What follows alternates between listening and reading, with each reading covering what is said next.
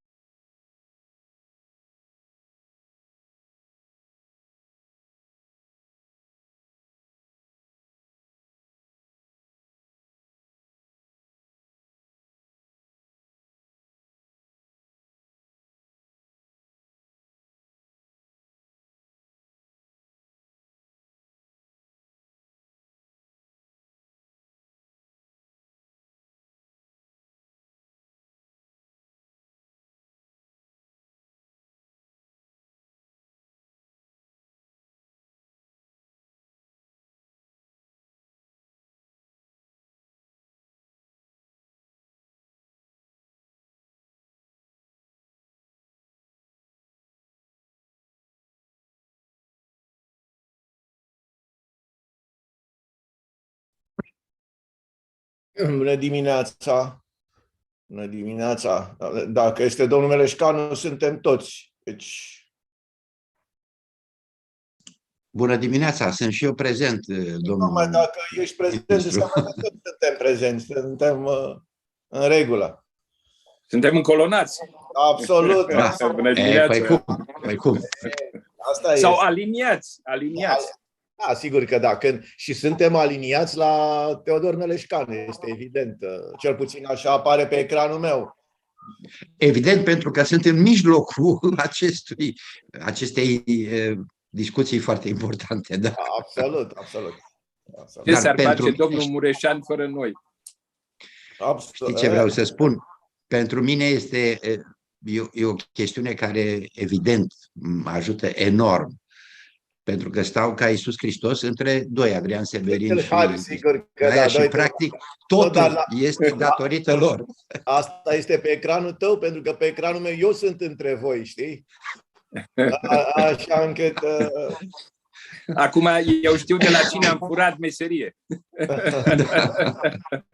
Meseria se fură, nu? Fură, absolut, sigur că da. Da. Brățară de aur și de ce să nu fure o brățară de aur în zilele noastre? Da. Cu atâtea probleme. Oricum, o să urmăresc cu foarte mare atenție prezentările făcute de colegii care intră în discuție și poate să vedem și noi cum se mișcă lucrurile, că sunt destul de complicate în zona aia, ca să fiu sincer. That's fine, Mr. Van Leben. It's fine. Good morning. Good morning. Here's Werner Faslabend. Yes. Can you hear me? Splendid. Oh, super. Okay. We are hearing you and we are very interested to see what will deliver you. Okay. Yeah. During our discussions. Tell us something about Viennese lockdown. Okay, I can give you the information, Adrian. Well, I'm looking forward to come to Vienna. Yeah, you should. And I hope it will be possible. Yes. Yeah. The lockdown will be finished soon. Okay. So there should be immediately soon after our today's meeting, which means that. Oh, I see. There you go. Bună dimineața, domnul Excelența sa, domnul Severin. Alice sunt din Iran, de la IPIS. Bună dimineața. Mă bucur că vă văd din nou și regret că n-am avut posibilitate să ne întâlnim așa pe loc, dar totuși e mai bine că avem această ocazie prin această conferință să vă vedem, să vă auzim și așa cum noi zicem, inshallah, să beneficiăm de sprijinul dumneavoastră și ceilalți în activitățile pe care noi o desfacem. Inshallah. Mulțumesc mult. O zi bună. La fel.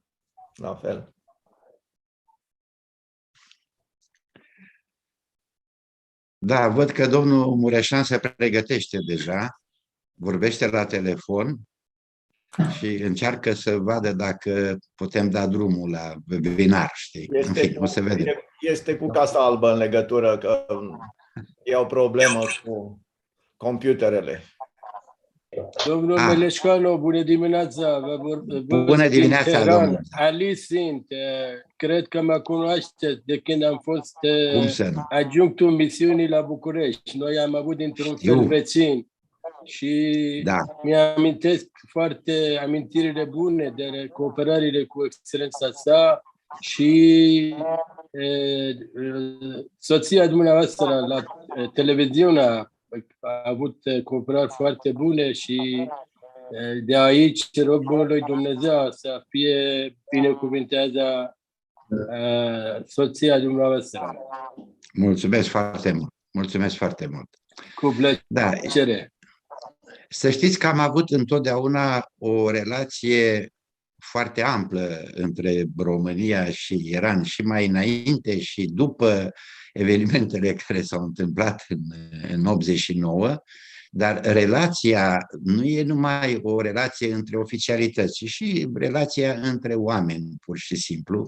Și din acest punct de vedere, cred că acest tip de discuții poate să aducă o contribuție, zic eu, Da. bună, solidă, pozitivă pentru o temă destul de dificilă în perioada asta. Da, așa este, așa este. Eu și sunt de acord. Dacă făceam o verificare și am văzut că la IPIS noi avem peste 600 de pagini documente referitor la România exact între secolele 18-20. Oh, Asta este. Da, da, da, da. e impresionant, să știți. Da, exact, e impresionant. Așa, relațiile și contacturile au rădățini în istorie și sunt mult mai adânci.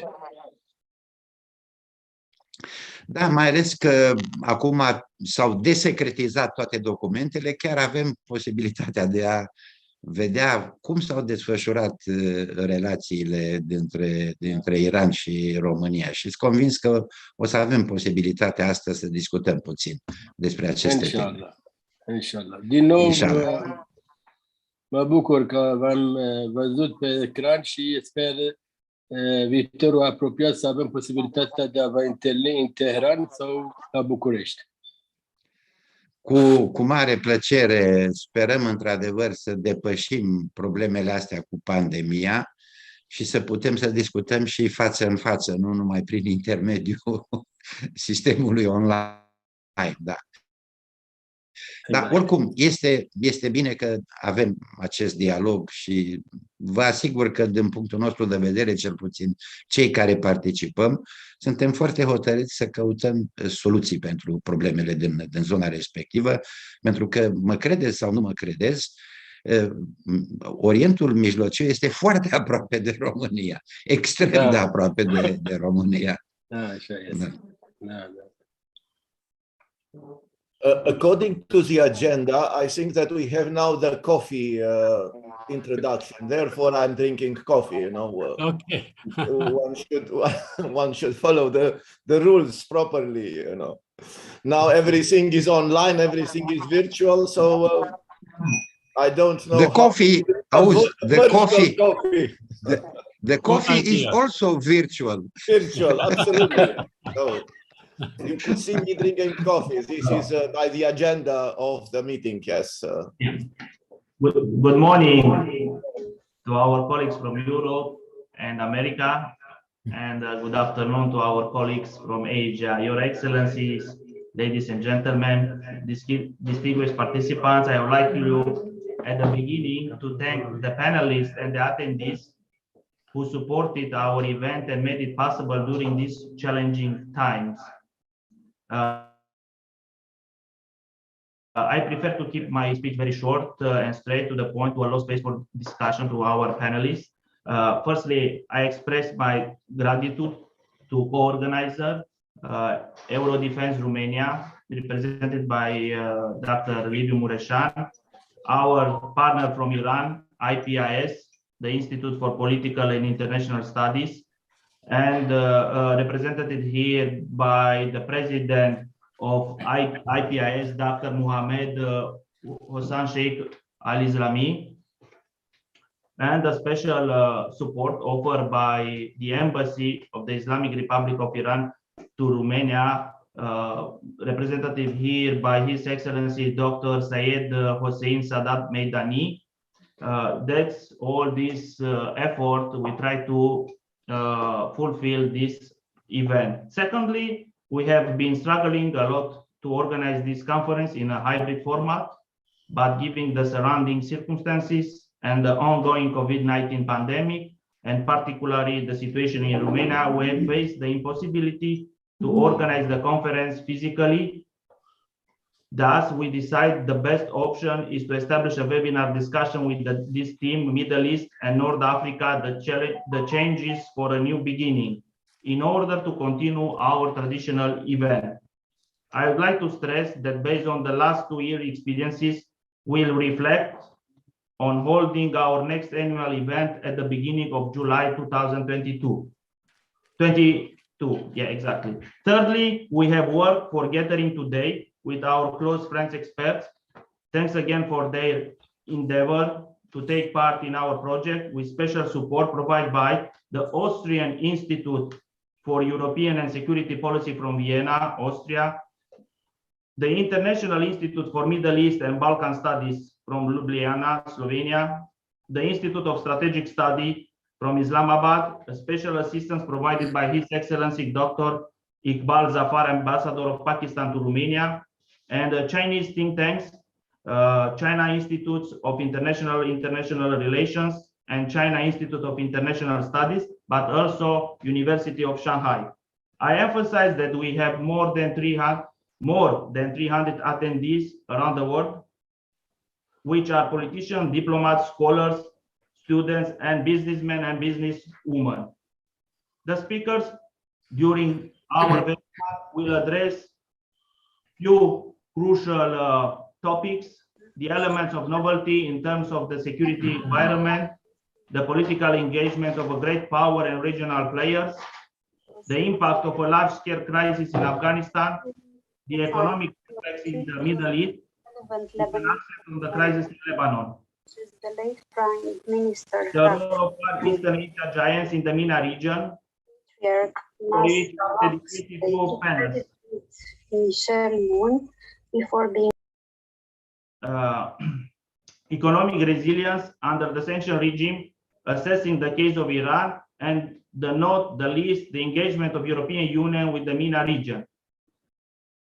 Lastly, I would like to inform you that our next major project is actually a series of events dedicated presenting the book, The Geopolitics of Iran. I will show you here, published by Palgrave Macmillan. This is, you can buy it from the website. The book is co-edited by Professor Francisco Leandro from Macau, General Carlos Branco, Portugal, and myself. Among the contributors to the book, we have also participants in our event today as Professor Kehan Barzegar, Professor Davud Kiani, General Carlos Branco, and Professor Erge Bedroza. Related to the admin standpoints, only a short remarks. We encourage you to pose your questions in the Q&A function throughout the webinar, being most appreciated, ending to the conclusion drawn from this webinar. For any other question not related to the discussion, please use the chat function. Your sound will be muted and your video will remain off during the event related especially to the attendees. We can unmute you and turn your video on if you ask purposely to raise question or add remarks during the event. This is for the attendees especially. Please also note that this event will be recorded for research purposes. Thank you for very much engaging in our webinar. And now I would like to convey for the next message to introduce the main supporter of our webinar, His Excellency Dr. Syed Hossein Saddam Meidani, Ambassador of Iran to Romania, who is also a member of the current Iranian negotiation team regarding the nuclear file, an outstanding diplomat and expert. Your Excellency, you have the floor. Excellencies, dear audiences, ladies and gentlemen, good morning and bună ziua. On behalf of the Embassy of the Islamic Republic of Iran in Romania, it's a great pleasure to welcome you from all over the world to the 7th Annual Conference of Middle East and North Africa, the Changes for a New Beginning in Bucharest. The organizing committee has gone to great length to plan a memorable event and to ensure the presentations and content meet a high standard with regard to certain important subjects related to the ongoing developments in West Asia. We were supposed to gather there in Bucharest. I'm now in Vienna together, but unfortunately, due to the pandemic limitation, we had no other choice but to hold this conference online for the second year. I wish next year we could gather in person, and I wish all participants and their families the best. As it was mentioned, the purpose of this conference from the very first years has been to bring together scholars, academia, politicians, diplomats and interested organizations to discuss the latest important issues and their connection to Europe. This year, as our program indicates, the conference includes important discussions on subjects like security architecture, power gains in the region, EU presence in the region, and also the impact of sanctions on this region. As such, I strongly encourage all participants, whether this is your first time or you have attended in the past, to make the most of this opportunity and to take the time to connect, collaborate, and communicate with fellow attendees. I hope this conference could contribute to the peace, prosperity of the region through dialogues and understandings among the nations of the region. As well, since we are approaching the 120th anniversary of Iran's and Romanian relation, I hope this conference could better serve the fostering and developing the relation between the Iran and Romania as well. This year, on Iranian side, we have the pleasure and honor to host His Excellency Dr. Mohammad Hassan Sheikh al-Islami, the President of IPIS and Deputy Foreign Minister of the Islamic Republic of Iran, as the keynote speaker, which we are very delighted. As well, we tried our best to have the pleasure to have several Iranian experienced diplomats and professors in order to increase the quality of discussions in the conference. I'm sure their participation together with other esteemed participants would certainly lead to an understanding from different views as well as Iranian views toward the selected topics. In closing, I wish you a productive time here at this conference and look forward to the partnership that results from your networking and discussing. I would like also to express my gratitude to my good friends, Dr. Mershan, President of Eurodefense Institute, as well as Mr. Flavius Cabamaria, President of Institute for Middle East and North Africa, for organizing this excellent conference and looking forward for future cooperation and future events as well. Thank you very much, and I wish you a good conference. Thank you so much, Your Excellency. Good morning, and I'm very pleased to be here together with so many friends. And we will have the chance during one day to discuss a lot of important topics with different perspectives, and it will be not so easy. You imagine that we have participants starting from Beijing to Washington and different time zones, and I want to thank on behalf of my colleague Flavius Cabamaria and myself for all the effort the speakers have made to be part of this important event. It's the 7th international conference. This time it's online, and we will be at the end of the day, we will have the chance to have a step forward in better knowledge of the region, of the problematics, trends in the international security environment. So I have to mention from the very beginning that I received a message from Vienna that our good friend and colleague Professor Anis Bajrektarevic, who is the president of MEPEI, is in hospital now with COVID. So it will be for a chance for him to be in good health soon, and we hope to have him back to our future projects. In the same time, I want to inform you that our product, the result of an effort in cooperation, like it was mentioned, the journal, MENA in Focus, which was launched this year. It's the first issue, and it will be a vehicle for exchange of ideas in the period to come. A lot of ideas, people here to our event will be also contributors to the number 2 and others numbers of our MENA in Focus magazine. Our event was mentioned as an important one in the framework of the whole December events around the world on MENA issues. On the position 17 is mentioned our conference, which is starting this morning. So a lot of institutions and the mass media will have the chance to be with us or to follow by recorded materials or by YouTube what we will have to discuss. Due to this real marathon of discussions, we have to stick to the time.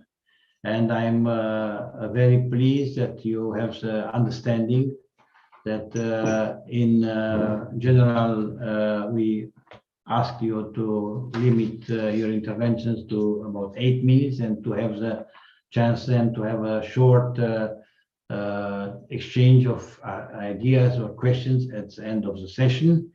I will use this task as a moderator in a very democratic way to ask you to be very short for the last minute and to concluding remarks, and also to introduce an instrument of working, which is a bell, which will announce the moment in which it's necessary to prepare yourself to finish the intervention. So, with these remarks from the beginning, I want to invite now to our colleagues to prepare to have the presentation. First off, the keynote speeches, it's the speech of His Excellency Dr.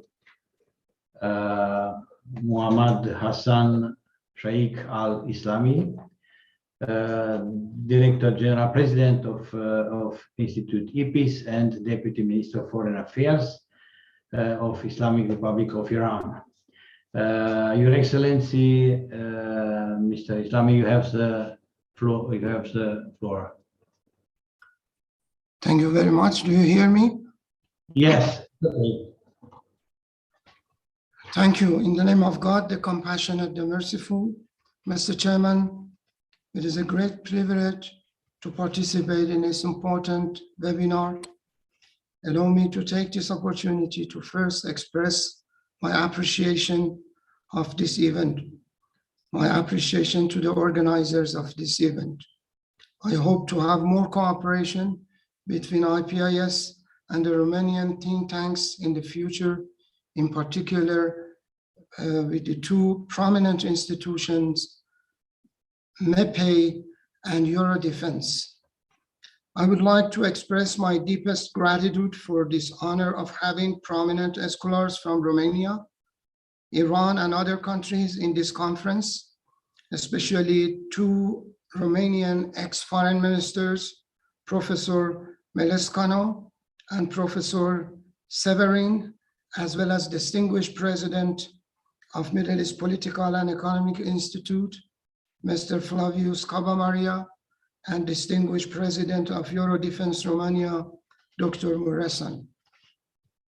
I also would like to extend my heartfelt congratulations for Romania's National Day on December 1st to my Romanian friends, Romanian government and people. It is noteworthy to remind that 100 years ago, on November 1921, the first book of Saadi's Gulistan was translated and published in Romania. The fact that reminds us of a strong historical ties between the two countries. Most notably, Iran and Romania's political relations date back to 100 and 20 years ago. And this itself is a field of our interest for shared historical and archive research with our Romanian friends. Distinguished friends, the West Asian region has witnessed significant developments in recent months. The humiliating withdrawal of the United States forces from Afghanistan and the imminent removal of these forces from Iraq and other countries in the region could be the beginning of a positive improvement in the region of West Asia and North Africa. In the centuries, and particularly in recent decades, the presence of foreign forces has had no fruit other than insecurity, colonization, and the spread of poverty and violence in the countries of the region. The imposition of two devastating and fruitless wars in the last 2 decades was the latest instance of this devastation. And it is hoped that the countries of the region and their intellectuals will have enough insight and prudence to take advantage of this opportunity and establish a different kind of cooperative and empathetic relations. Ladies and gentlemen, the Islamic Republic of Iran, and especially the new administration, has always emphasized the realization of peace through dialogue and negotiation with the region, and hopes that the countries of the region will reach a common belief that security relies on mutual trust and strengthening good neighborliness relations between the countries in the region. Regionness is the current and real need of our region. Mr. Chairman, West Asia and North Africa region are undergoing crises caused primarily by the lack of inclusive regional dialogue, coupled with short-sighted adventures and a lack of enough attention to multilateralism. Every player in our region should understand that we are neighbors forever, and that the only way to secure peace and prosperity is through the recognition of a common destiny. In this regard, one of the most urgent needs of the West Asia region is the immediate cessation of daily attacks on Yemeni children and people, which is now in its 6th year. Yemen has no military solution, and we must all do everything we can to stop this bloody war. This could be the prelude to implement a collective security architecture in the region. Dear audience, some urgent challenges in West Asia require immediate and collective action by countries in the region. Dealing with the COVID-19 pandemic and its economic and social consequences, the Afghanistan crisis and its human and security concerns for the whole region, maritime security, as well as environmental problems, from air pollution and dust crisis to water shortage disaster, require the cooperation of all countries in the region. Let me assure you that in the relentless pursuit of dialogue and multilateralism, Iran will always be a steadfast partner. Ladies and gentlemen, I hope this webinar would appropriately highlight the common areas of interest and future prospects of cooperation, as well as the possible challenges in order to be addressed mutually. And I would like to express my deepest gratitude for the efforts of our Romanian and Iranian colleagues for holding this joint webinar, especially His Excellency Mr. Sadat Meindani and his teams in the Iranian Embassy in Bucharest. In concluding my remarks, I wish you a successful program and a fruitful dialogue for both sides. Thank you very much. Thank you so much, Your Excellency, and also thank you mentioning our National Day, 1st of December, excellent relations we had in the years and the good cooperation among the EPIs and MEPEI and other think tanks from Romania. In the same time, it is good that at this end of the year, we have the chance to look with certain optimism to the developments and dialogues to find out a security solution in this area. So the next speaker is Minister Dr. Werner Fasland, former Minister of Defense of Austria, President of Eurodefense Austria, and the host of the international event we had recently, the reunion of all Eurodefense organizations we have in Europe. So thank you very much for accepting the invitation. Herr Botschafter, Herr Minister, Herr President, you have the floor.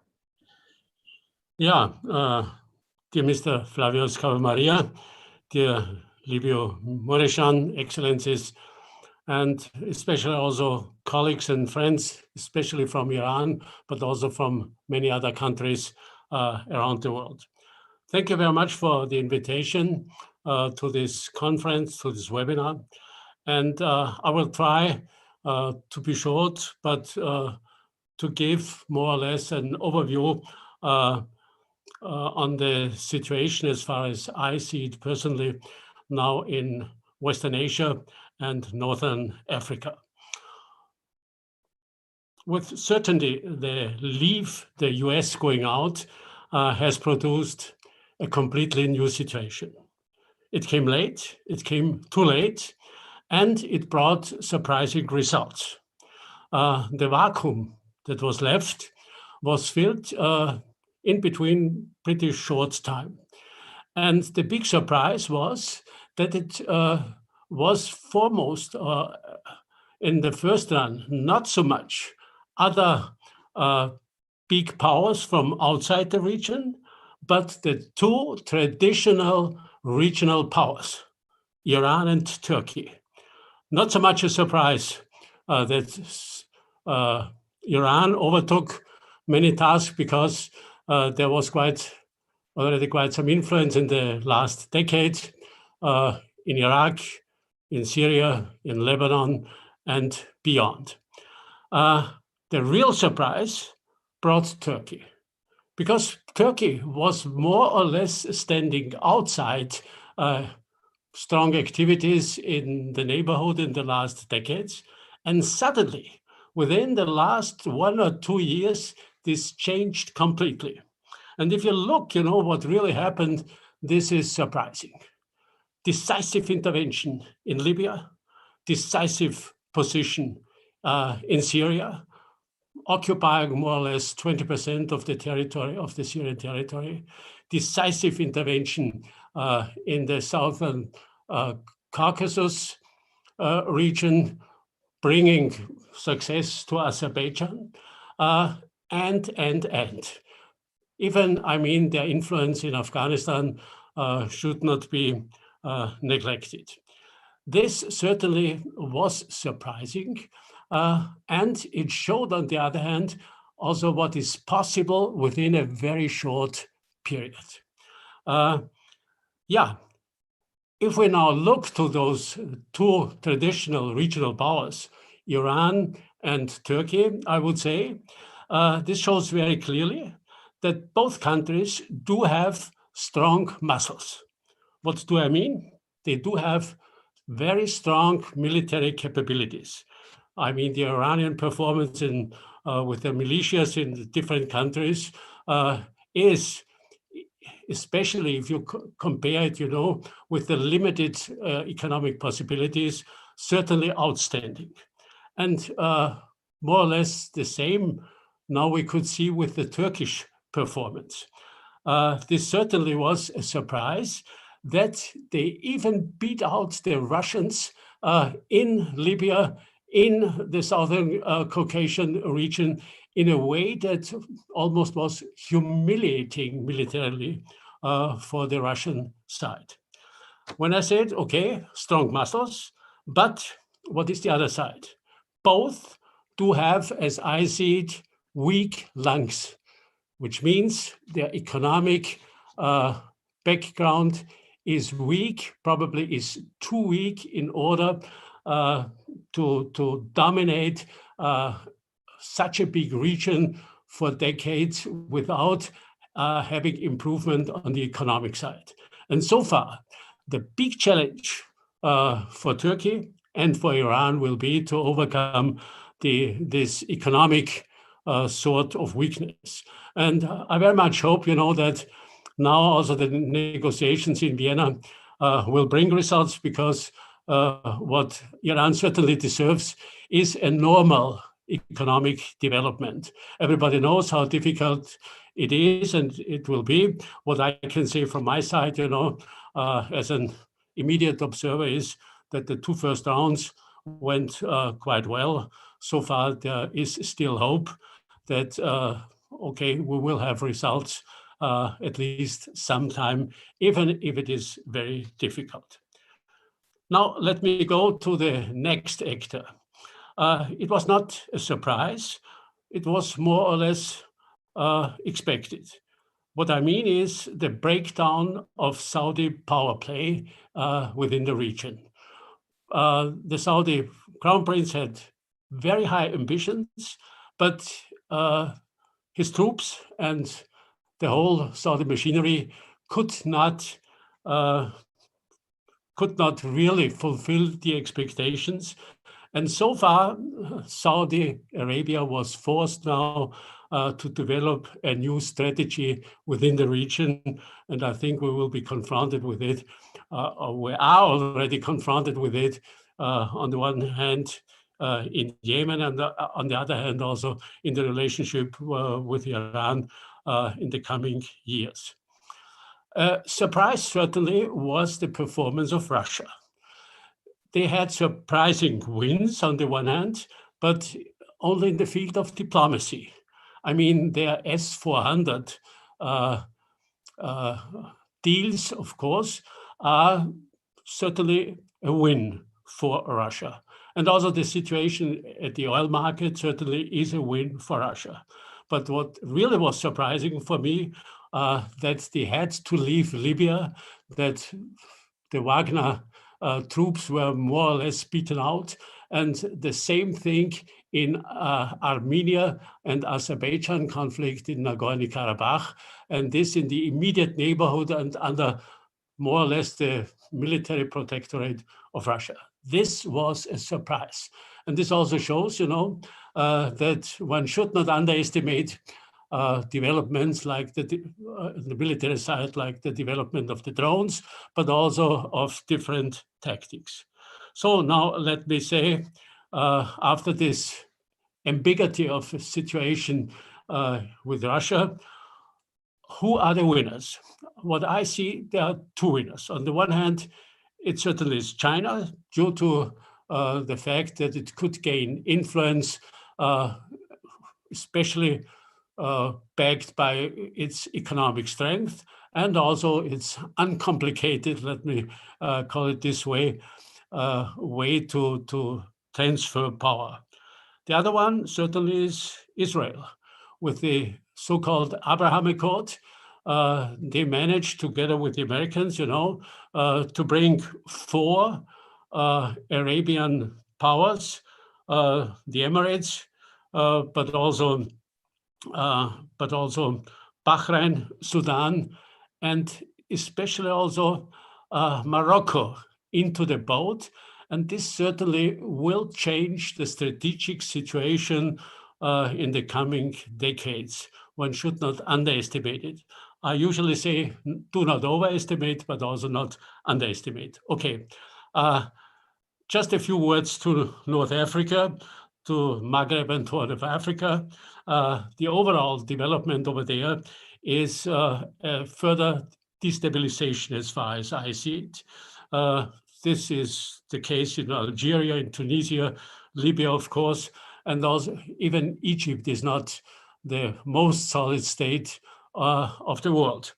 But what really is endangering and bringing concern is the development around the Horn of Africa. If you look to the situation now, I mean, everybody knows the situation in Eritrea. Now we have this enormous trouble also in Ethiopia. We have troubles in Sudan, in South Sudan, and of course also Somalia.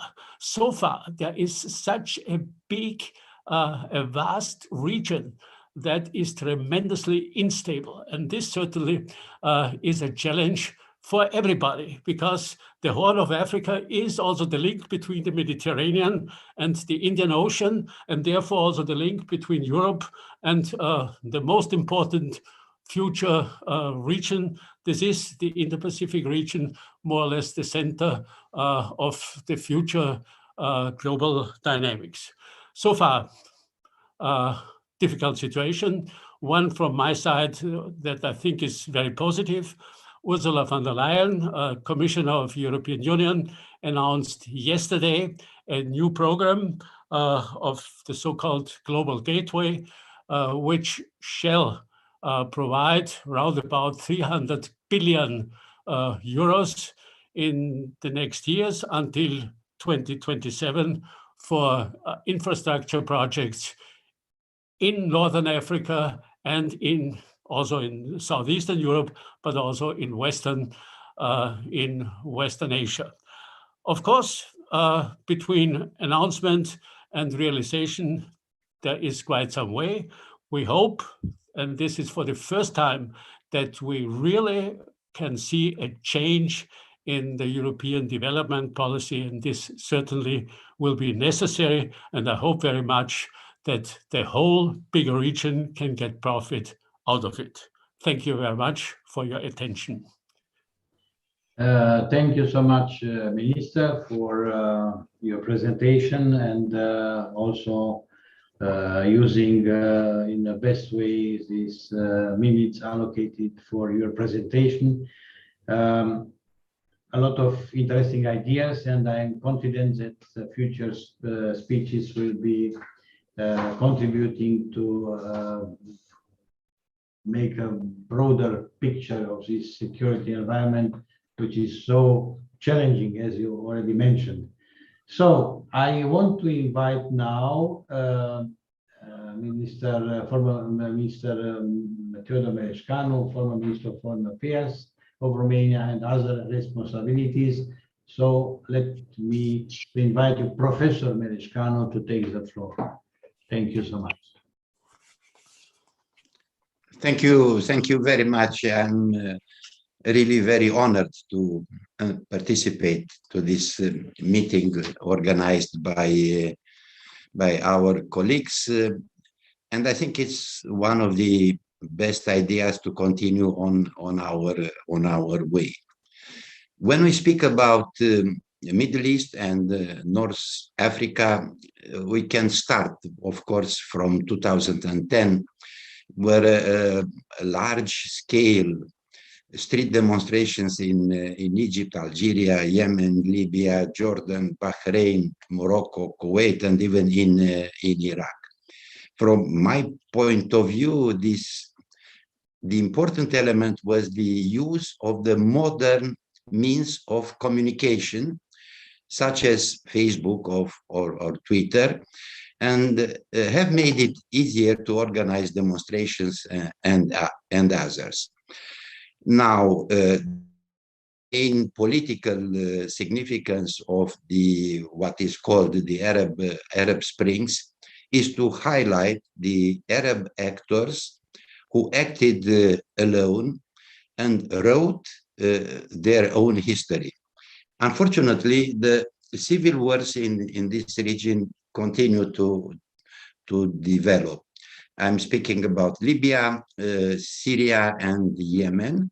They all continue today to generate human casualties and refugees. A crucial aspect, often ignored, is the influence of global and regional powers, from the US and Israel to Russia, Turkey, Saudi Arabia, and China. Syria is still a conflict zone today. Yemen is confronted, it's a confrontation between Saudi Arabia and Iran. And in Libya also, regional powers are providing military support for different sides in this conflict. However, we cannot blame Western states for all the evil in the Middle East, because we also have a lot of Islamist and other groups organizing their activities in the region. Now, maybe the current developments are basically in two approaches. In North Africa, when we speak about North Africa, the Arab states are mainly interested in developing cooperation with the European Union, and the Middle Eastern states are looking for solutions that include Palestine, Syria, Yemen, or Iran's position in the area. Of course, North African states are interested in having political and especially economic ties with the European Union. Algeria is one of the main suppliers of natural gas for European countries.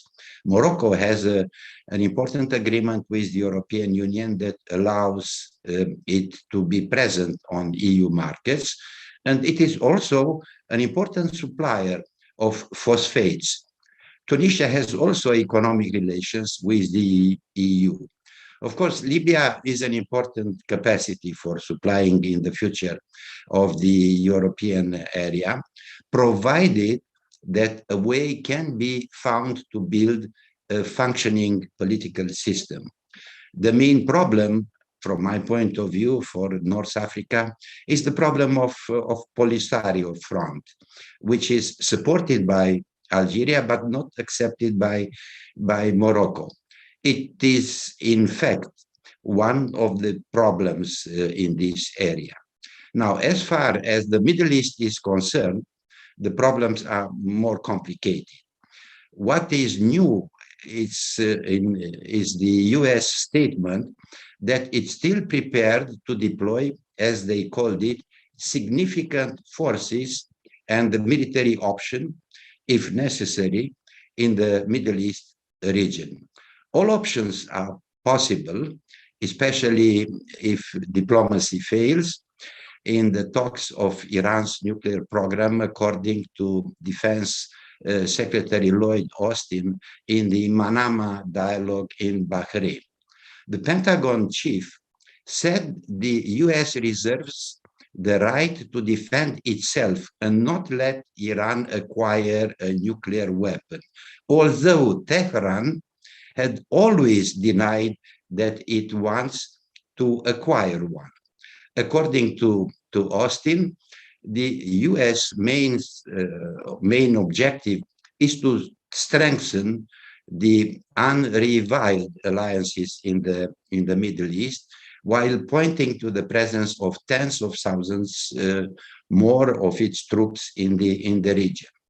After withdrawing troops from Afghanistan after a 20 years presence, the US is preparing to withdraw its troops from Iraq by the end of this year.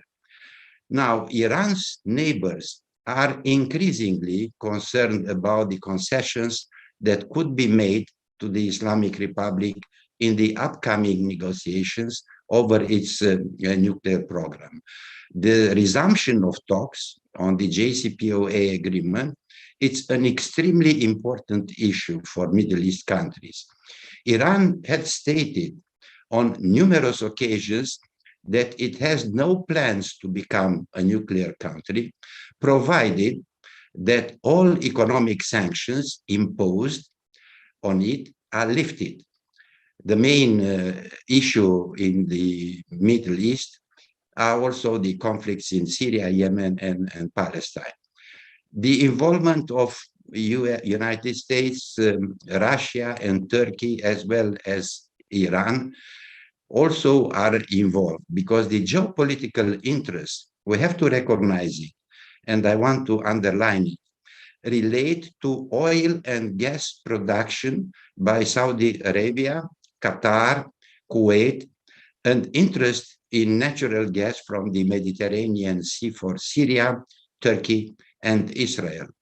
In fact, the Middle East is one of the main areas supplying energy to the United States, China, Japan, the UK, and European countries. As the supply of energy raw materials becomes more and more important, because the difficulties and prices become higher. And the Middle East, from my point of view, is emerging as one of the most important areas in geopolitical terms. Involving states in the region will require conflict resolution within the region and less involvement from outside. The way to find solutions may be thought by the Gulf Cooperation Council in Abu Dhabi. The council was originally set as an important scheme for coordinating the security and defense of member states. And in the context of the Iran-Iraq war, but has become a practical tool for cooperation, including a lot of countries in the economic field. Saudi Arabia, Bahrain, Qatar, and Kuwait have announced their intention to create a lot of important instruments. After the Iranian Revolution, in many cases, diplomatically hostile of the different relations, because Iran is one of the major player in the Middle East. Of course, there is also Saudi Arabia, Jordan, and the United Emirates united, okay, against Iran with US support and other Arab countries. They continue. A lot of countries from the region in relations with Iran. Arab leaders have generally identified Iran as an important player in the region. I want to say just one thing. When we speak about the Middle East, we are speaking about the Arab countries, but there is an exception, which is Iran. Of course, it's an Islamic country, but it's not an Arab country. That's why the League of Arab States and others organizations are largely modeled on the organization and functioning of the United States. From my point of view, the brief overview that there are viable, very important structures in the MENA area this area is engaged in finding solutions to the problems faced by the states in the region. The most important thing from my point of view is that these structures have capacity to make use of the problems in the region faced by the states in the area without, however, and I think this will be the most important exit, is the capacity to make use of the problems faced by the states from the region in this area, without, of course, sometimes, however, excluding bilateral relations from other states outside the area. The priority, in my view, is to use, first of all, the regional structures such as a priority given, The extremely important, of course, the MENA regions in today's world. We have to recognize that in the geopolitical system today, without the existing and the functioning of the Middle East, a lot of countries could not continue to develop their economy. That's why you have a very important asset, but you should try to find solutions for the countries in the region, and also, of course, if they have some bilateral agreements with other countries out of the region. But nevertheless, I repeat, the top priority should be to use really the most important local and regional organizations. We tried during our presidency of the European Union in 2019. One of our main instruments, one of our proposals was the organizing of the first summit, European Union Arab countries, and also with the League of Arab States. We also involved in the process of negotiations for adopting the conclusions of the European Union Council in 2019 and offering an important step forward in the Middle East countries. This is practically what I wanted to say. It's an honor and a pleasure to discuss about this issue. And I want to conclude saying in a very short terms, you have to work very seriously together in the region to cooperate and develop one of the, I repeat, key issues of the world and the development of the economy in the world as such. Thank you very much. I hope I was not too long, and I'm very honored to continue to listen to the other colleagues, and maybe from my point of view, the most important speaker will be Adrian Severin if he has the role of it. Thank you very much. Thank you. Thank you, Mr. Melescanu. So I'm jobless because you already introduced the personality of Dr. Adrian Severin, former Minister of Foreign Affairs, and a lot of other responsibilities. So, dear Adrian, you have the floor. Well, thank you very much. Happy to be together with you today. Certainly, my friend Teodor Melescanu joked when introducing me in such a flattering way, as well as Liviu Mureșan. But, you know, you have to excuse that because of their friendship and the way in which they want to express it today. Since we have in presence so many people coming from the Middle East, so many people who are really knowledgeable about the phenomena and the developments over there, I would try to put this topic, our today's topic, within a broader perspective, let's say a global perspective, following to a certain extent what our previous speaker, Mr. Fasleben and Melescanu, already did.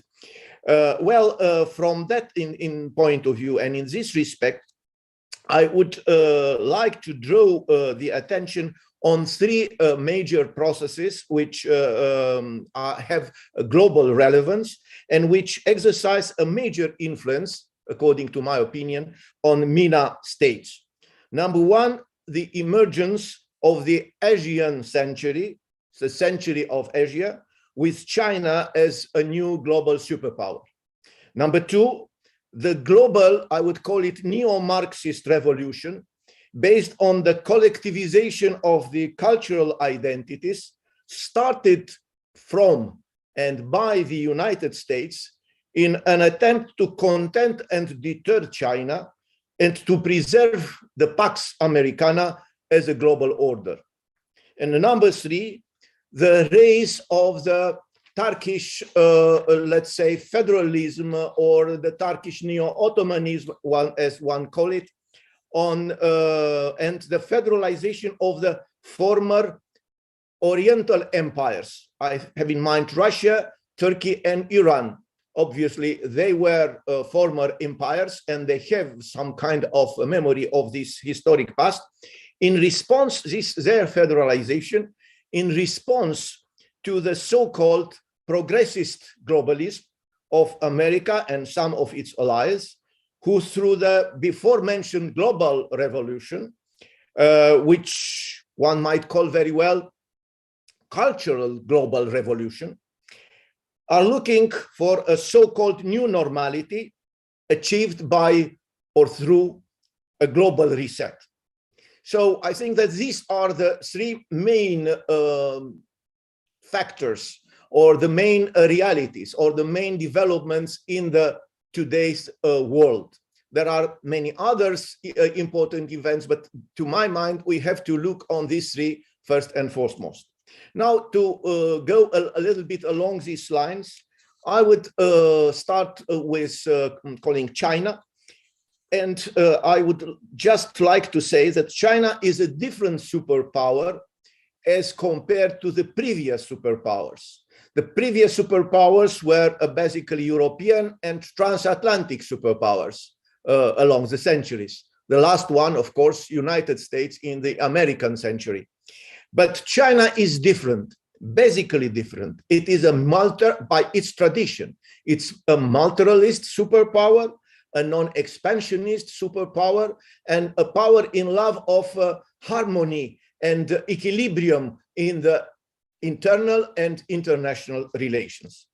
The containment and deterrence policies, which were so, or to a large extent, very successful in during the Cold War, in the competition or in the conflict between the communist bloc, Soviet Union, and the capitalist bloc, United States, are not going to work any longer this time.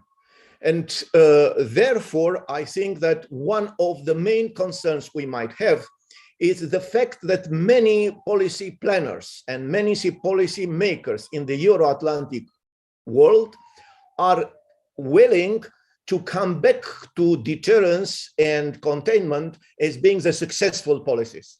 They are not going to work in respect of the Asian century and the China race, but that policies might transform China into a nationalistic and militarist superpower by reaction.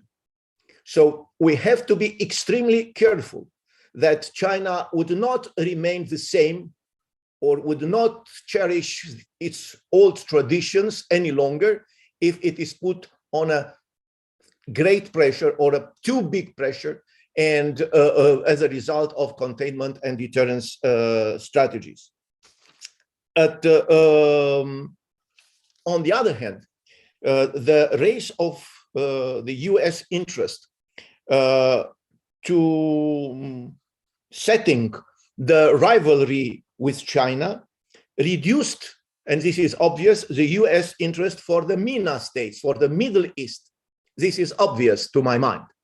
But this could be an asset for the MENA states. When United States is less interested in MENA, it would allow, as also Theodor Meleshkanu put it, the states to try to find by themselves a way out from their hardships and for their difficulties. So this should be seen as an asset and not a liability. At the same time and within the same frame, I would also say that there will be an attempt, and Romania, my country, is feeling this attempt, to be involved in the war between, let's say, the white Anglo-Saxon, like AUKUS arrangement, war against China in order to, let's say, marginalize the assets of the Asian century. I think it would be a big mistake for the MENA states to interfere in that war. As I think that is for Romania a big mistake to interfere in that war. I think, on the contrary, I think that the MENA countries should join China and try to find ways and agreements to work together rather than embarking in a Euro-Atlantic war against China. Third point, confronted now the revolution, the global revolution, few remarks.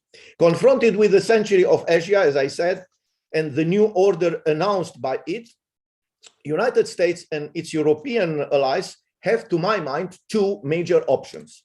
Number one, to give up their Atlantic-centric claims for shaping the world order and to join China in an effort to define a post-American order together.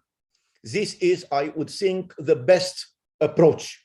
Within this frame, I could also think to some kind of a Marshall Plan for the Asian countries, which have, as Werner Fassleben mentioned it very properly, economic difficulties.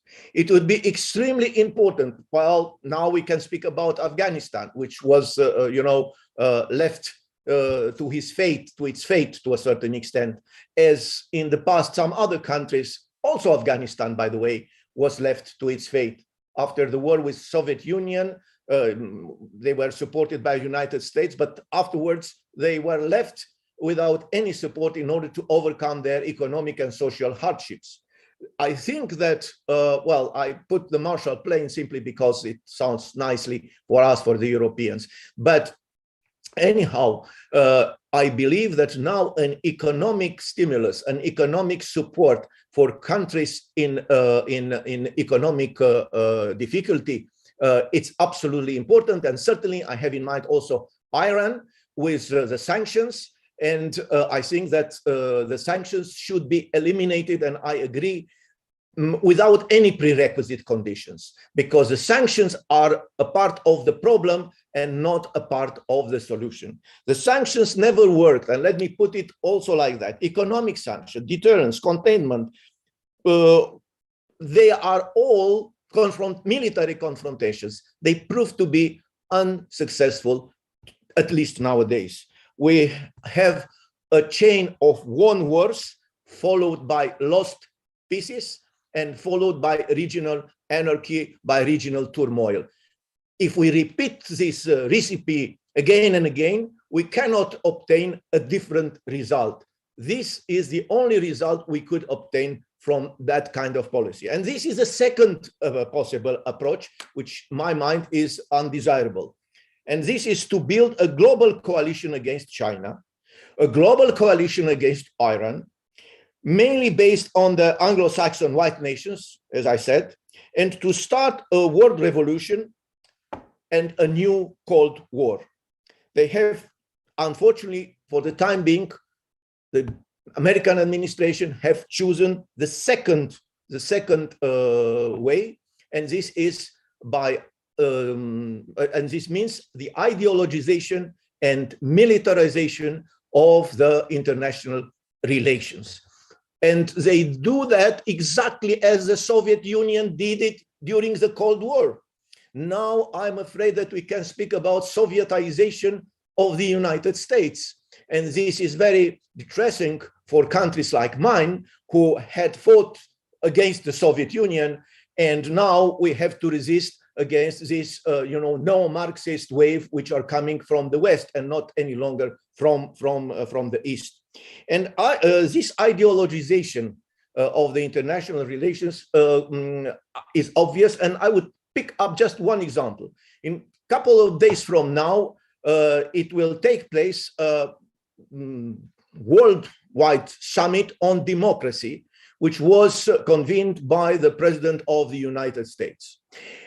And this proves very well how democracy is not any longer our target, but it is a weapon, an ideological weapon, in order to fight a new Cold War.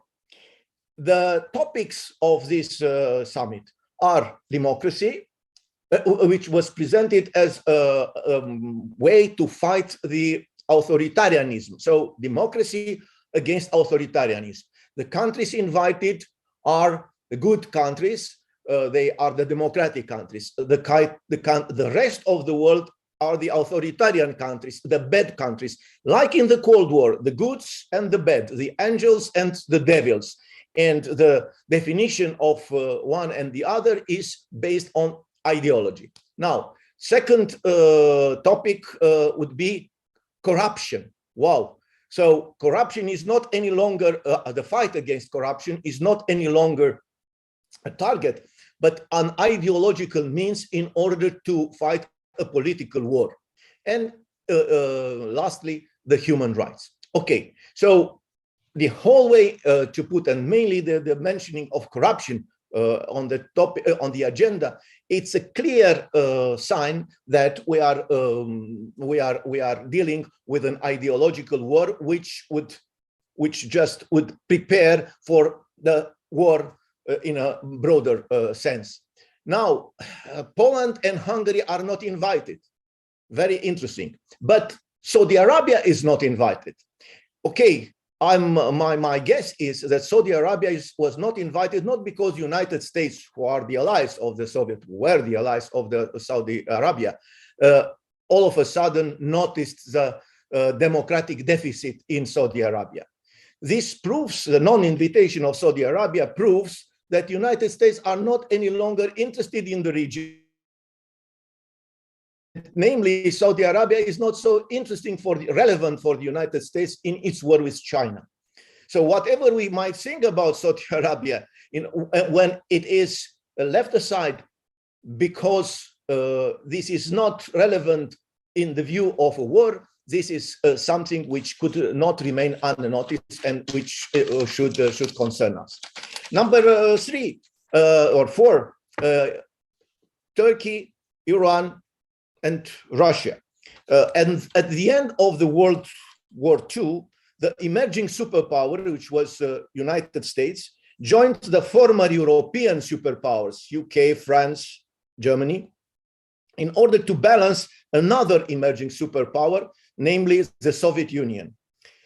Today, the former Oriental empires joining or are supposed to join the emerging superpower, China, in order to neutralize the ideologization and militarization of the international relations by the United States and its allies. To this end, they should anyhow overpass the old rivalries and controversies, historic rivalries, which had their, to a certain extent, objective roots, and this is not going to be easy. Within the context, I would just mention, without any elaboration because the time is short, 4 Turkish policies which are of an utmost interest to my mind. Number 1, the establishment of the Turkish States Organization and the institutionalization of the cultural, economic, and consequently political relations between the states which are speaking a Turkish language. This is extremely important, and certainly a certain permissive attitude of Russia in this respect, or let's say, I would say soft, not friendly attitude, shows that Russia understands that it is important for Turkey to regain some power and to stay off the Western alliances to which it used to belong. Number 2, the Black Sea policy of Turkey. This is very tricky, and this involves the Ukrainian issue. And since the war is knocking at the doors here, I would be extremely interested to follow the Turkish position in case of open conflict between Russia, Ukraine, and some others in Europe. This might indeed put in jeopardy the Russian-Turkish relations. The Blue Motherland perspective. So the Turkish presence in the Black Sea, in the Mediterranean Sea, is also to be followed. And I think that to a certain extent, the Russian steps back in Mediterranean, in Libya, as it was mentioned by Werner Fassleben, I believe. It speaks about the fact that Russia wants to be more, let's say, careful when challenging some of the Turkish policies. And number 4, the involvement of Turkey in the geopolitical space emptied by the withdrawal of the United States in Afghanistan, in Syria, where indeed there might be some different in interest between these countries. Anyhow, sorry.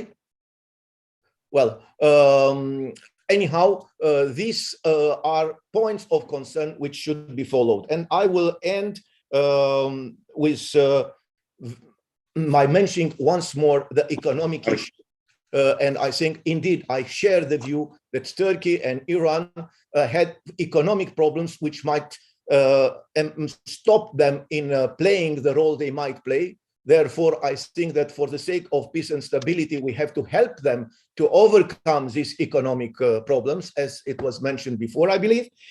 And indeed, I think that we cannot ignore the Abrahamic Accords, which are opening a completely new era and are shaping a completely new strategic environment in the Middle East. But I think that this development is mostly favorable not only for Israel, but it's favorable for the whole area. So I would stop here, and thank you very much for your passions. A great power competition towards Syrian crisis. Thank you so much.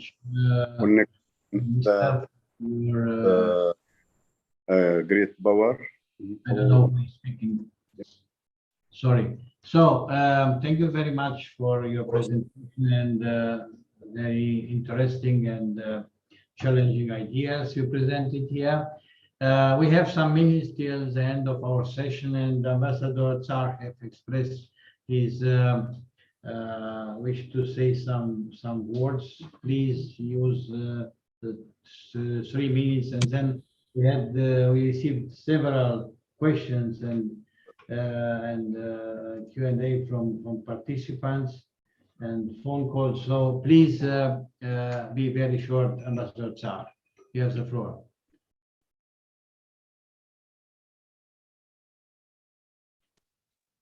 Good morning. Do you hear me?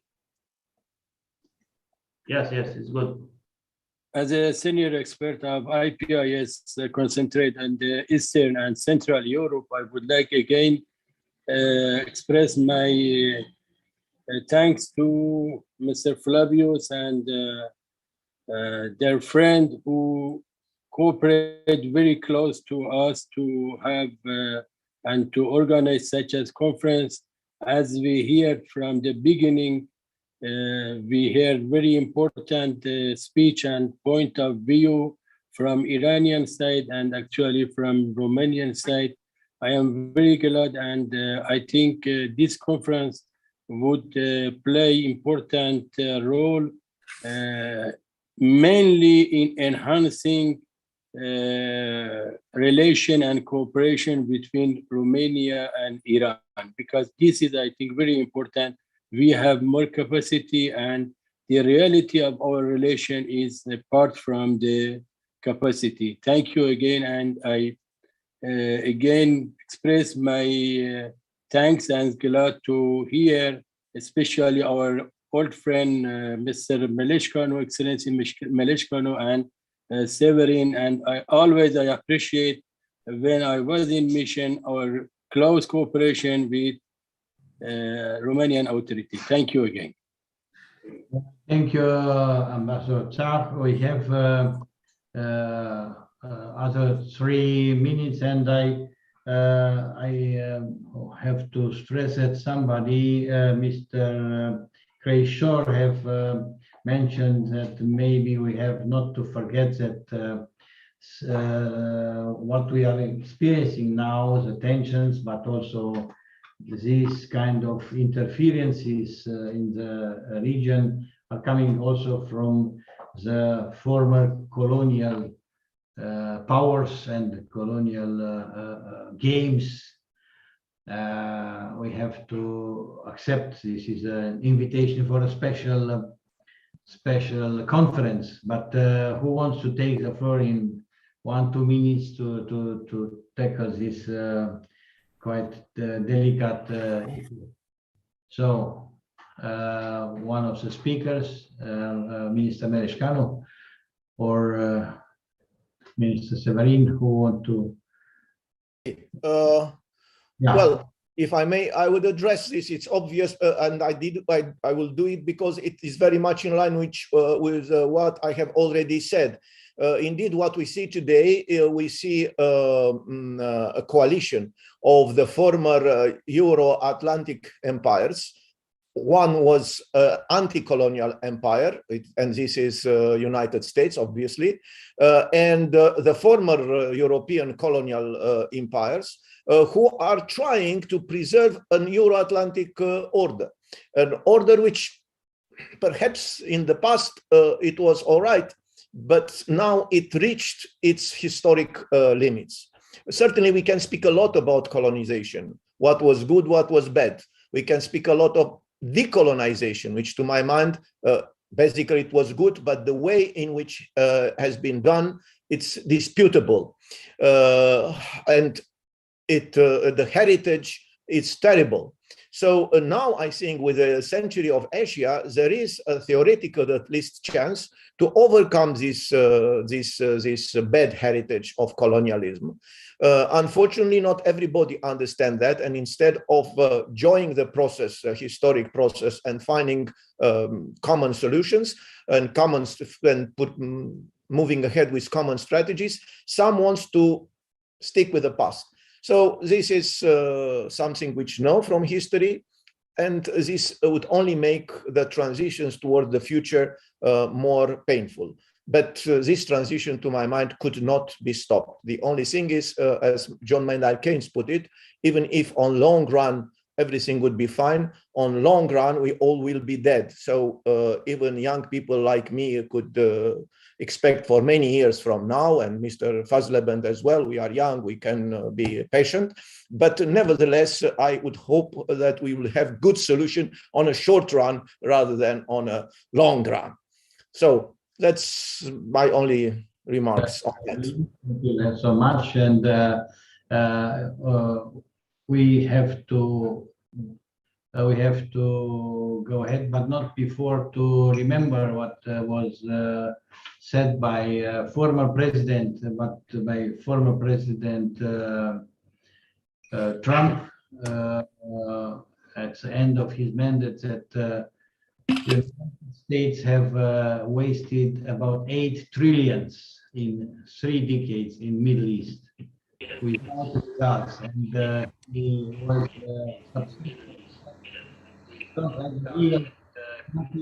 and also not an exit strategy. The good news is that the new administration from Washington is willing to continue the dialogue with Iran, trying to find out solutions, and playing a more moderate role.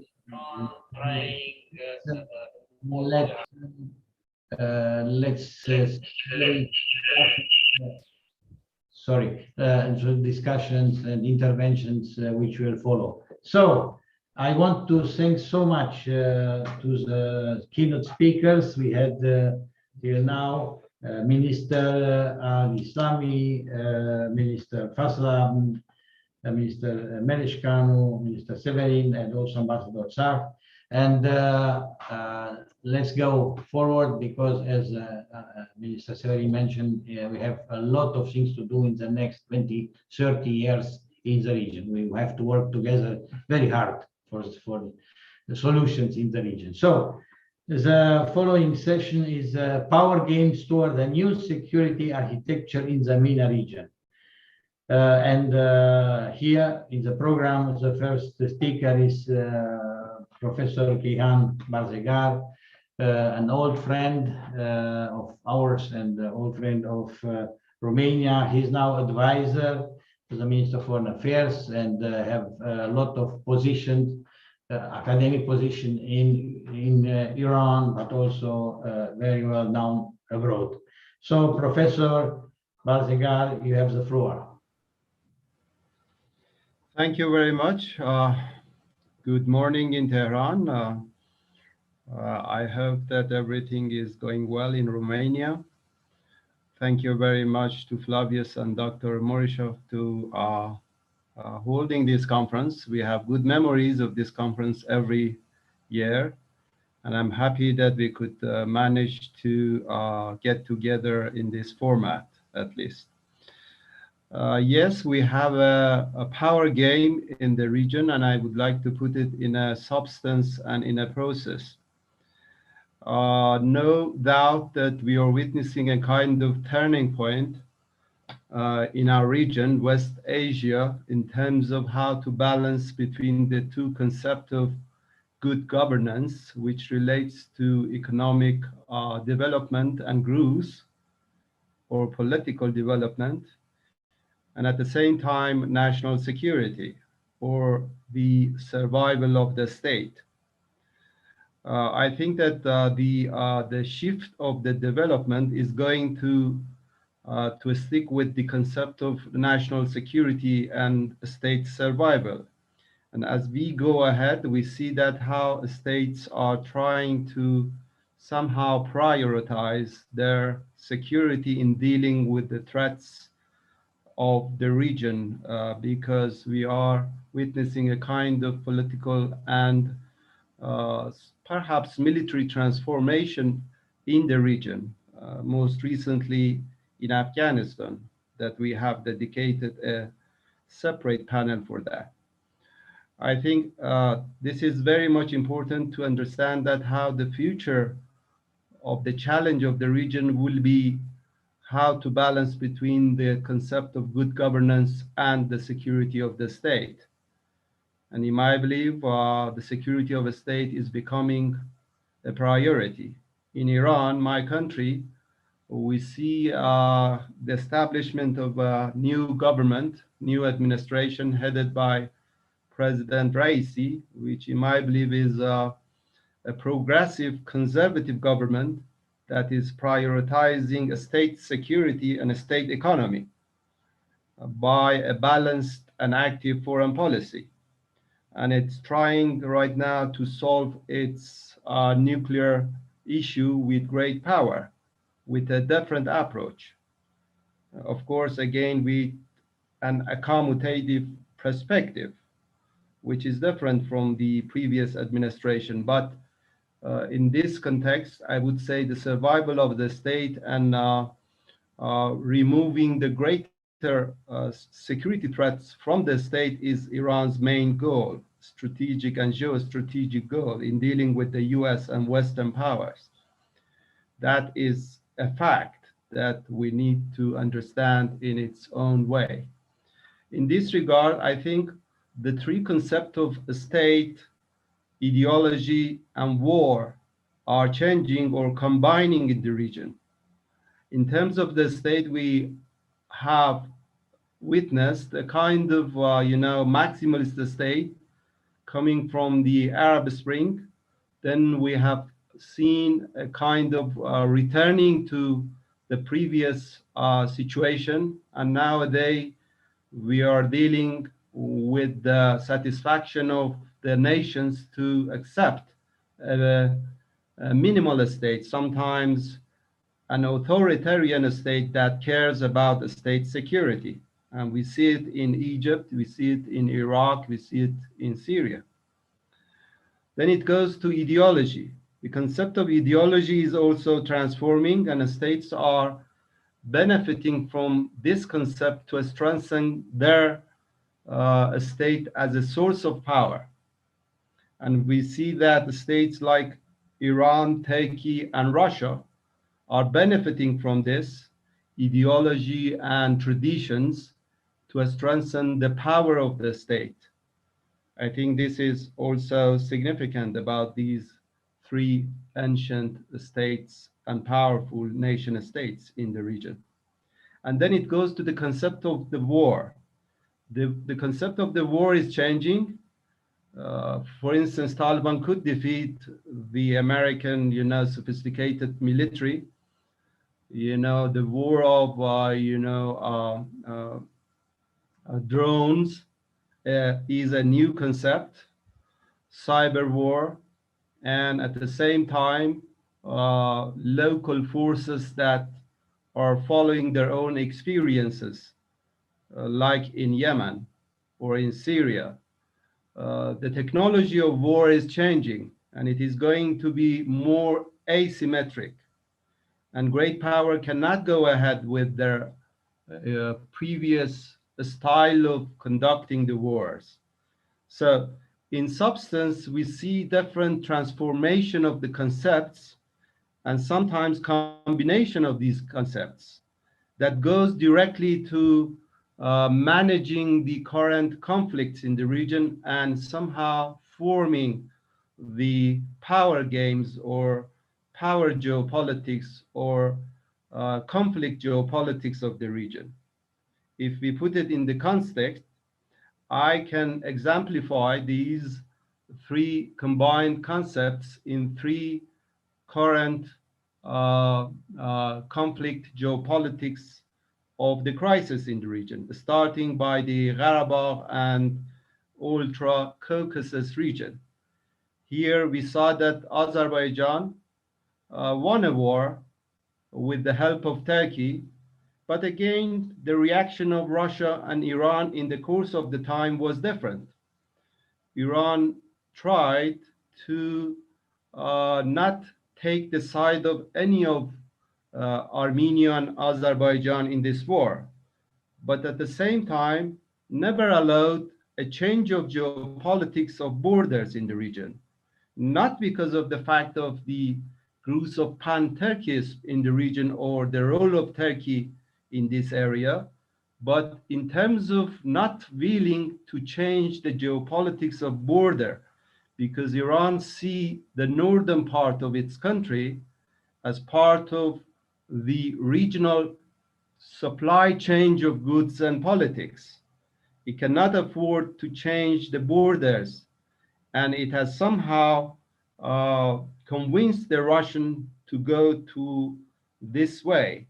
Now the situation is quiet, and I think the two sides realize that they need to accept the reality of Russia and Iran in this region. And I think Turkey went too far in establishing or thinking to establish a collection of Turkish language states, because it is not according to the realities of the ground. These states have their own style of governing and a state structure, of course, and I think it's artificial to go in that direction. Even Azerbaijan, which is close, very close to Turkey, has its own power structure and way of governing its state. Therefore, we will not see this kind of pan-Turkish belt that President Erdogan in Turkey would want. Of course, there are cultural commonalities, but geostrategic issues will not let Turkey and Azerbaijan to think in that way. And it is against the realities on the ground, because any change of the geopolitics of the region will backfire and will bring instability in the region. Right now, we have the situation under control.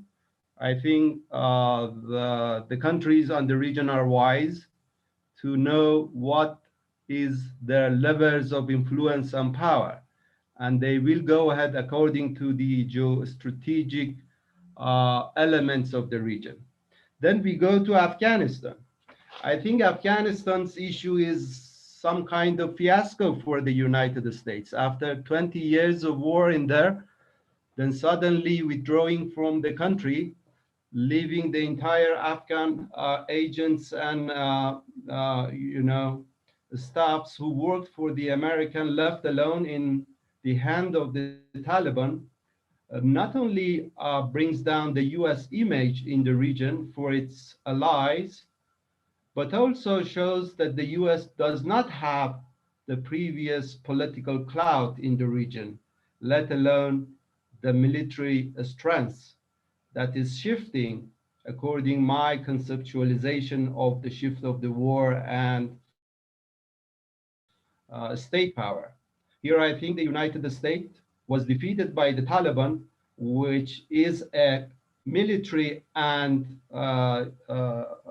security force.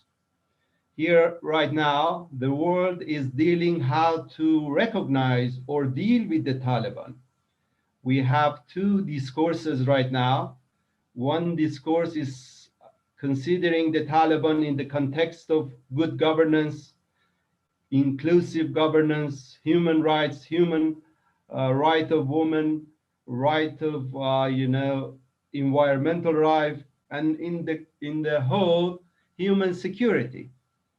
The world is confused how to deal with the Taliban in this discourse. But at the same time, and in an unwritten way, the regional powers and the world is accepting the realities on the ground, because the Taliban took over Kabul and it has the power in the country. Of course, when it goes to Iran, Iran see Afghanistan in a bigger picture and Taliban as a regime in it, and is trying to somehow balance its policy.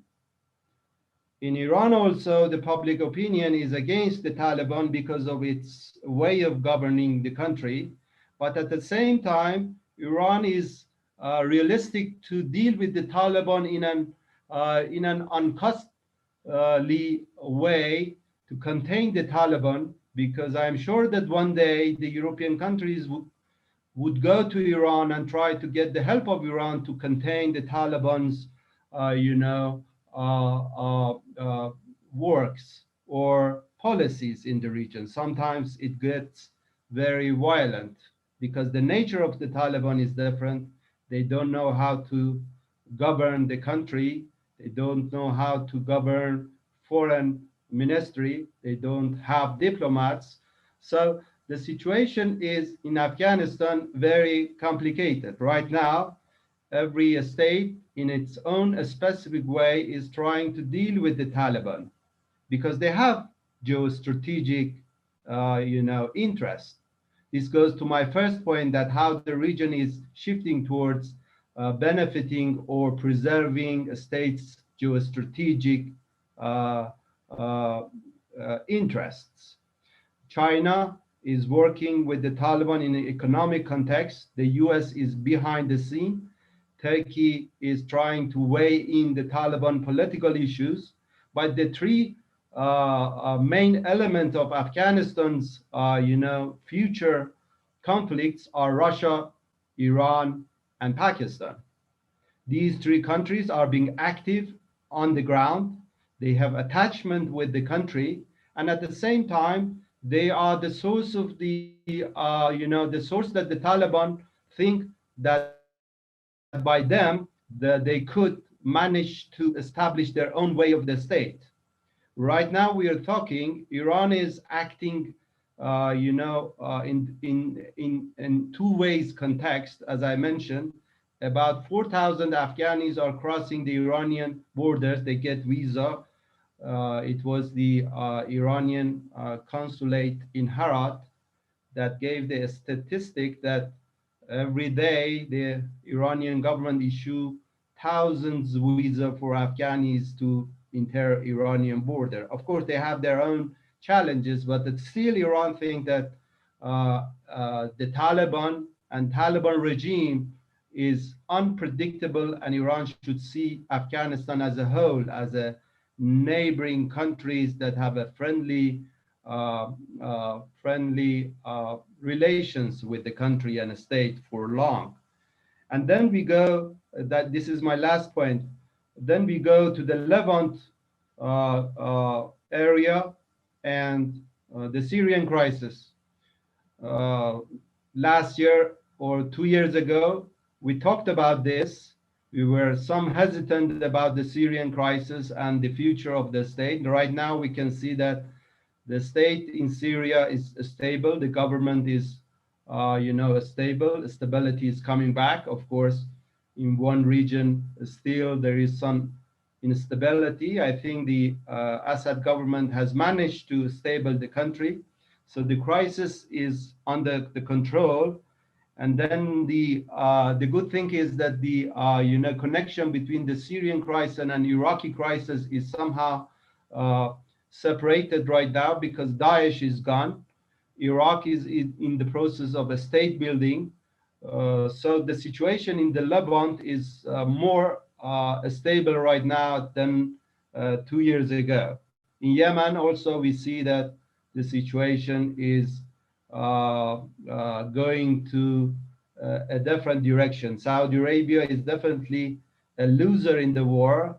It is trying to get the help of Iran to settle the situation in a face-saving way. Hopefully Iran and Saudi Arabia can cooperate to settle the Yemeni crisis, because it's unfair for the nation and the people of Yemen to go in that direction. But we will wait and see how the situation would go ahead. Thank you, Professor. When I come back to my first point, I think the power game is based on how to balance between good governance and state security. And in this regard, state security is being prioritized by the regional politics. That was my point. Thank you very much. Thank you, Professor Barzegar, and I'm confident that you will continue this elaboration of these ideas in the next session. We received a request from our colleague, Dr. Shaban Kardash from Ankara University. He's at the airport and he has a plane, so we will make a little bit of change, and I ask the colleagues to accept. And now we'll be taking the floor for our colleague Bassam Abdullah, and then Izvinite, Господин Konstantin Tretsev. Then we are inviting our colleagues from Turkey from the airport, and then we will follow with you. So now I have the pleasure to introduce our old friend, Professor Bassam, Dr. Bassam Abdullah, Director of Central School of the Ba'ath Party in Syrian Arab Republic, participant to our last edition in the last years, also in Bucharest. Thank you so much, Professor Abdullah. You have the floor.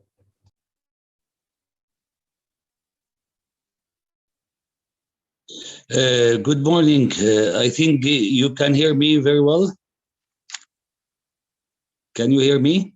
Yes, yes, it's good. Okay. Good morning, all my friends. Unfortunately, our chance is bad not to be with you in Bucharest, where we loved this place, and where we, I think, where we have been 2 times in Bucharest to discuss all of this question. Anyway, we know that the pandemic is paralyzed a lot of events in the world, not only this conference. Anyway, thank you very much, Dr. Vlavios. Thank you for everyone in Bucharest, and thank you for the Islamic Republic of Iran, their embassy in Bucharest, who are supporting this event every year. I hope that next year we can meet together again. Unfortunately, I cannot continue all discussions, so I will advise you, if you can, send to all participants the main ideas which was in this conference after after the holiday, if it's possible, the main ideas which suggested everyone. Thank you very much. What I want to say for the title of our sessions, I think two years ago, I talked in Bucharest, which was the first time I have been in a European city. At that time, I put this question that the European Union and many Western countries, they closed their eyes, and they didn't want to listen anyone about what's going on in Syria. Anyway, now this situation has changed a lot. As my colleague from Iran, he said that the situation in Syria now more stable. Why Syria is important again? Because when we are talking about the balancing of powers, the Syrian war is a mirror for this balancing. Because in Syria, we can see the superpower or great powers like United States, Russia, China from behind, and we can see more main regional powers like Iran and Turkey, and from the south, Israel. From the first years of this war, the Gulf states who financed, like Qatar, who financed the war in Syria, as their former prime minister said, $137 billion they financed. Why Syria is important again? Because it's strategically relevant to the balance of power, because the position of Syria is very important to all powers regionally and internationally. So what happened during, if I will go back a little bit to understand what happened after these years, we remember that after 2000, the main strategic thinker in the United States, they built their strategy about the American century, that 21st century will be the American one. And they built all their strategy on that. They started this plan, this project, through occupying Afghanistan. Then we remember that in April 2003, Colin Powell, who died since not a long time, he came to Damascus. He was a Secretary of State of the United States, and he met with President Assad, and he put the conditions of the United States and to Syria to change its policy. So the main plan was the transformation of the Syrian regime, Syrian political regime, to the side of United States. First of all, it was by diplomacy, then by economic sanctions, then by the assassination of Prime Minister of Rafik al-Hariri in Lebanon. Then when they couldn't succeed in that, we all remember that the war in July 2006 against Hezbollah. At that time, United States thought that if they will attack Hezbollah first in Lebanon, then they can come to Syria, because the resistance in Iraq started against American occupators at that time, and Americans couldn't continue their plan because they wanted to continue this plan, Iraq, Syria, Lebanon, then at last Iran.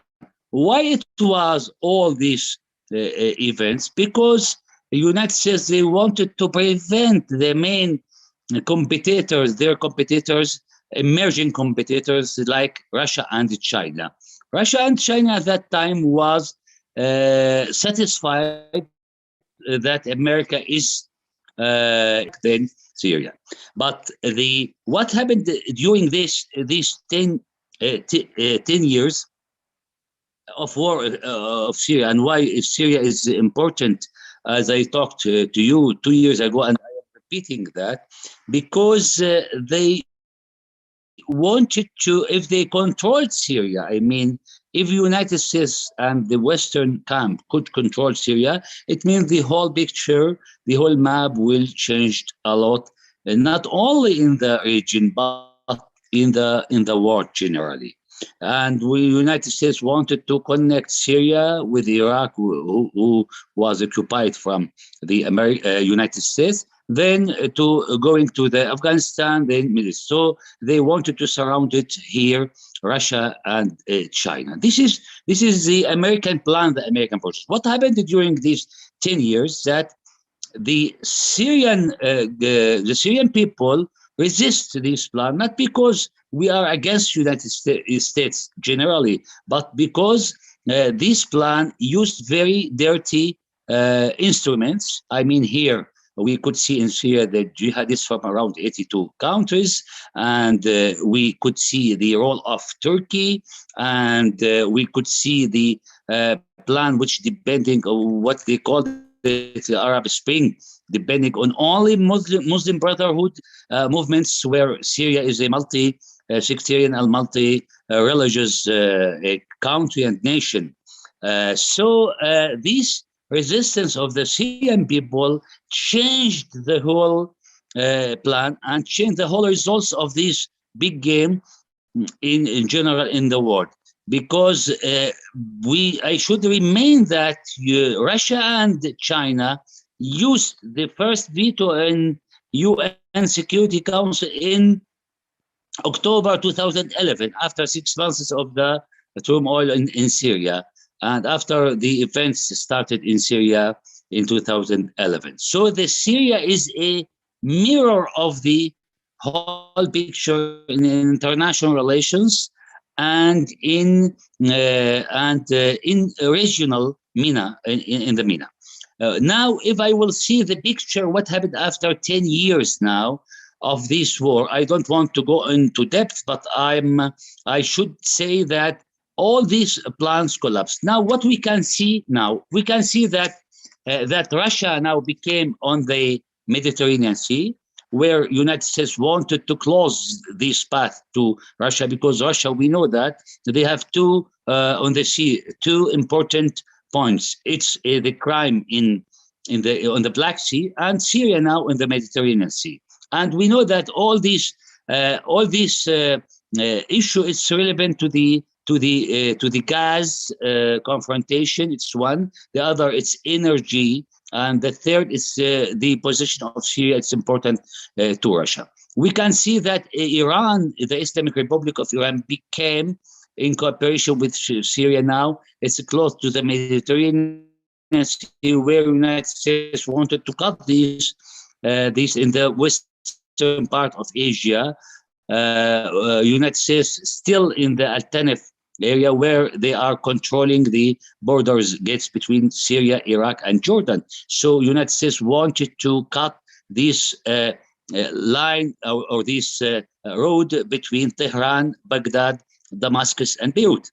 And if we will talk about this road, it's economic road. It's not as the United States saying that it's a road for transforming weapons and etc. No. It's a very important economic road, because if this road will be open, the China will be in the western part of Asia will be arrived to the Mediterranean Sea. And we should notice that the president of China, President Xi Jinping, he talked with President Assad last time, telephone conversation. Before that, he sent a message. And when President Assad was appointed, the Minister of Foreign Affairs of China, he was in Damascus. So the balance of 2 minutes, 2 minutes, please. Yes, 2 minutes. I will finish.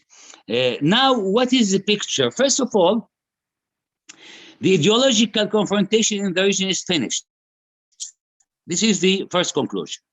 We cannot confront each other by ideology. This is first. The second, that the Ottoman project is failed and collapsed, and Turkey and President Erdogan cannot continue his old plan through Syria, and this is finished. And I think he thought he should change his project, because for Turkey the only road, the shorter road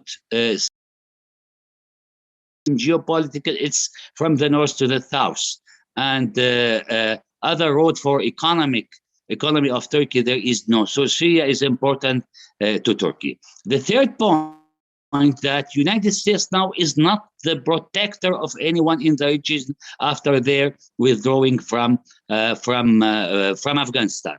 The fourth point, that the role of Israel now, it's a new one in the Gulf. Yes, there is the normalization of relations between some Arab states, but it's not meaning that Israel could be an important player. Israel in its security in a danger. There is resistance movements.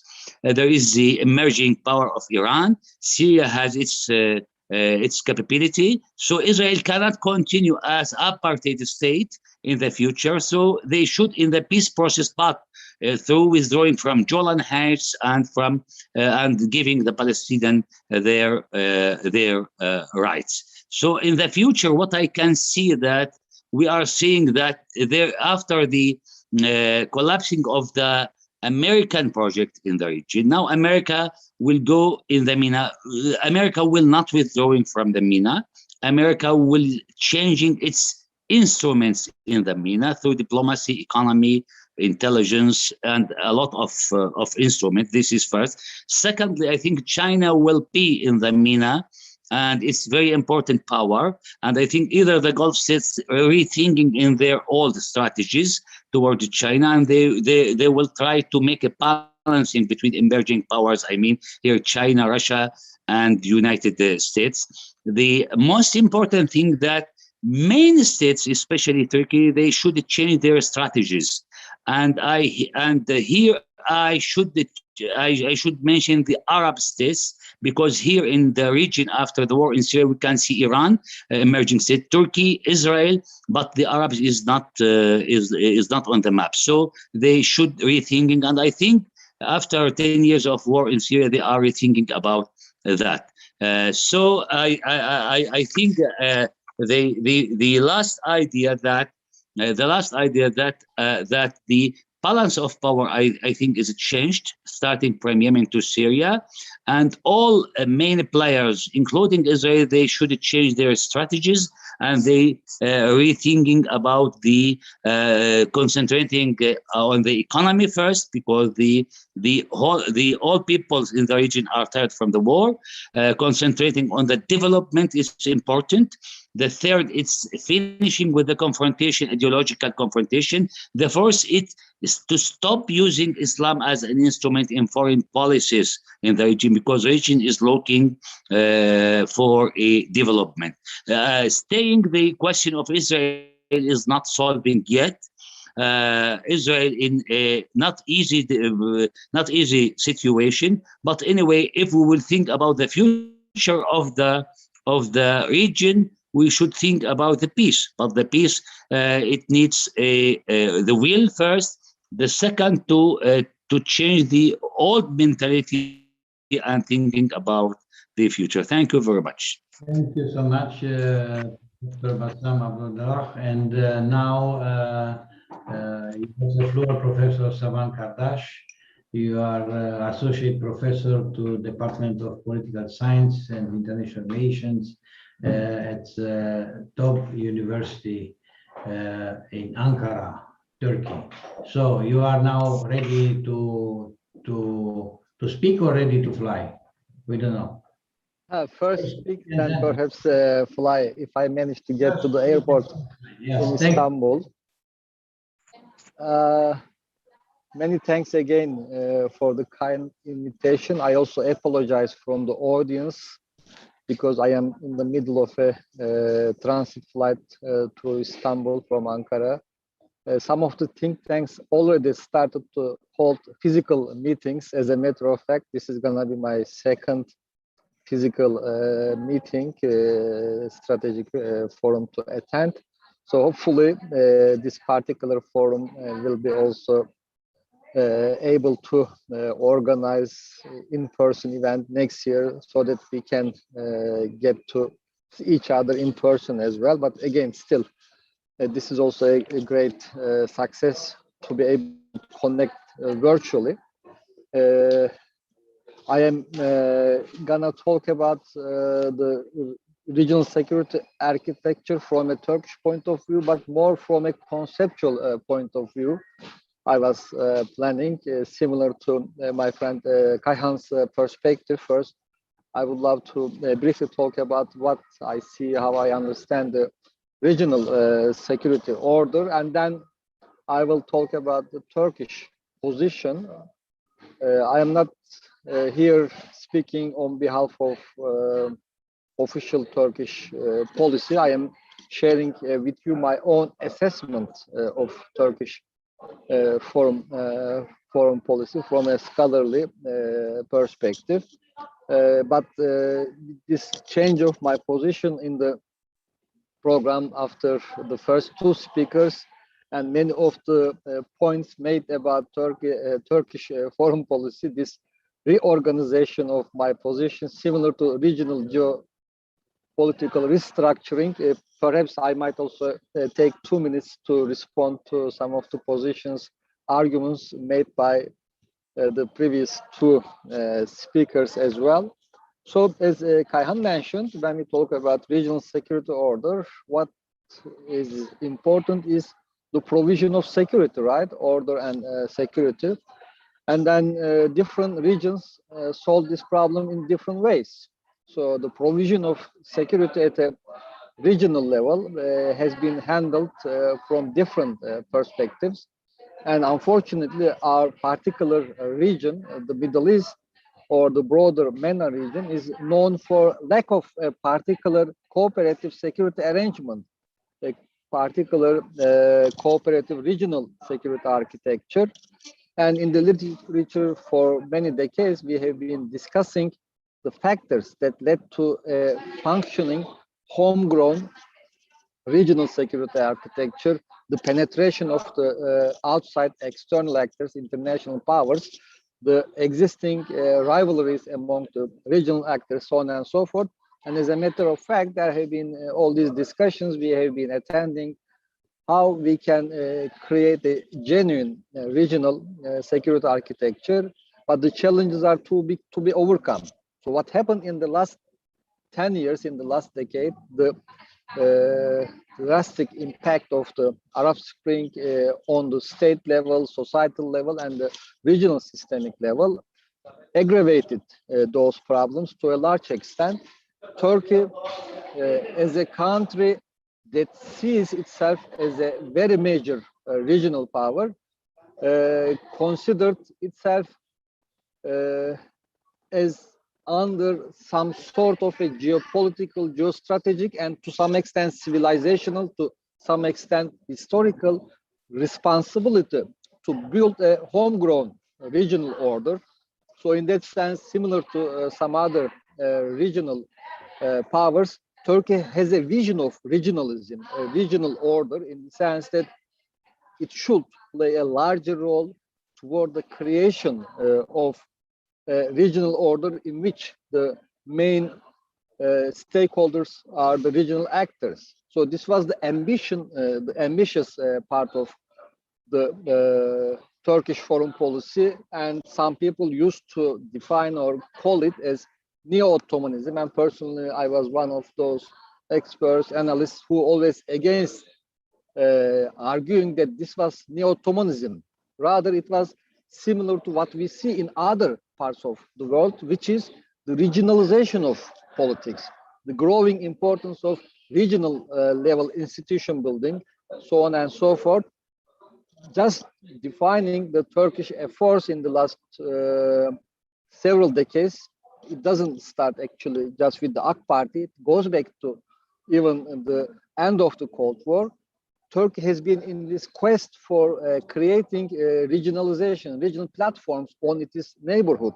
So this is where we have to pay attention to another characteristic of Turkish foreign policy, which is Turkey being the multi-regional power, in the sense that at the same time, Turkey is situated in different regional contexts, and it makes Turkish foreign policy unique in some respects. So we have seen examples of Turkish attempts to forge regionalization, region building processes in the Black Sea and the Balkans.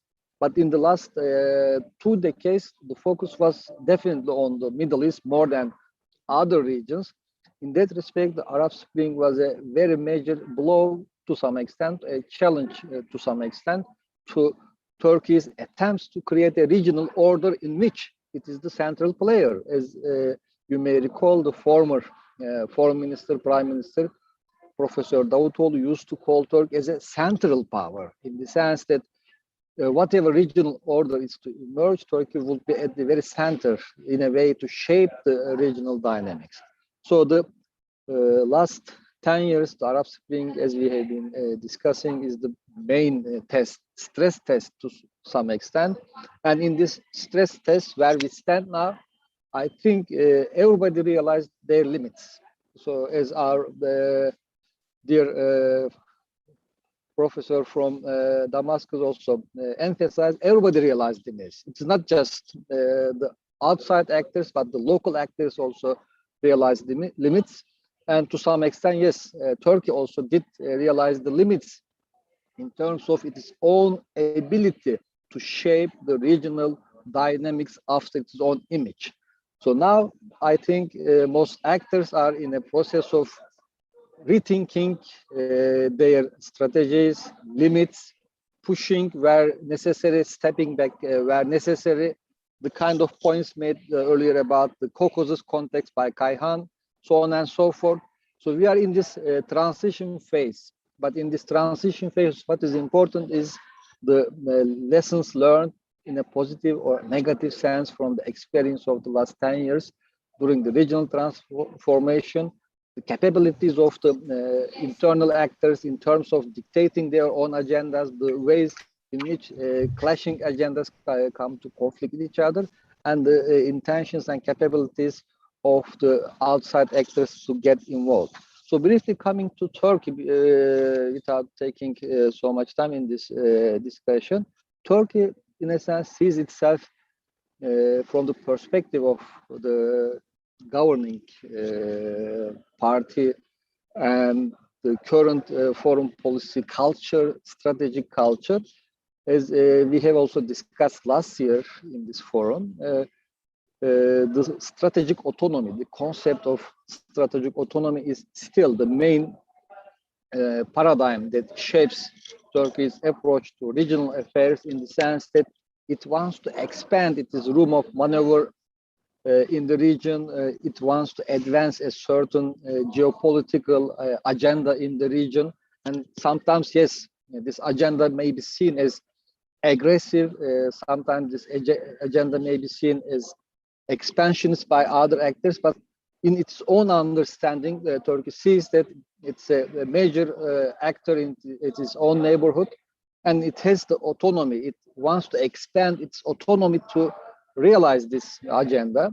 And the main factor that I always emphasize in any analysis of Turkish foreign policy, how Turkey is situated between the regional level and the international level from a conceptual perspective.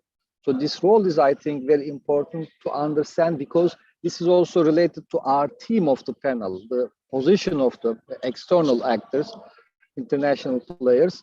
So this is where we see shifts in Turkey's foreign policy engagements, priorities. In general, as a rule of thumb, when Turkey sees that the main threats to its own security come from within the region, Turkey seeks alignment, has been traditionally seeking alignment with the international Western actors. But the agendas of the international actors, especially the United States, when it becomes more threatening to Turkey's vital interests, and Turkey rather seeks closer engagement with the regional actors. And in recent years, I think this is what we are experiencing.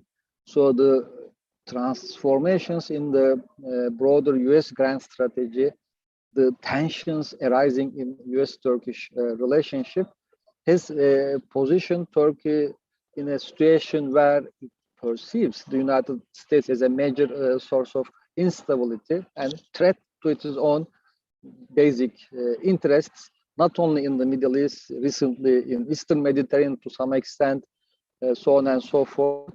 So therefore, on balance, despite the tensions with the regional actors, other regional major actors, Iran, Russia, Turkey is in need of fostering closer regional cooperation. In the last couple of years, the tensions observed with... 1 minute, please, yes? Okay, definitely. The tensions Turkey observed in terms of its relations with the Gulf countries and the new realignment in the East Mediterranean also further alarmed Turkey that its room of maneuver, strategic autonomy was declining. And as a result, in the current phase, for Turkey, the main motivation is to manage the tensions arising, the threats coming from the US, build a competitive, cooperative relationship with Russia and Iran, and ease the existing tensions with the certain countries, the Gulf countries, Egypt, Israel to some extent. Therefore, in recent months, I think we are in the midst of a major geopolitical reorientation, and this is the main focus.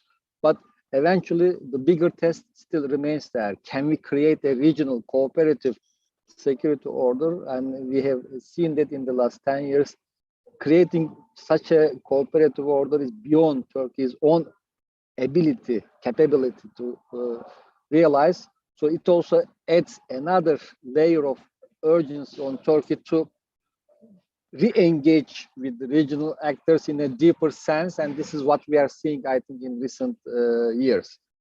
I could stop here. Thank you so much, Professor Kalash. Have a safe flight, and we will stay in contact for further opportunities of cooperation. So thank you. I will keep listening to you, but I may not be able to. I will take the shuttle now. I may not be able to stay for the Q&A, but I will keep listening to you. Thank you so much. Thank you. So, Professor Konstantin Kroitsev, thank you so much for accepting these changes in the program. You are coming from the Academy of Science of Russia, and we are waiting your remarks. Thank you so much. Well, I also want to express my deep thanks for the organizers of this interesting conference, and for giving me a chance to participate in it.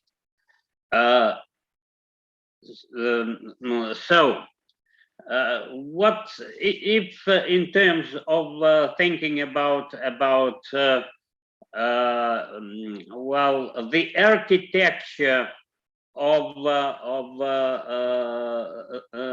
the current situation in the region, and the role of both global and regional players in what is happening, I would try to express the following. Speaking about the global players, I would like to use the following formula. The global presence in the Middle East can be described as the presence of the Big Four plus, by plus I mean the European Union. Why so? Well, the Big Four is the United States, Russia, and China. These three are mentioned by almost everyone, but I would also add India as a growing global power, and especially that we notice in all the conferences we have here in Russia, that Indian presence starts to be more and more active, and that shows that India is having more and more interest to what is happening in the Middle East. So it is not triangle, I would say, in global terms, but a quadrangle, and especially dealing with the Middle East. Why I say plus European Union? Because unfortunately that comes from many discussions I had with the members of parliaments and specialists from Germany, Austria, and other European countries, and also people from the European Parliament. They insist that the European Union hasn't worked out its own agenda towards the MENA region, unfortunately. They have some definite points towards many of the spots. For instance, they have their position on Palestine, they have their position on Libya, and they have their definite position towards Kurds, but not the Middle East as a whole. That is what was said to me by my colleagues and friends in Europe, and I would rather agree to that.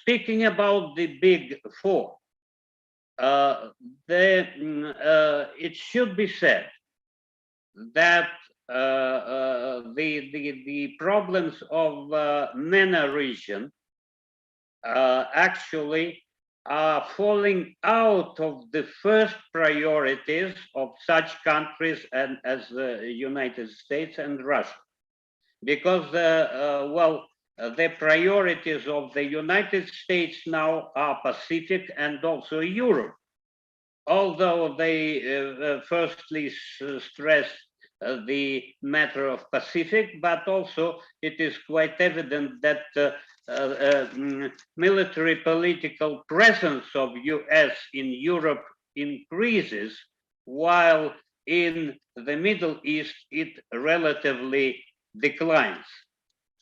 That doesn't mean that they are intending to leave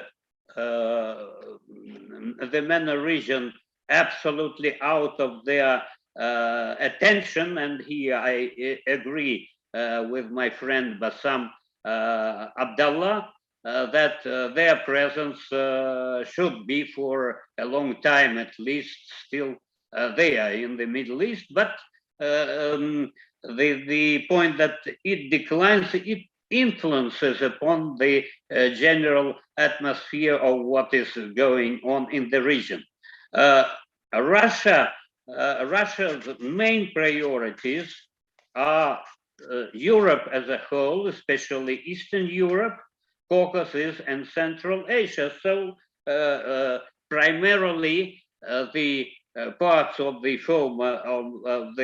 former Soviet Union, but the issue of Middle East is very important in terms of Russian security, because the region is directly connected with the Black Sea, with the Caucasus, with the Caspian, and with Central Asia. So that's why, of course, it's a vital problem for Russia, connections with the Middle East, and here that explains Russian presence in Syria to a big extent, because the Russian bases in Syria are directly connected with the link of the Black Sea.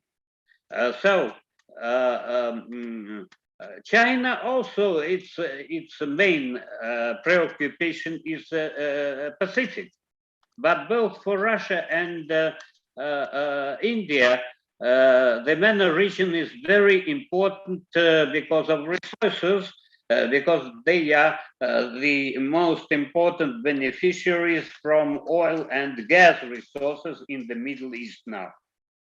But the presence of China may be described as, a smile of a Cheshire cat, when the cat is not present, but the smile is present in the region. So, not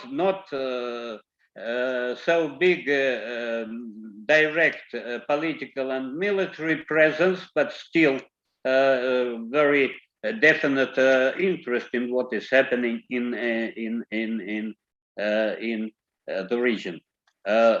India's preoccupations are South Asia, Indian Ocean, but still India is connected by the Indian Ocean very tightly with the region. For this reason, we can see that as the presence of the United States relatively declines, as the presence of Russia, although Russia now has unprecedented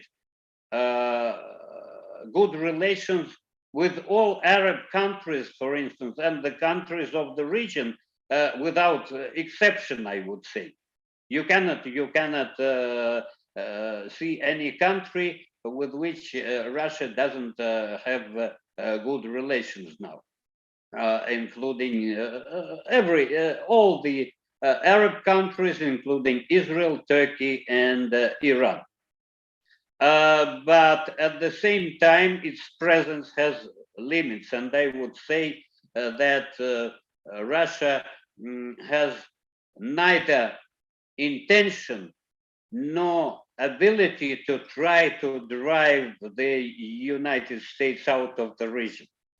So these are limits of Russian presence and the presence of the other big countries. This situation, makes more space for the activities of the local players, and that is one of the reasons why it led to the elevation of the role of some of the regional countries, but I would say not Arab countries. Speaking about the Arab region, I would say, firstly, if we speak about Maghreb, for instance, it is completely divided now from entire Middle East by Libyan Trench. And so there is a rift between the majority of the countries of Maghreb and the other countries of MENA, including the Arab world. So that is why I would say that the Maghreb should be regarded currently as a separate case. Now, starting from Libya and further to the east, we would say that what we observe now in the major part of the MENA region is to a big extent the result of the conflicts that took place in the area during the last decade, especially Libyan and Syrian conflict, and to some extent the Yemeni conflict too. That led to the following, that we don't have not a single Arab country that could claim to be a regional leader. Well, if we speak about Egypt, although Egypt is now starting a new economic, socio-political development, but still it hasn't got enough, I would say, muscles to be a leader in the region, and especially because of financial problems, severe financial problems of the country. Well, it's quite definite what happened to Syria and Iraq. They have to restore their stability and their natural life, and they are just at the beginning of the process. Saudi Arabia, which had quite definite claims to be the regional leader, started to lose its influence, especially during the Syrian crisis, where the influence of Saudi Arabia now is close to a nil, to a zero. And then it was aggravated severely with the Saudi interference into the Yemeni war, where I completely agree with my friend Kayhan Barzegar that Saudi Arabia definitely looks like a loser in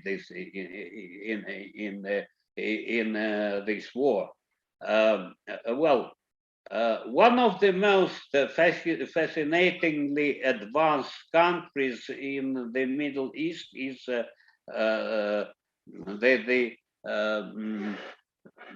United Arab Emirates, but still it's rather a small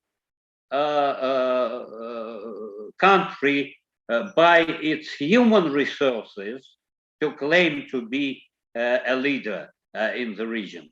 For these reasons, the main beneficiaries of what happened in the MENA region during the conflicts were the non-Arab countries, and it is clear, I think, to all the people participating in this conference, particularly Turkey, Iran, and Israel.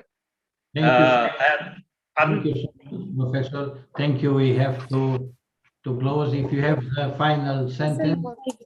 Yes. So that's what I wanted to say, expressing the situation, describing the situation in the region. There should be said much more, but I think that it's enough to give a clear picture. Thank you very much. Thank you.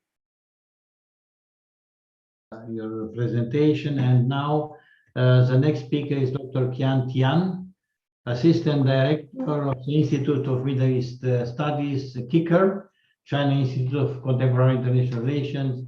We had the privilege for about 3 decades to cooperate in different projects, and we are very pleased that we have you here with us. Dr. Tian, you have the floor.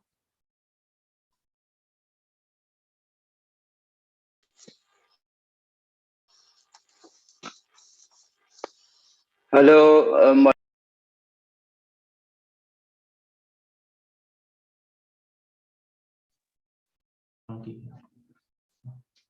Dr. Qian Tian, do you can you hear me, everyone? Yes, it's fine. can you hear me? Yeah. Yes. Yeah, good. You have my voice. Yeah, thank you. Yes. Can you hear me? Yes. Okay, I'd like to begin my presentation. First, I want to thank our Romanian host and our Iranian friends, especially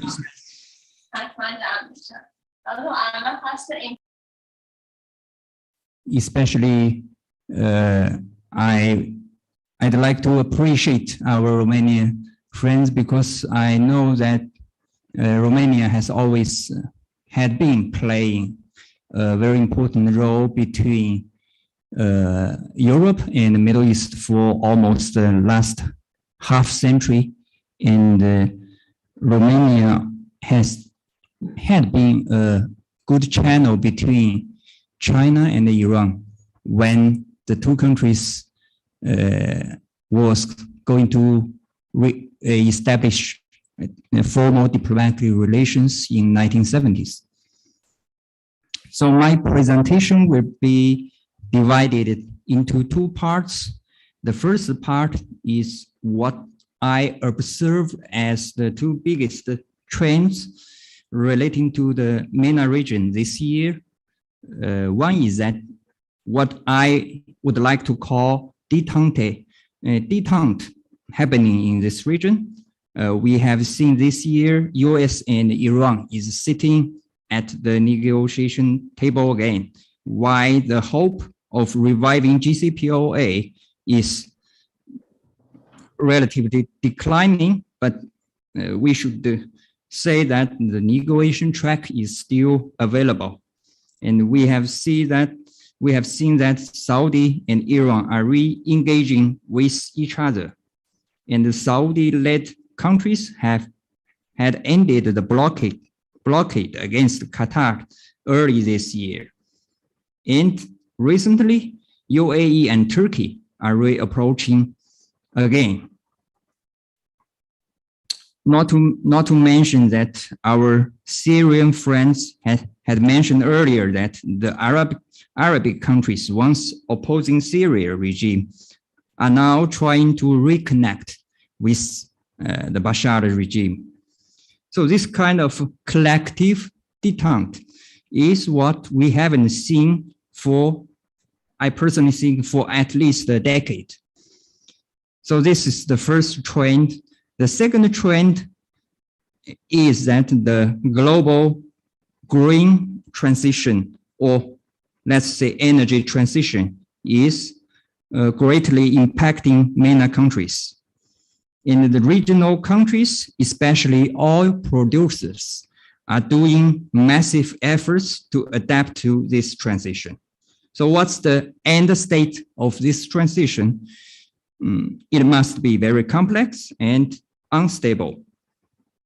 According to an article written by Jason Bardoff, published by Foreign Affairs just the day before yesterday, he said that according to his assessment, the oil producing countries like Saudi is going to continue to enjoy leverage for quite a period before their influence eventually decline in the global energy picture. Then, what's the impact of above mentioned two trends on MENA region's security architecture or structure? I personally have two predictions. The first, it is possible that the regional powers will reach some kind of check and balance or balance of power by themselves, while the United States limits its direct intervention in regional affairs. Or we can see that the United States is taking a light footprint approach when dealing with MENA affairs. Why US is still the dominant power in this region? We have seen that in some hotspots or flashpoints like Syria or even Libya, US doesn't have a strong presence or influence there. The game there, I mean in Syria or Libya, have been shaped by Russia and local powers like Turkey and Iran for quite some time. With the detente mainly between Arabic countries on the one side and the non-Arabic countries on the other hand, I suppose that in the foreseeable future, the regional competition will mainly play out among non-Arabic countries. So the most fierce of which has been played on between Iran and Israel. So the second impact under the background of global green transition, MENA countries will have to face more and more economic challenges. The question mark about how long the oil-based economy, once popular in Middle East, can sustain is becoming bigger and bigger. From this perspective, China can play an important role. During the energy transition period, China will still import oil, though to a reduced level, but is still relatively large. Why MENA oil producers will be glad to continue to export quite amount of oil. So China and the MENA countries will be in need of each other in the longer term of development. In another word, China will and can play an important role in promoting MENA countries' economic security. To conclude, according to my unmature assessment, MENA's security architecture could be composited from three dimensions. In the macro level, US is still the largest security provider to this region, while gradually giving regional countries more autonomy. In the micro level, regional powers' role will be more and more substantial as the status quo of Syria conflict has shown. And in the economic level, China and Asian countries like India or some other Southeast Asian countries can be a more positive force, if I may say, than Europe and the US. So much for my speech. Thank you very much. Thank you so much, Dr. Gintian. And we are now inviting Dr. Nicola Pede, Director of the Institute for Global Studies, focusing also on the research on Middle East and military issues at the Center for Strategic Studies of Ministry of Defense of Italy. So, Dr. Pede, thank you very much accepting the invitation. We are glad to see you again. You have the floor. Thank you very much. Thank you very much for the invitation. I'm really very glad and really appreciate to be invited in this early event that you organize, which is, in my opinion, extremely useful and particularly timely. I would like just to mention that I'm no longer with the military center and I'm only at the Institute for Global Studies right now.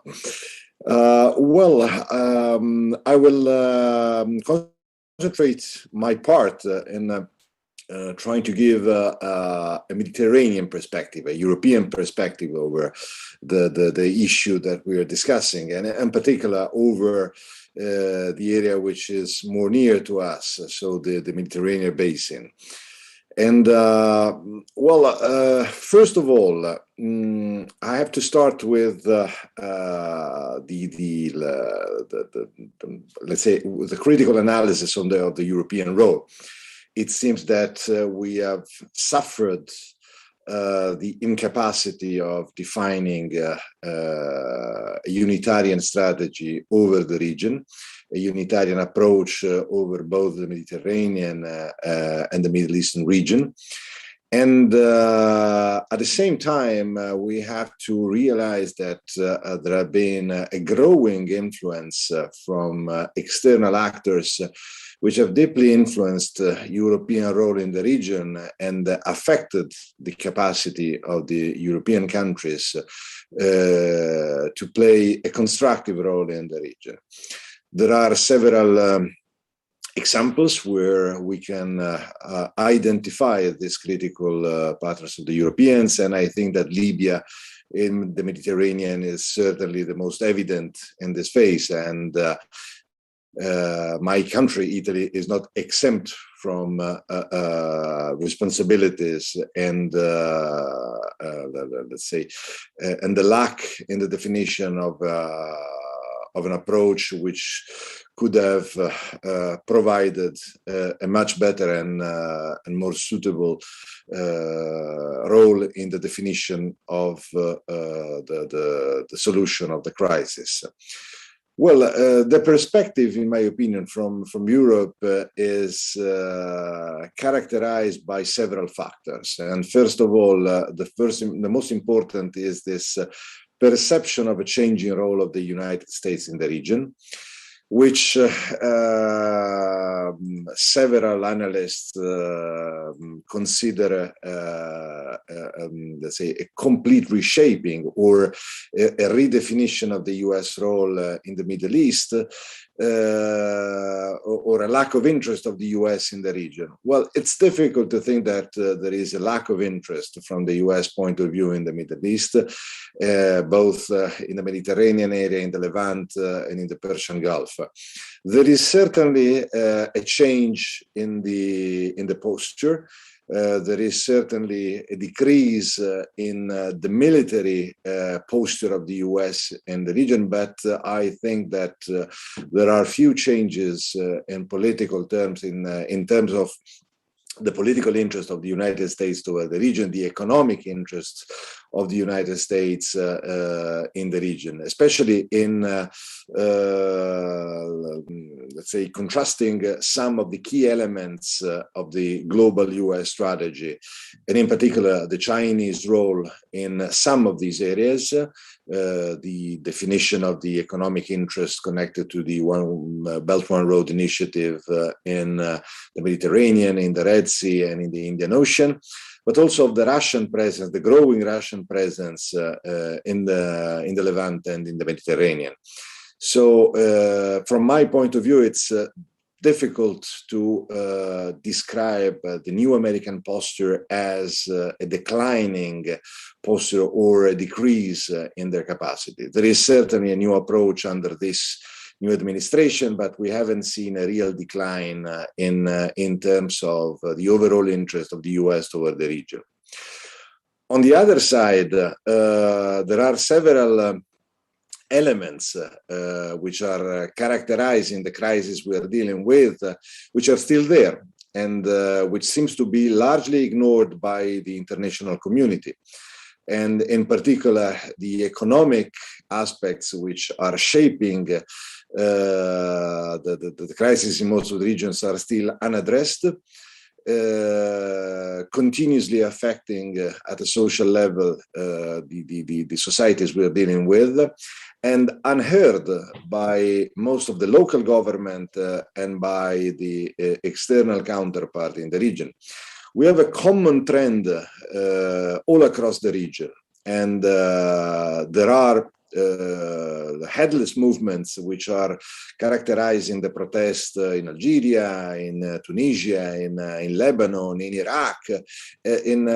All across the region, we have a quite common pattern in the social protest, which on the other side is unheard by the political elite in the region and not considered or not properly considered by international actors. So this basically means that we are making the same mistakes we have done 10 years ago at the beginning of what it has been called, probably improperly, the Arab Spring. So we have ignored certain phenomena and certain elements coming from the society. And the impact is of what happened in the following decade is quite clear, is quite visible in front of our eyes.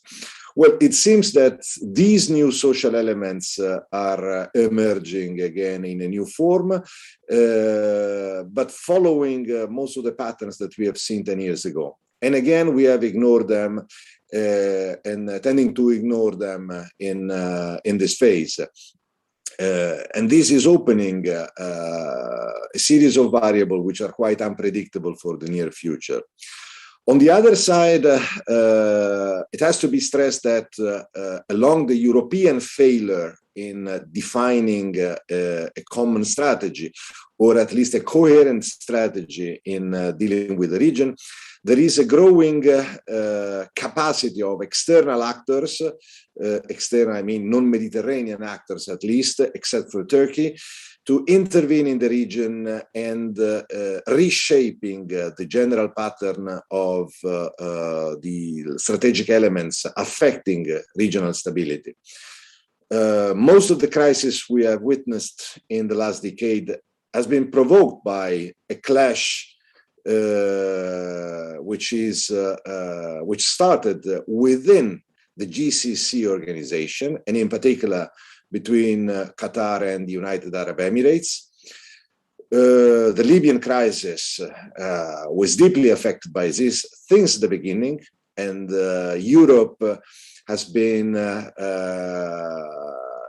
not been able to manage an independent individual position in the region, and on the contrary has suffered the influence of these two actors emerging in dominating, in particular, the Libyan crisis, but not only the Libyan crisis. The same effect has been seen in Egypt, in Tunisia, and certainly also in Lebanon, even if there have been different actors playing behind the crisis. But this means that there are regional actors which are playing a huge role there, which are competing for their own vision of what they consider the existential threats affecting the region, in particular the role of the Muslim Brotherhood, which have been transformed into a sort of existential threat from on the side of the United Arab Emirates, and which has, on the contrary, represented, at least in part, the new political opportunities sponsored by Qatar and Turkey, and this is still there. So we are still dealing with these factors on the ground. There are new actors on the ground which has totally replaced the Europeans, in particular in Libya. Turkey and Russia are representing the most important and most relevant actors in defining this role, and the position of the Europeans and the international community, the UN and the US, has been dramatically reduced in terms of effective capacity. And this is part of an evolution that has characterized the entire region in the last decade, and which have been largely, let's say, ignored by the Europeans or badly managed in terms of counter capacity of defining a strategy. So that it's difficult to see what it could happen in the foreseeable future, because also these new actors are seems at least not to be ready and willing to cope with the social phenomenon, with the social issues which are reshaping this region. So basically, what both Russia, Turkey, the United Arab Emirates, and Qatar in particular are doing there is replicating the kind of mistakes which have been already done by the Europeans and the United States 10 years ago.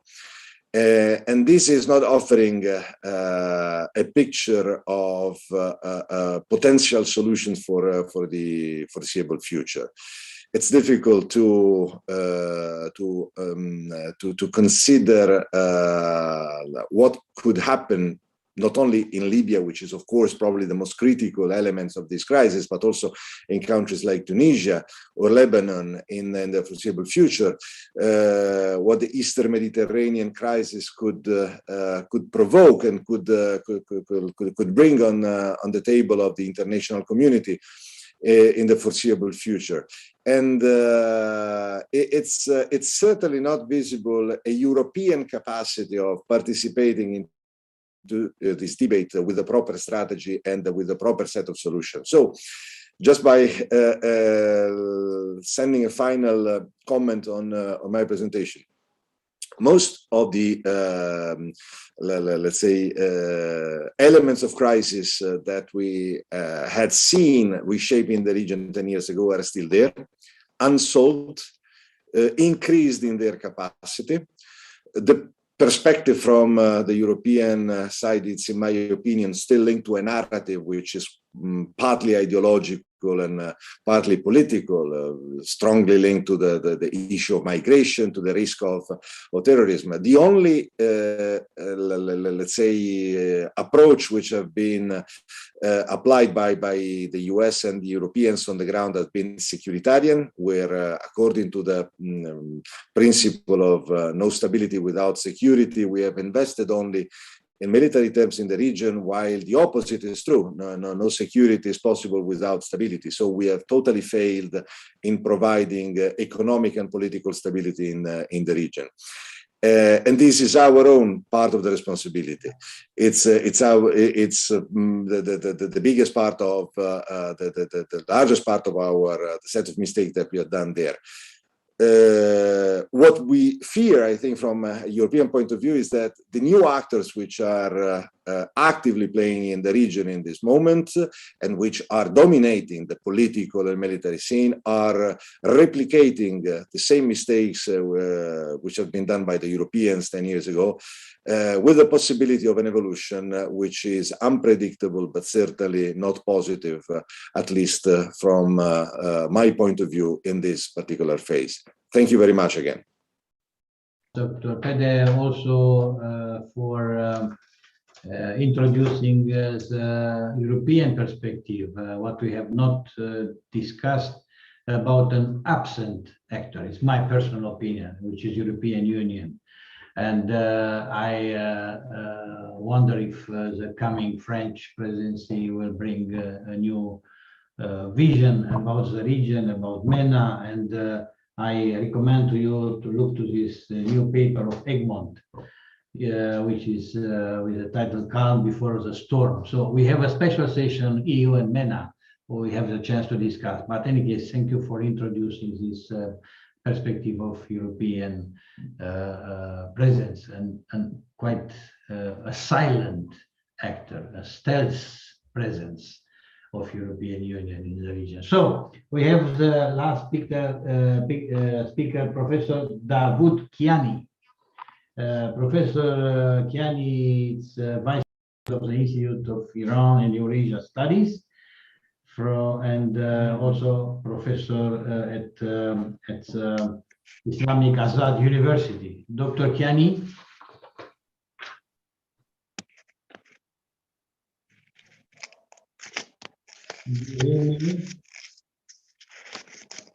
Yeah.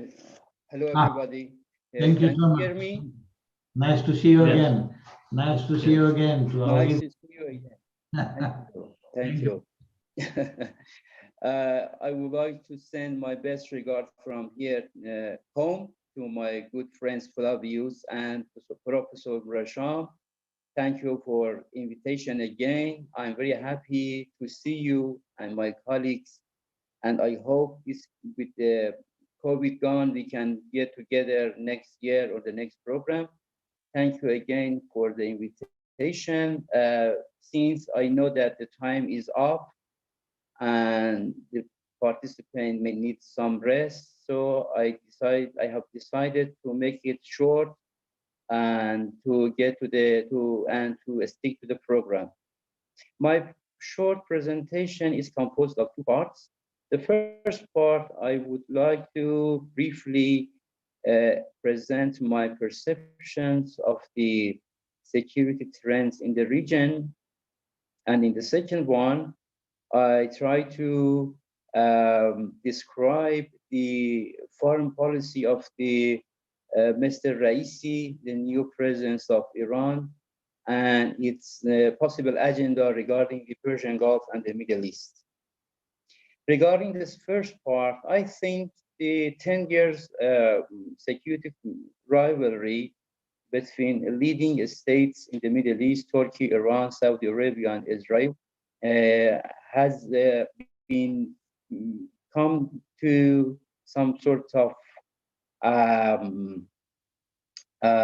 termination, and I think things are cooling off regarding this point of security and political confrontation, if you're not to say conflict of interest between these states. And of course, each of these states has got some advantage out of the earthquake of the Arab uprising.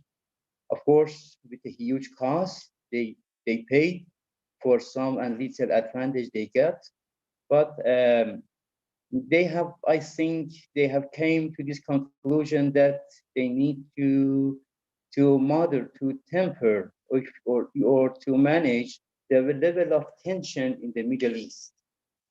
From this point of view, I think Iran sees three security trends in the Persian Gulf and of the Middle East. The first, and each of these trends is a matter of concern for Iranian national interest and national security. The first trend, I think, is the normalizations of relations between Israel and the Persian Gulf Arab states.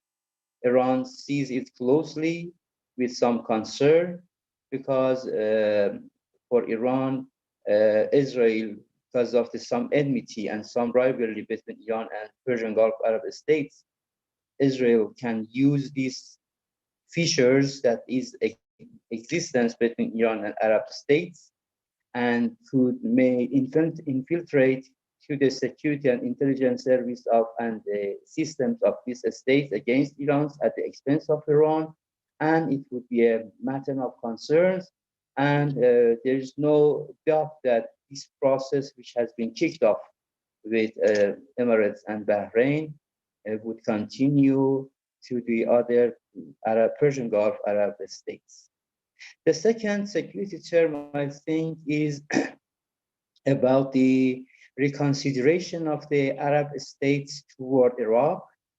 I think they have come to this conclusion that they have to accept the political establishment of Iraq, and instead of confronting these states, it's better to engage the political establishment of Iraq, to have cooperation with it, because for them, one of the best way to dilute or weaken Iran's presence and influence in Iraq is to have a good relations with the current political establishment of the Iraq. This process, coupled with some domestic unrest in Iraq, could be a matter of concern for Iran's political system.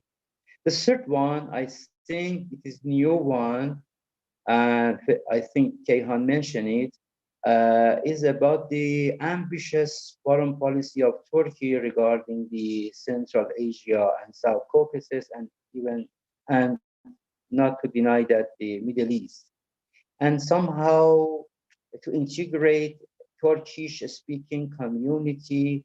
Of course, my colleague from Turkey says that it is a sort of regionalism, but I can add to it a new Turkish-speaking community into integration or regionalism. Yes, it is regionalization, but in the traditional way, in which include only a Turkish-speaking community, which could ignite some sort of geopolitical rivalry in the region. And okay, these three security trends are the matter of concern for Iran. But the question is, what is Iran's foreign policy, and how Mr. Raisi's administration in Iran can cope with these political and security trends in the region, and how Iran's new administration can affect the balance of power in the region. I think there are three track of foreign policy that a new government in Iran has taken.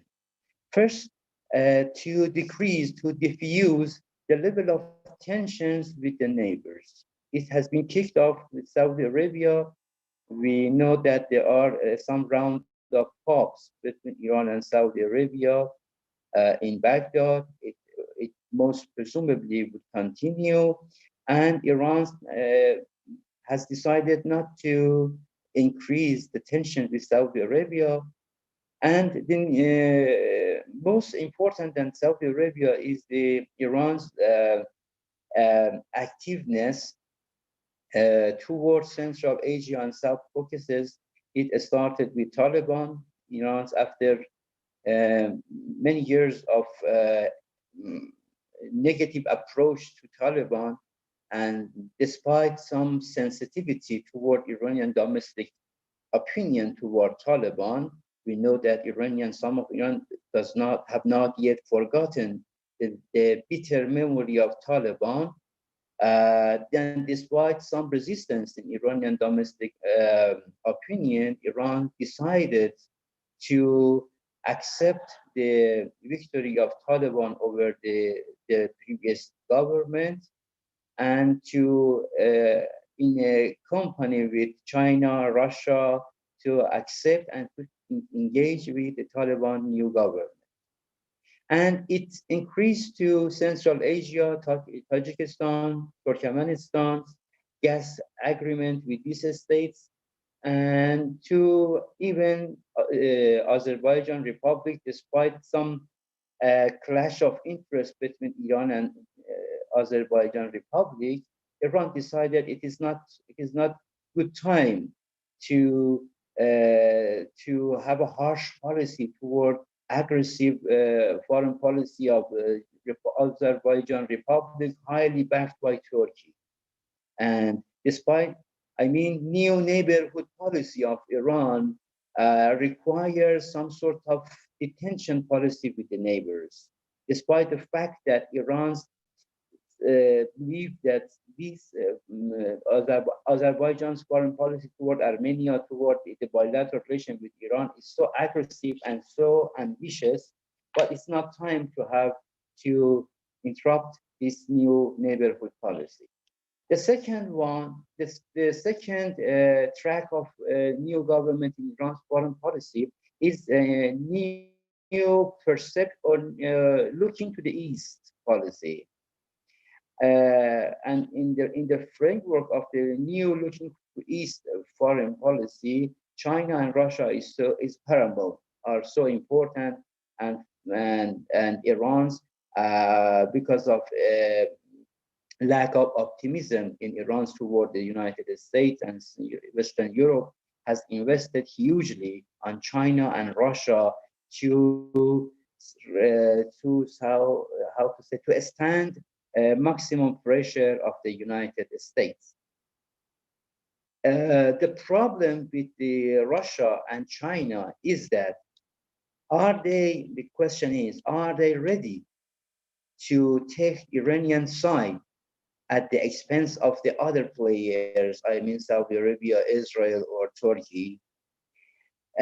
I'm totally doubtful about the willing of the China and Russia to take Iranian side in a strategic manner, in somehow to change the balance of power in Iranians' favor. We know that we have a very successful project with Russia over Syria, but it has finished, and there is no any serious and huge mutual or common project with Russia, in a way that from this project the bilateral relation between Tehran and Moscow would be strengthened. And China also has some. Please, 2 minutes. Thank you. Okay. China has also his own reservations in this regard. I have to jump from this point and then come to the last point. The last point is about the GCPOA. You know that the GCPOA somehow acts as a leverage and as a weakness for Iran regarding the foreign policy. And the problem with if the new government can manage to advance the GCPOA with 5+1, Iran's energy from the point of foreign policy would be released and Iran's hands would be more open up. But the problem with the GCPOA is that Iran has a right concern about the capability of the new government in the United States, Biden administration, to advance the negotiation. The problem with the Biden administration is that Biden has a weak position in the American political society from the point of public opinion. Just compare position of the Biden to Obama. When Obama make a deal with Iran, Obama has a strong foothold in the American society. That's why it's at the United States administration at that time advanced the negotiation.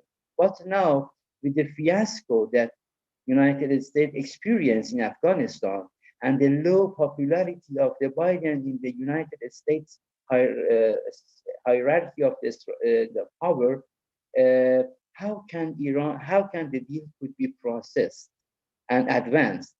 And the second matter of concern regarding the GCPOA is that, okay, we paid the price of the US exit from the deal. Okay, we want to make a deal with the United States and other players in the world. Okay, who can guarantee that the Trump pass would not be followed by the new president in the United States? We know that with the weakness of the Biden, it would be most presumable that new presidents in the United States in the next round would be a Republican. And who can guarantee that the Republican one would not follow the Trump pass in this regard? So I mean, Iran has a right concern about these negotiations. Thank you And for having me again, I finish here. Thank you so much, Dr. Kiani. And now I have two good news. The first good news is that you have the privilege to enjoy. It will be not a coffee break, it will be a working coffee. Please enjoy the fact that we have now in the next years also a chance to drink coffee because the price is exploding, and in the future I don't know if we will use coffee break. It will be just break or water break or something like that. And so no more coffee break, and we are going ahead. And the second good news is that we are using the time to listen to Professor Hussein Maklad, Dean of the Faculty of International Relations and Diplomacy at Al-Sham Private University from Syria. So, Professor, you have the chance to tell us some important issues. We are listening to you. You have the floor, Professor Maklad. Thank you. You hear me? Thank you for Dr. Vlavios Kaba Maria for his invitation to participate in this important conference and this opportunity to participate in this important event with and hear respected scholars talking about the important topic. Now allow me to start with my contribution, which concentrate on the competition among great power toward Syrian crisis. Of course, since 2011, the Middle East has witnessed many troubles and regional conflicts, which has been called the Arab Spring. By March 2011, our country, Syria, witnessed a new wave of conflict. Many scholars think the causes of conflict only internal. However, another group of scholars, as Christopher Philip in his book The Battle for Syria, concentrate on the competition between great power on Syria and on the region. Of course, this competition not only between global power but between regional power. In my paper, I will concentrate on the structure of the international system. I mean by the structure of international system, that's distribution of power among a great power in the global international system. In this, I will concentrate on three great power. The first one is the United States of America, the second Russia, and the third China. Of course, this competition lead to the instability in our region, and we have seen this through the crisis, the Syrian crisis, and other crises in the region. Especially, I will start with the United States of America, which and its intervention and supporting the opposition in our country, which they call a moderate opposition during Obama administration. And this intervention militarily is still up till now. On the other hand, I will concentrate on Russian. Of course, Russia support the Syrian government, and intervene in Syria in 2015 and still the main player in the Syrian crisis. Finally, we have seen China lately try to have a role despite its hesitant policy since the 2011. I will start with the American strategy. The American strategy, of course, I will I will classify this strategy for three because we have three administrations. The first one. I want to ask you to concentrate your presentation on the 3 points which are so important. Yeah, just basic ideas. Thank you so much for your understanding. Yes, I will concentrate. Thank you for your remark. Thank you, President. The first one is Obama administration in 2011, which supports, for example, some ideas. For example, they support the moderate opposition, and but we know that Obama administration face an opposition from Republican to intervene in Syria. This made this administration to choose the middle solution through not intervening but supporting the moderate opposition with arms and money, which lead to the militarization of Syrian crisis and to transform this conflict from small conflict to an open conflict. If we talk about the second administration is Trump administration, we know the link between Trump administration and the Jacksonian approach, which say that the United States, America first, and the United States only has to use force to preserve its vital interest. Regarding to Syria, Trump administration critics to Obama limited war in Libya and his red line in Syria, and make full sense in terms for losing face and staining America in international image.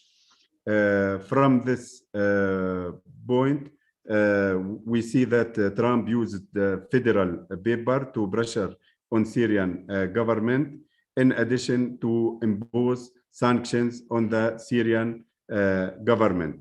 On the other hand, we have the third administration, the new administration is the Biden administration, which choose going back to liberal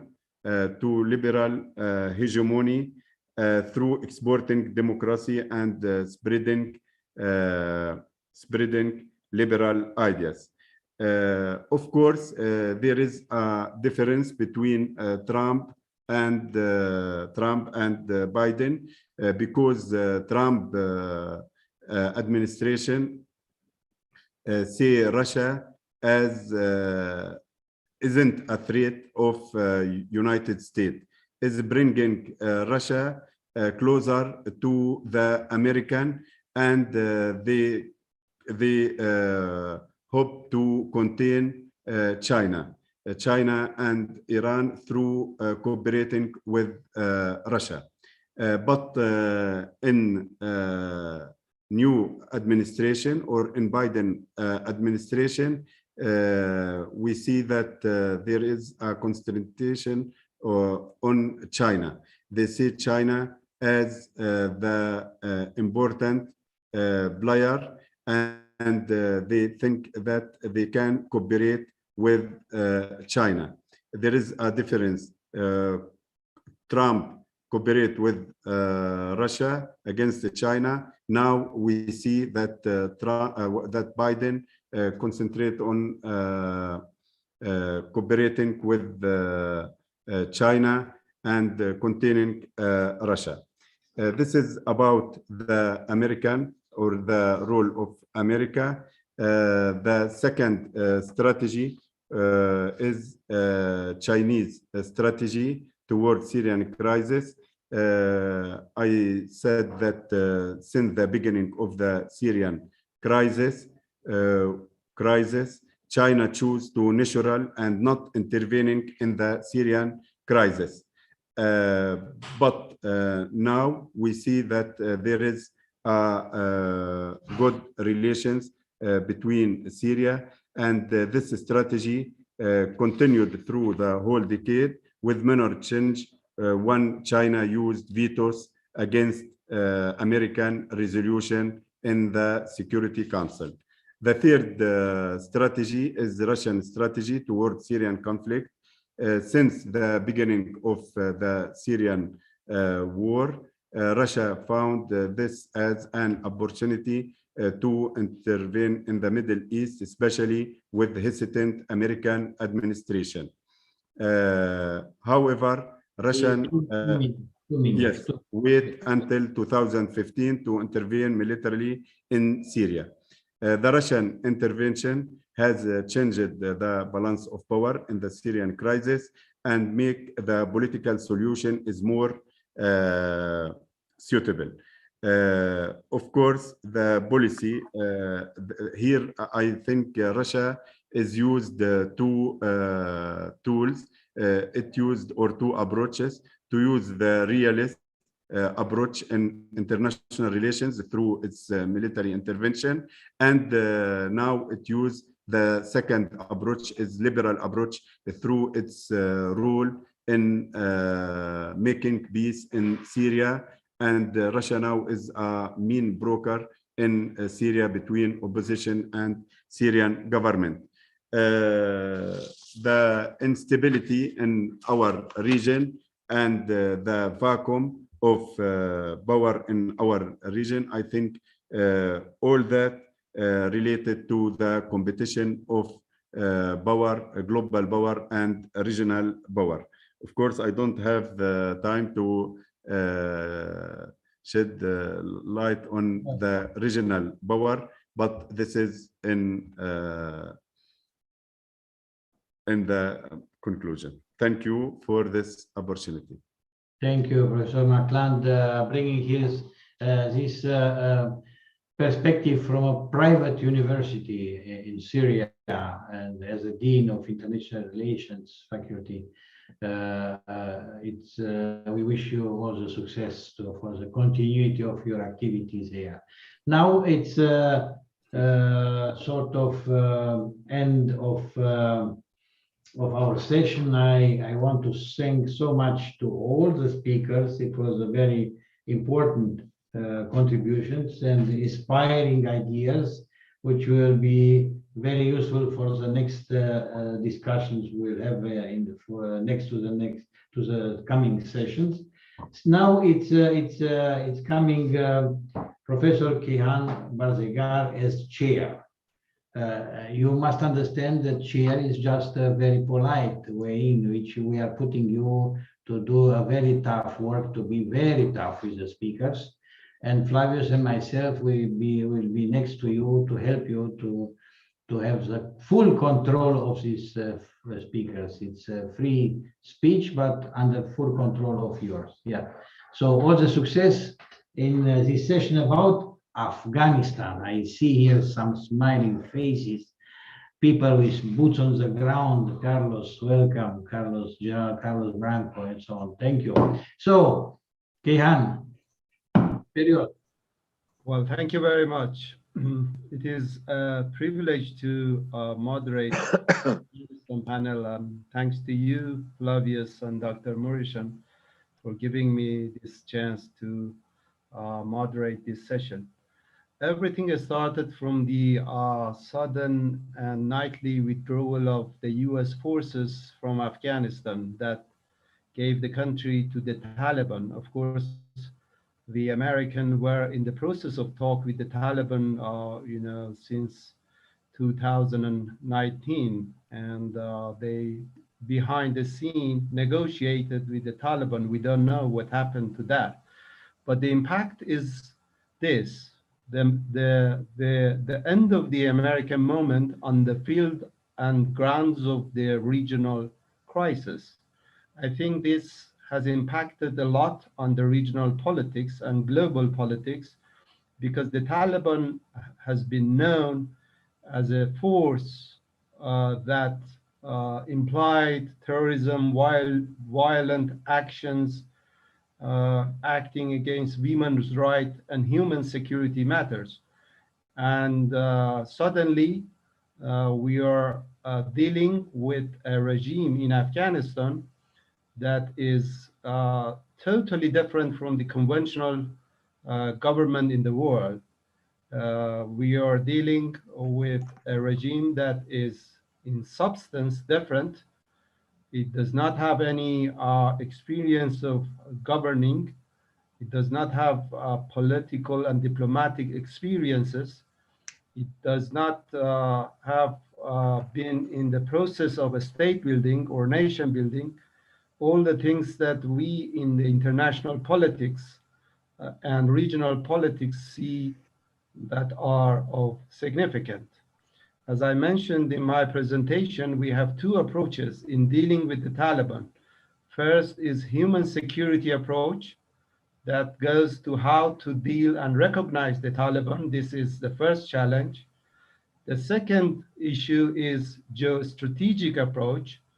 Although the states, either regional or extra-regional powers do not have the tendency of recognizing the Taliban because the Taliban is unpredictable in governing Afghanistan. However, I see a great deal of negotiation and expanding relations with the Taliban already. China, Russia, Iran, Turkey, Saudi Arabia, even America behind the scene have their own specific way of dealing with the Taliban in the context of their geostrategic interests. But right now, the challenge is that how the Taliban could establish a kind of inclusive government. This is what the world is trying to see. And the world is confused how to deal with the Taliban. Just about Iran, it was yesterday that there was a clash, border clash between Iran and the Taliban because the Taliban is not a professional police border force. And there was this kind of fire exchanges. Of course, it is quiet. But I gave this example to say that the Taliban's understanding of a conventional government is different of what we are seeing in the world.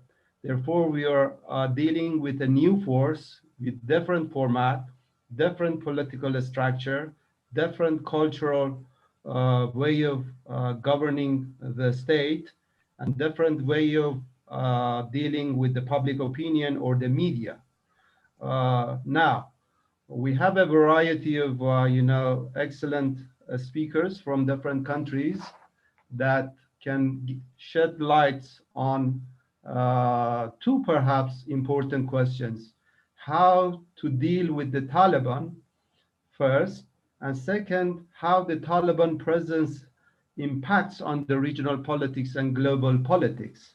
We have speakers from Portugal, Pakistan, Indonesia, Romania, and of course I talk a little bit about Iran's position just now, if you allow me, because there was another speaker who is not present.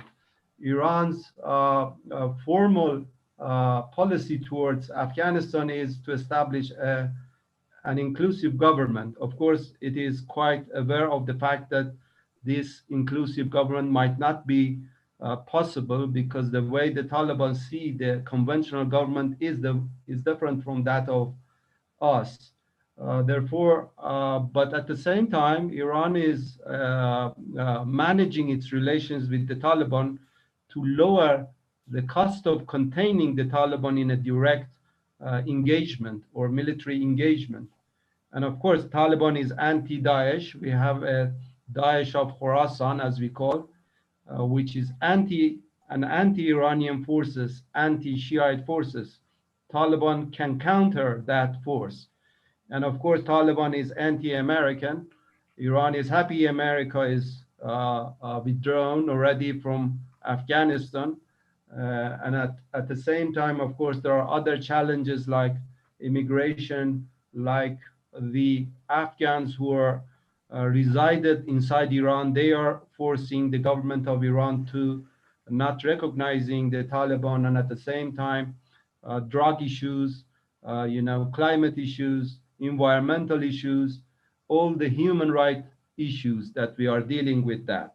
But still, Iran is in the process to how to deal with the Taliban, and it's waiting to see how the Taliban forces are behaving in Kabul. With this introduction, I start to get some, different views. I start from General Carlos Branco from Portugal. General, please, you start. We know about your CV. Your CV is in the agenda, so just to start, please, we go ahead with that. Thank you. Thank you so much. Good morning, everyone. I would like to congratulate MEPEI and Euro Defense Romania for organizing this important conference, and thank for this kind invitation. A big hug to my best friends, Flavius and Liviu. I salute the members of this panel, most notably our chairman, Professor Kayan Barzegar. A great pleasure being here today with all of you. We were invited to think about whether it is possible to avoid the collapse in Afghanistan from a security and economic point of view. In other words, what to do? What could Western governments, donors, to do to avoid the catastrophe? Afghanistan is on the brink of becoming the world's worst humanitarian emergency. If nothing is done, millions of civilians without access to basic needs and food will be in dire straits. Well, to be more precise, they are right now already in dire straits. As you know, 40% of this year's harvest is lost due to the drought. The economy is in ruins. Millions of Afghans are suffering from a lack of food and other basic needs. I mean, nearly 23 million people need urgent food assistance. I will not elaborate on the dramatic situations Afghans are living in, as I believe it is well known of all of us. The first international responses after the Taliban takeover, I would say, were not very encouraging. The sanctions regime and the freezing assets imposed after 15 August 2021 aggravated the already desperate situation, started much before the Taliban takeover. The consequences of those decisions are dramatic. Let's not forget that Afghanistan was since 2001 a rentier state with a heavy dependence on external assistance. Among other decisions, we mean the suspension of $9.5 million of Afghan assets frozen by the US government, the $400 million earmarked by the IMF to Afghanistan to mitigate the consequences of the COVID, and other institutions that are under the control of the US, and they had a very timid reaction to this support of the new regime. In addition to this, the EU declared the intention to assist Afghanistan in the amount of 1,000 million euros, but so far no money arrived in Afghanistan. Therefore, international assistance is necessary, urgent. And the interrogation is how, in which terms, this international assistance could be conducted. This seems to me the central question. We should find answers to trigger a useful debate. At first place, I would like to recall that the Taliban are ingrained in the Afghan society. They are not going to disappear. And therefore, Western governments should not ignore them. They are the unavoidable interlocutor. Western governments should not repeat the mistakes done in 2001 when they excluded Taliban from the Bonn negotiations on the future of Afghanistan. Despite the dramatic humanitarian situation Afghans are living in now, Western governments have engaged with the Taliban mainly to discuss short-term issues, afraid that these conversations could be confused with recognition of the new regime. I understand that the capitals may fear their actions, risk being confused with granted legitimacy to the Taliban. But this approach is short-sighted and shows a lack of long-term strategic thinking. So far, international players have been concerned with granting their staff access to remote places for provision of aid and with evacuations of their citizens. But they were not able to move from short-term issues and start establishing a long-term strategic dialogue with the Taliban. It seems to me that prejudices are prevailing in detriment of pragmatism.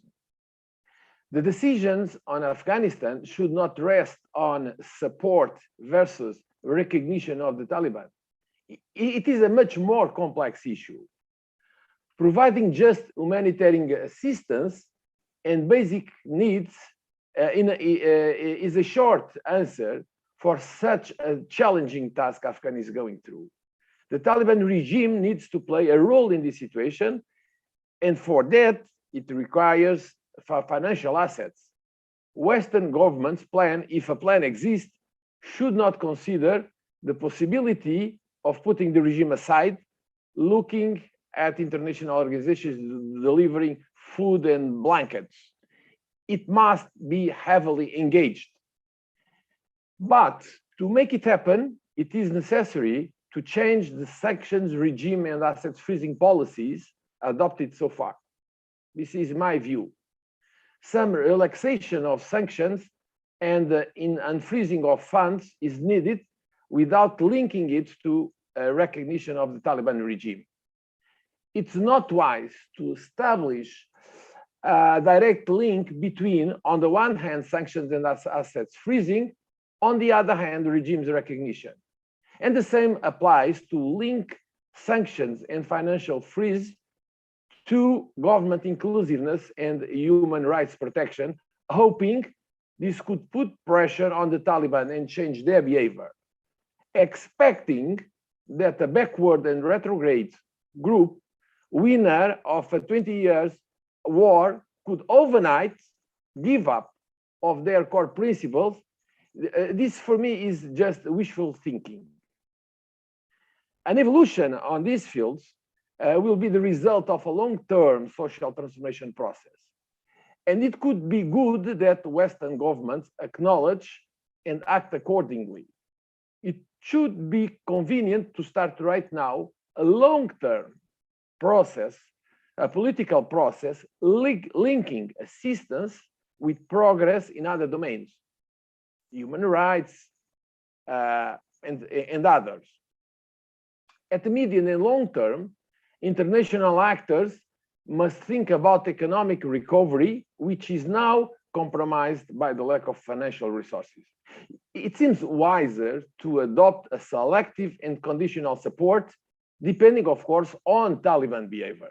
And this means a temporary alleviation of assets freezing and economic sanctions and great assistance to the Taliban regime. As Erika Gaston, the head of the Conflict Prevention and Sustaining Peace Program at the United Nations University Center for Policy Research, underline, each of the major international doctors involved, particularly the US, needs to shift gears from crisis response mode and starting taking steps to craft policy positions that allow for long-term engagement with an Afghan that is governed by the Taliban. She also proposed the creation of a testing period for the Taliban by sunsetting the relaxation of sanctions and financial freezes, underlying the need of a compromise and to help avert the immediate crisis setting at the same time a time limit on these measures. She suggested 6 months. This would allow some change for economic activity to resume and basic services to be provided. In addition to that, rather than diluting conditionality, it would reinforce it by creating a testing period for the Taliban government to demonstrate that it can care for its citizens while taking steps toward better human rights protection, as well as stable and inclusive governance. Also, Eric Gaston also proposed, and I fully subscribe the idea that international entities offer a limited degree of recognition to the Taliban. We are not talking about full recognition of the Taliban. We are just talking of a compromised option. Well, this could be a set of workable ideas to alleviate the suffering of the Afghan people. I will stay here, and I'm available later on to contribute with more ideas to the debate. I hope that I respect the time that was given to me. Many thanks. Thank you, General Branco, for this realistic analysis of the realities on the ground. Thanks also for sticking with the time. I directly go to Dr. Amina Khan from Pakistan to get another view of the Taliban's presence in Afghanistan and its impacts on the regional politics, especially the Pakistani-Taliban relations, if possible. Thank you. 10 minutes, please. All right, thank you so much. Well, I don't think my views are any different from the previous speaker, but I will try to avoid repetition. But I think it's important to reiterate that, of course, the situation in Afghanistan, as we have all seen, has taken a rather critical juncture since the Taliban took over as a result of the US withdrawal from Afghanistan. Now, while there is no doubt that with the US exit, and that too in the absence of a negotiated settlement, a military takeover by the group was certainly expected, but I think the manner and the speed at which the group took over was certainly not anticipated, not even by, say, a neighboring country like Pakistan. Now, this situation has rightly left many questions unanswered, primarily on how the group will govern the country, domestically in terms of governance, in terms of political freedom, honoring their pledges of reform, such as human and women's rights, and what their role basically means for regional peace and stability. But I think more importantly, on whether the group can deliver on their counterterrorism assurances. Now, as they say, the proof of the pudding is certainly in the eating. And while the ideology of the group certainly remains the same, I think the group has slightly evolved. Let us not forget, they have learned the art of diplomacy. They have established ties with a number of countries, particularly countries that one wouldn't have even envisaged in the past, of having relations with the Taliban with.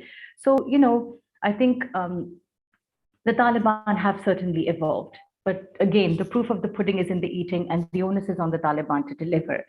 Now, in that sense, the real test actually for the Taliban has only just begun, which is certainly not confined to the capture of power, but I think it's more about legitimacy, recognition, and certainly how the group performs domestically as well as externally. Now, as we're seeing with each passing day, Afghanistan is inching closer towards a very unfortunate humanitarian crisis. And we have seen that its economy is moving in a downward spiral. Therefore, provisions of humanitarian aid to Afghanistan by regional countries is certainly reassuring. However, it is not enough to sustain the Afghan population. Now, while no country has so far recognized the group, the international community has directly been engaging with the group through Doha, whereas regional countries have been directly engaging with the group. Therefore, I think at this point, while the group may not be looking for recognition, but rather engagement, and let us not forget, engagement does in fact mean de facto recognition. Now, as I said, domestically, the group is struggling as it attempts to consolidate its power and formulate policies towards Afghan institutions like the bureaucracy, like the army, the police. And let us not forget, the group has inherited weak institutions and a non-existent economy. which is, by the way, not limited to the Taliban, but it is something that the country has struggled for since the 2001 invasion of Afghanistan. So the Taliban at the moment are a work in progress, if I may say. Now, it is also important to highlight that the Afghan economy, as we all know, was extremely fragile and heavily dependent on the international community. And according to UN figures, more than 60% of its 38 million population, continues to face crisis levels of hunger, and is certainly in a state of food emergency. Now, it is interesting to note what the UN Special Representative for Afghanistan, Ms. Lyons, said, and I think this is so important, that Afghanistan is certainly on the brink of a humanitarian catastrophe, saying that the main cause is financial sanctions on the Taliban, which have paralyzed the banking system, and therefore it is affecting every aspect of the nascent economy of Afghanistan. Now, while certainly Afghanistan may be known for being a resilient nation, but I think this resilience should not be at the hands of the Afghan masses who have suffered for far too long. Therefore, it is imperative that the international community moves away from petty politics and pushes towards a consolidated, or rather a collective effort to ensure that the Afghan state does not fall into a humanitarian catastrophe and, of course, the chances of a collapse of the state.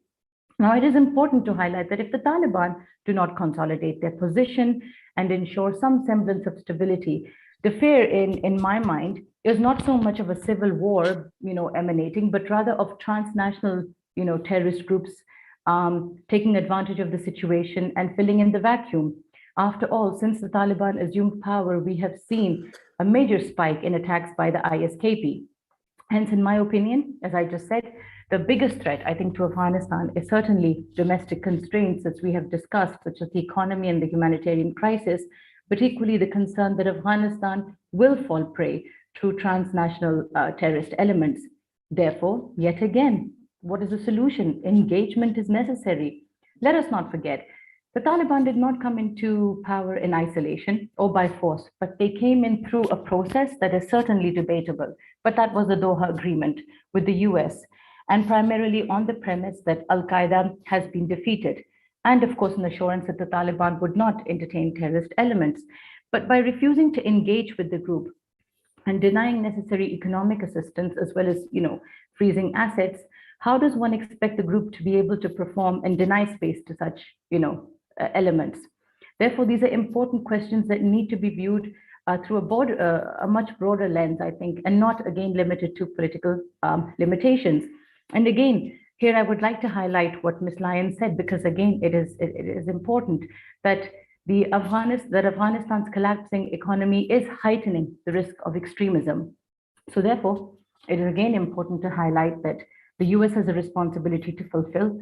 Washington certainly legitimized the Taliban by signing the Doha Agreement. Therefore, instead of shifting the blame on regional countries, it is imperative that they ensure that the country does it doesn't collapse, and that they continue to remain engaged with the Taliban in order to ensure that the Taliban deliver on their promises of reform.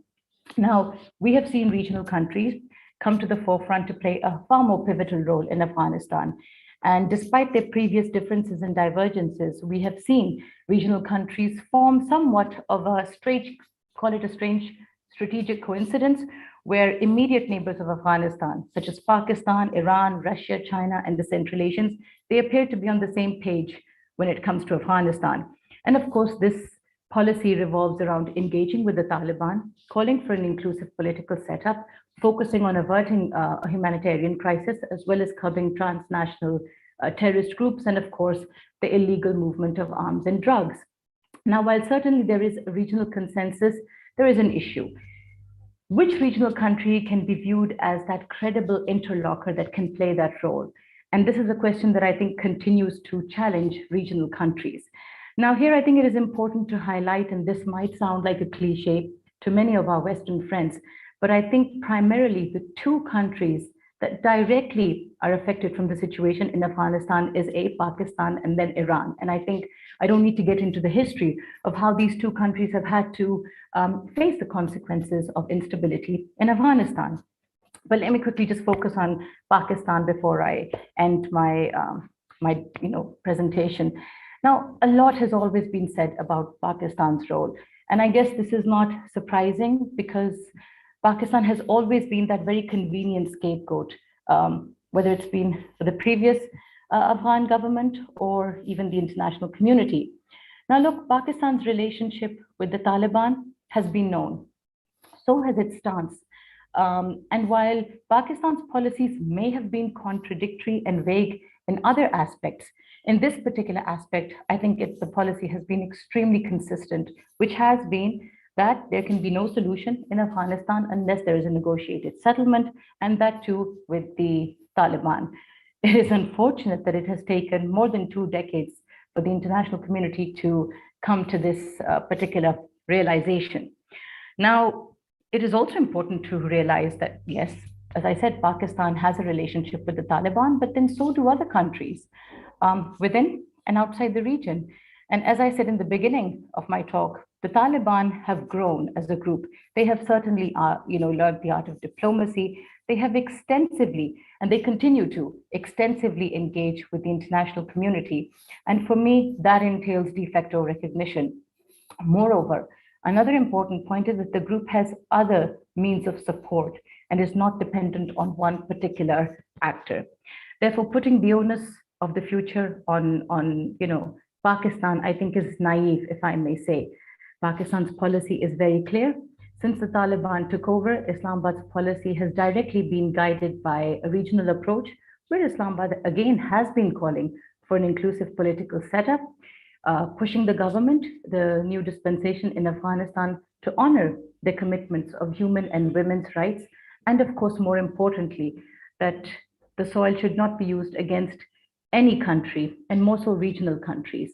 And I think this is a welcoming development, and this policy of Pakistan should be continued, primarily because of the historical baggage we have had in Afghanistan. Now, while sticking to the regional approach, I think in due time, it would be equally necessary for Pakistan to focus on the bilateral front too, by focusing on other areas of the relationship that were largely ignored during the previous Afghan dispensation. And I think this can be done by focusing on, entering into a strategic partnership agreement with the new dispensation, which is something, by the way, that Pakistan wanted to do even before, but unfortunately, there wasn't enough support from the other side. And again, this is not limited to Pakistan. The previous Afghan governments have signed strategic partnership agreements with India as well as Iran separately. Now, I think it's important to realize that while the blame game can continue, the fact is that Afghanistan needs to be viewed as a collective and a shared responsibility. And one hopes that now that the Taliban have been given a chance, that they deliver. And this is important, that they focus on establishing an inclusive, a responsible, and an accountable government, and one that certainly serves the Afghan people. And I think the group needs to realize that if they do not deliver on their pledges of reform, it will lose the support and the recognition it so badly needs from the international community, but more so from regional countries to legitimize their rule. And here again, the onus does lie on the Taliban. They have to consolidate their power. But at the same time, I think the onus also lies on the international community, primarily the Americans. Because again, this is so important, and I feel that the international community often ignores that the Taliban came in through a process. Therefore, it's contradictory to say that we're not willing to, unfreeze the assets of the Afghan state because, we're concerned that the money will go into the hands of terrorists. But if that's the case, then the same agreement was signed with those so-called terrorist group rather, that is in power. And I'll just end here by quickly trying to answer what was asked of me regarding, the possible talks that are going on between the TTP and the Pakistani state. Certainly, as I said, Pakistan is holding the Taliban accountable, as are all regional countries, that its soil should not be used against Pakistan, because we have seen the TTP operating from Kunar and Nuristan and other areas of Afghanistan's soil. The process at the moment is extremely fragile. A ceasefire has been announced, but I think it is wrong to refer to the talks with the TTP as a peace process, because it's too early in the game. And I don't think we should equate the TTP to the Afghan Taliban, because the agendas are completely different. But yes, we hope that the Taliban again will honor their commitments and ensure that they do not support any sort of anti-Pakistani elements, because as I said, Pakistan, I think more so than Iran, because of the amount of refugees that Pakistan has traditionally hosted and continues to host, has far more to lose. And again, it's not a cliche, believe me, Pakistan has far more to gain from a stable Afghanistan, and certainly far more to lose if the situation spirals out of control. I think I'll end here. Thank you. Well, thank you very much, Dr. Khan. This was very informative. We saw that how much the issue of containing the Taliban and refraining them from spreading instability is the concerns of all the states, neighboring states. But thank you very much. We had a speaker from Indonesia, Dr. Aliha, who has not been able so far to connect with the webinar. Might be later, but we go directly to Professor Silvia Nate from Romania, perhaps, giving us a Romanian perspective or a European perspective about the Taliban would be beneficial at this moment. There is a question about that also, that later I refer to that. Professor Nate, please, you get the floor in 10 minutes. Get your point, please. Thank you. Hello, thank you for the invitation and congratulations for this yearly international conference, which is very comprehensive, and it's quite interesting to find out each year great insights about the MENA region. I would start with like a dilemma. What is Afghanistan today? The tragedy of a nation or the fulfillment of the tribes? So starting from this idea, I would say that the Taliban's victory over Afghanistan government will lead to further national and humanitarian security challenges in the years to come. But unfortunately, there are no easy answers to address these challenges. The Islamic State, which maintains a network in Afghanistan, rejects the legitimacy of the Islamic Emirate in Afghanistan. But Al-Qaeda regional affiliates in MENA see it as a divine sign that they can win, and local governments can build their own jihadist emirates. Therefore, the Islamic Emirate of Afghanistan's interactions with other nations and international institutions will most likely continue to serve as a model for jihadists around the world. We should be clear about the nature of the Taliban Islamic Emirate.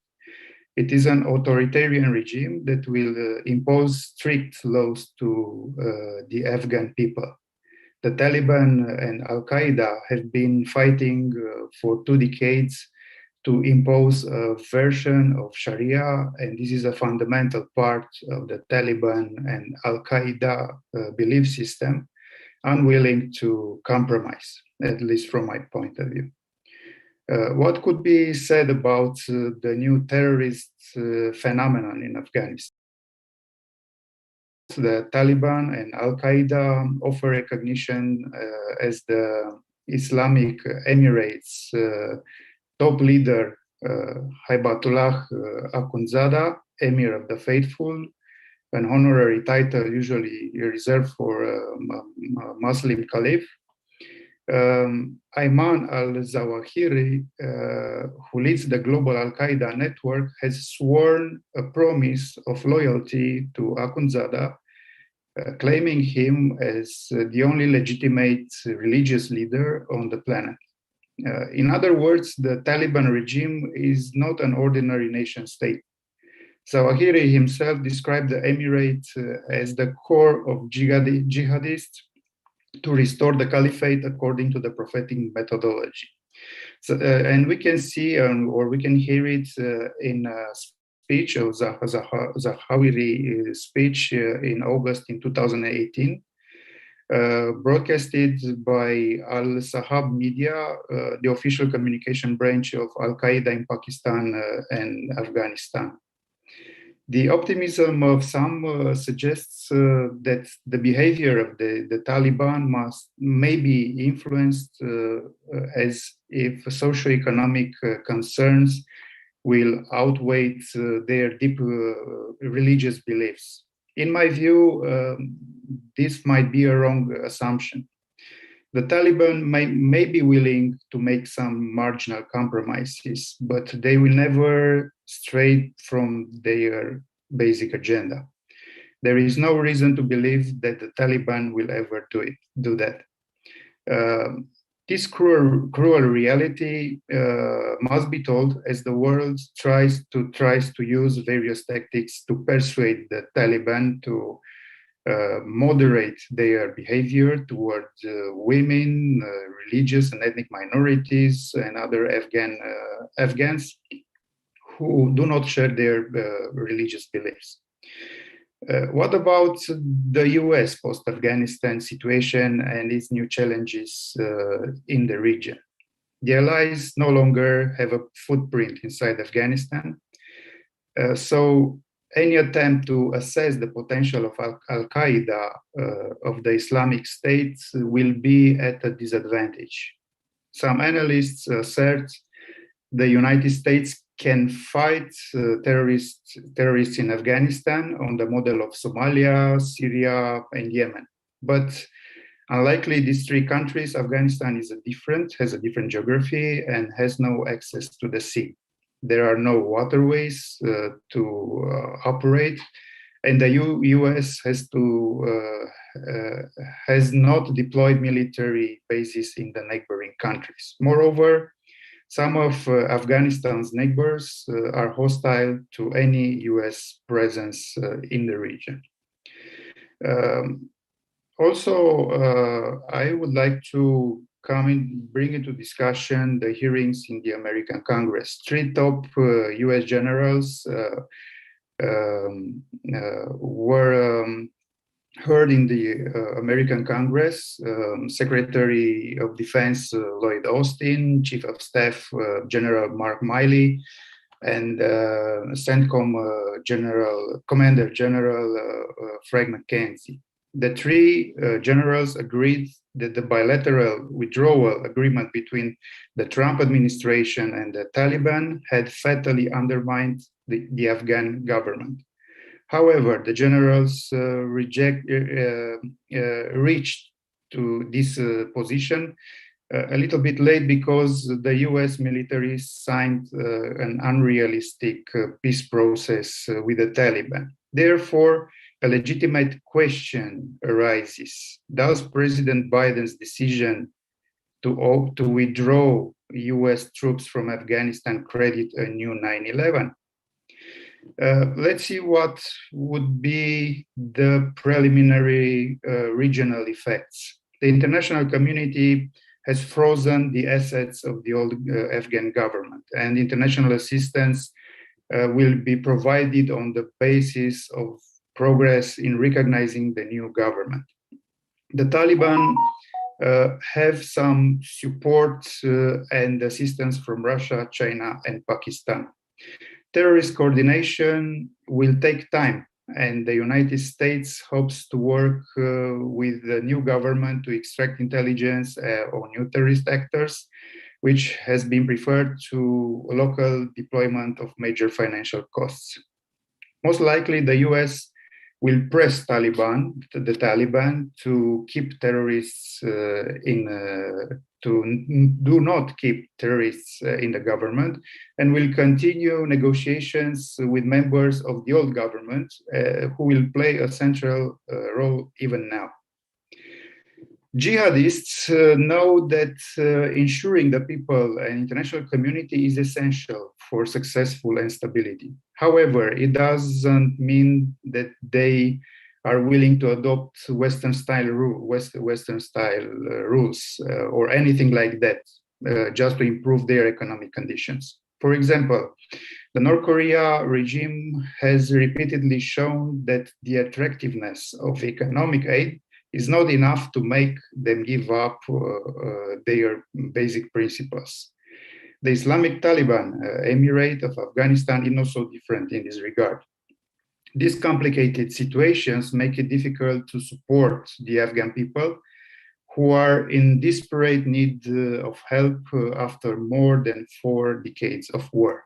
Although no major changes occurred in terms of the nature and map of the governing regimes in Asia and in MENA region compared to 20 years ago, we will see to what extent the redesign of non-state actors will deepen the undemocratic and authoritarianism, global cleavage, and who will gain from this political reality. Pakistan, and from some geopolitical points of view, Pakistan is probably China's strongest ally for managing Afghanistan right now. And China is likely to rely on Pakistan to ensure that Chinese regional projects are secure. For example, Beijing is more likely to ask the Pakistani military to intervene in the country before involving Chinese troops. The question is whether Pakistan really has the capacity to control the events in Afghanistan and whether the country's security apparatus always obey state orders. India's primary and immediate concern is that Afghan territory should not be used for anti-Indian or terrorist activities. Although India has developed a close relationship with the United States, including on the acquisition of American military technique, it declares its readiness to work with Russia in the field of counterterrorism, combating illegal migration and drug trafficking. The withdrawal of allies could raise fear that unrest in Afghanistan could spill over into Central Asia, which Russia sees as its southern defensive flank, and the sphere of influence from which it could emanate radical Islamist threats. It remains to be seen, however, whether Russia will prefer a more active dialogue with the West. It also remains to be seen in what context and within what limits of cooperation. An additional problem is based on regional proxy groups and possible tendencies to strengthen certain terrorist groups. But some neighboring states will face the problem of increasing the consumption of opium derivatives in the domestic environment, already being a local problem. For Turkey, a NATO member that has made significant contributions to the Afghan mission, the picture is multidimensional, encompassing strategic, security, and migration issues. When it comes to Afghanistan, we can ask ourselves to what extent Turkey has the capacity to warn the profile of an intelligence broker on the route of NATO and China on how much does it want this. Unfortunately, the prospects are not good, and the international community has a responsibility to protect Afghan people. We are talking about large-scale humanitarian crisis that underlines this tragedy. After 20 years from 9/11, we have a world with multipolar trends, modified regional agendas, a new concept called resilience, more military and defense know-how in both of the sides, new intelligence and AI-based technologies, the possible return of the foreign terrorist fighters at home. Some of these variables may affect critical processes in the region and in the Euro-Atlantic world too. Also, should be considered in structuring a chapter of the EU policy and within the new concept of NATO. This might be the broader cooperation pillar for security in MENA region with other Western and Eastern major actors. Thank you. Well, thank you very much, Dr. Nate, for focusing rather on the human security approach of the Taliban politics in Afghanistan. Right now, the head of the conference, Dr. Flavius, is telling me that we will have Andrian Raj, right? Giving time to him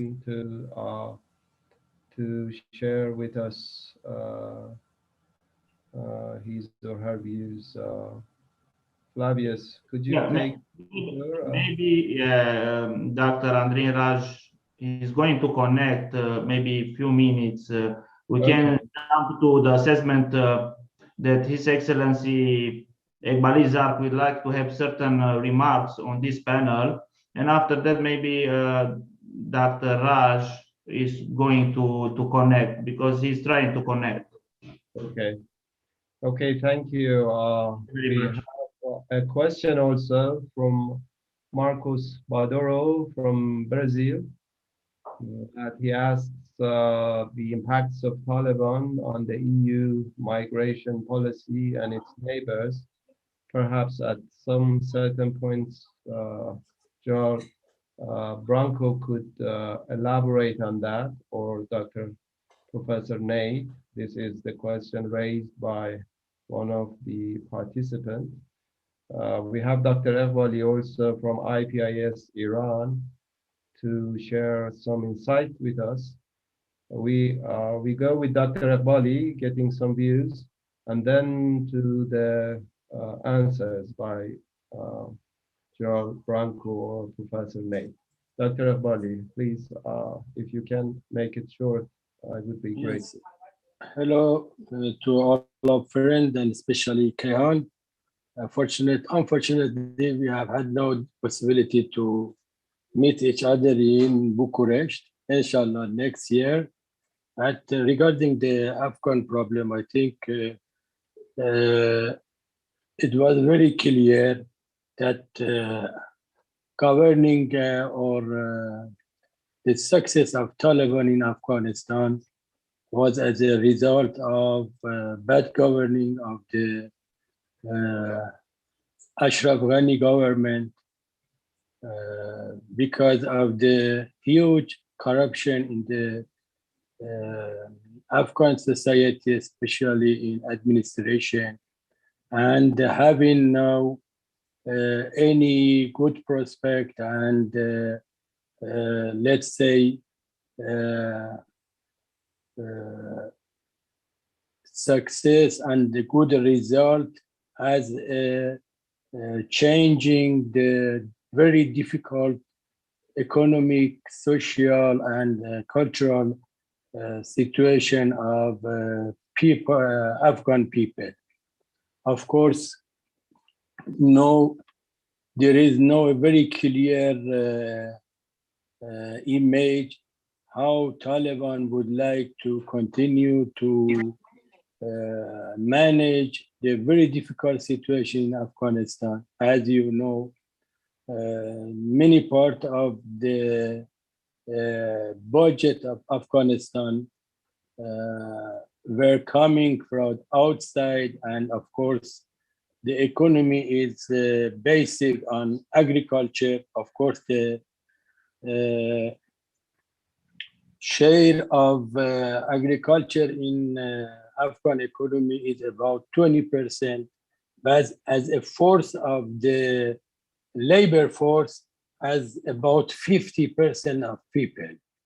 And as our information, the situation in Afghanistan is very difficult.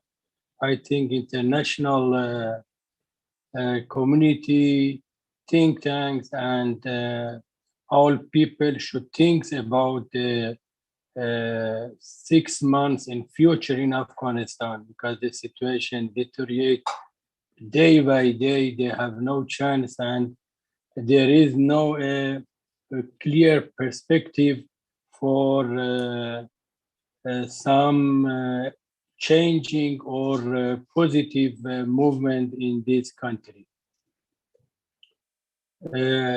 because of that, I think the role of all think tanks, international institute, and of course neighbor country is more and more things to Afghan people because they are in very bad condition.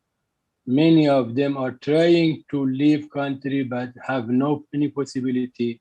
The single flight from Kabul only is in Iran, and of course Iran have no capacity to receive or to host more Afghan refugee. We have about something about 3 million of refugee. I think here European Union and of course European countries should play a positive role to help this process, because if the situation deteriorates in Afghanistan, that means will be increased the influence of migration. As we say, this is a very important and significant challenges now in European countries, mainly in border of Belarusia and Poland. Thank you for your kind attention. We pray for a better and let's say good situation for people of Afghanistan and of course for all people around the world. Thank you for your kind attention. Thank you, Dr. Wali. To follow up with this transfer of population from Afghanistan through Iran to the Levant and to Europe, then we have the question of how this impacts on the EU migration policy. And this goes to Dr. Branco and Dr. Nate, if possible, each of you 2-3 minutes, elaborate on that. Thank you. Dr. Branco first. Yes. Yeah. Thank you so much. Actually, I do not have much information on that. As far as I know, there is a EU migration policy, but there is no specific EU migration policy to the specific case of Afghanistan. What I can tell you, there are a couple of thousands of Afghans living in several countries in Europe, for instance, in Turkey and in Greece, in camps, refugee camps. Myself I was engaged in bringing some of these people to Portugal.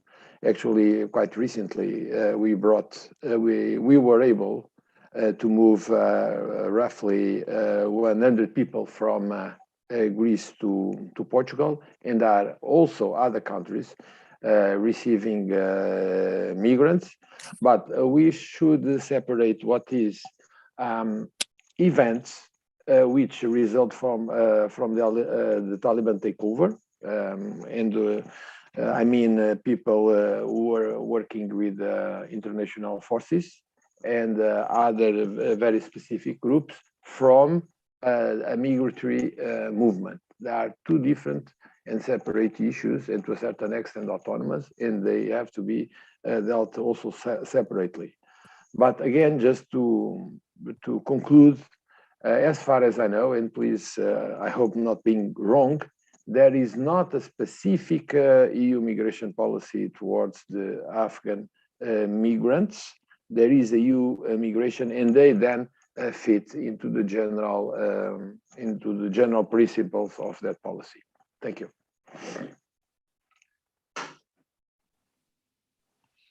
Thank you, Dr. Branco. Dr. Nate, please. If you have any insights on that. Yes, I agree with the point of view of General Branco. There is a general policy, European Union policy regarding the migration issue.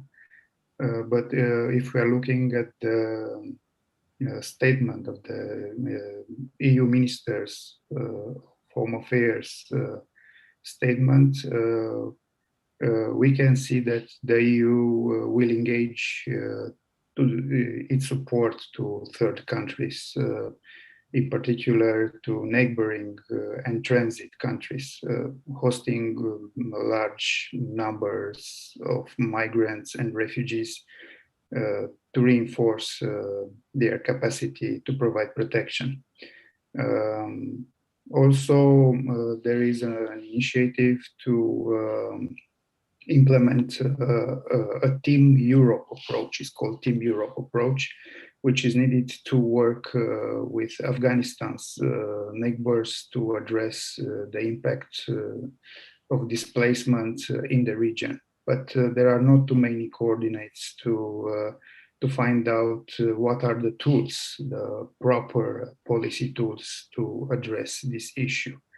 Based on lessons learned, I would say the European Union and its members stand determined to act jointly to prevent the recurrence and uncontrolled large-scale illegal migration movements faced in the past by preparing a coordinated and orderly response. So it's a process of adaptation based on lessons learned in terms of managing the refugee waves and illegal migration phenomenon. Thank you. My bosses in Bucharest told me that there is the possibility of Dr. Andir Raj to talk, and we still have some time. Dr. Raj, welcome to the panel. We are talking about Afghanistan and the policy, how it impacts on the regional and global politics. Dr. Raj is from Malaysia, and we are happy to have you on the floor. Please go ahead. In 7-8 minutes, possibly. We cannot hear you. You need to unmute yourself. Can you hear me now? Yes, very good. Good morning, and good morning from Helsinki. I'm actually based in Helsinki. And with regards to Afghanistan, there's so many things which are just, boiling out of proportion. The European Union, the Americans, and you have on the other side, the Russians, the Indians, and the Chinese. So how are we actually going to address these issues of illegal immigration pertaining to the European Union, bringing in Afghans who have already been now repatriated to the European Union? These are issues that, it's not in the near term that we are going to solve this. It has been occurring for a long time on illegal immigrations from Afghanistan during the Afghan wars. But what we need to actually address here is how are we going to work, or how is the European Union or the Americans going to work with a moderate Taliban? I don't see this as a solution, because President Barack Obama proposed to reach out to the moderate Taliban when he was in office. But I don't think anybody understands the concept here is that, you can't live with global jihad. They don't actually believe in global jihad, and they incorporate Sharia violent laws according to their precedents. So if now we're talking about illegal immigration, and we're talking about how, we're going to solve this in Europe, we can't solve this if we can't actually address the Taliban, because you're going to have, influx of Afghans coming in, influx of even Syrians coming in, and you name it. And the issue here is that how do we reach out to the Taliban? Our country is going to now accept the Islamic State for, as the Afghans would say. And we look at the role of Pakistan and how Pakistan actually allowed to work with moderate Talibans. Now, if we go ahead and allow this to happen, to work with moderate Taliban, every other jihadist group is going to come up with their own precedents and their own rules and regulations. Now, how are we going to actually address the oncas of the Taliban now coming up with their own regulations? So the influx of immigration is going to be there. No doubt about this. And Europe can't do anything about this due to the fact of the human rights issues and the sensitivities towards human rights. The core issue here is how are we going to deal with the Taliban? If we can't come up with a precedence in dealing with the Taliban, we are going to see the influx of Afghans coming in. No matter what the European Union's regulations or laws determine this, you're going to have transnational criminal groups paving the way for all these, because money is good for the transnational groups, and we will see an occurrence of these on a large scale in the next couple of years. So how are we going to deal with moderate Taliban? Because there's no such thing as a moderate Taliban. And I don't know how countries are going to be accepting the Taliban with violent laws against humanity. If we can't stop that, you are only going to have an influx of Afghans coming to Europe. I hope that kinds of gives an indication of where I'm going from the talks presented early on. Thank you. Thank you very much, Dr. Raj. This was very useful at the end of this panel.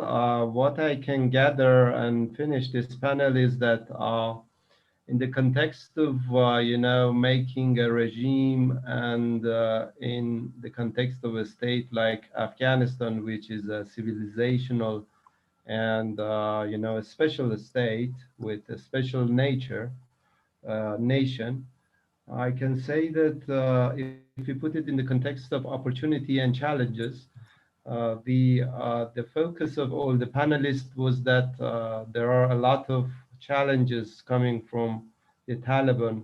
For instance, Dr. Khan from Pakistan mentioned that how much Iran and Pakistan can be affected by the Taliban instability.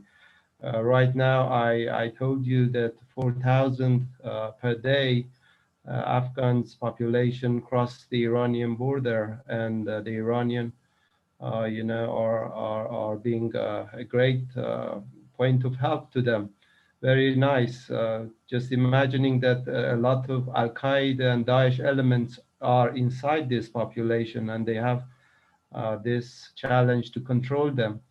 I heard that the Iranian government gave more than 2 million shots of vaccination to the Afghans population in Iran. But again, I think there is the other side of the story, and that is that, the neighboring states and extra regional power have accepted the reality of the Taliban in Afghanistan, but they don't know how to manage it. They have been waiting and to see how the Taliban behave. The reality is that they are managing their bilateral relations with the Taliban right now, and there is a great deal of geopolitical adjustability with the new realities on the ground in Afghanistan, and accepting the fact that the Taliban is going to stay. And there are a lot of challenges of the new, government or regime in Afghanistan. For Iran, Afghanistan is a bigger picture than the Taliban regime. Therefore, connecting with the people of Afghanistan is very much important. I'm sure that this is the same for Pakistan also.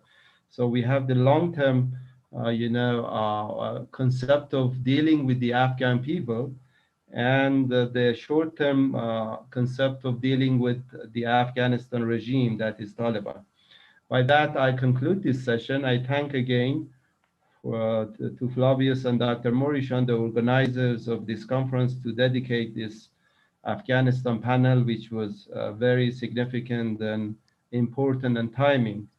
I get the floor to you, the organizer, and I say goodbye. I will stay with you until the last minutes, but for now, my part is finished. To you, Flavius and Dr. Morishan. Goodbye.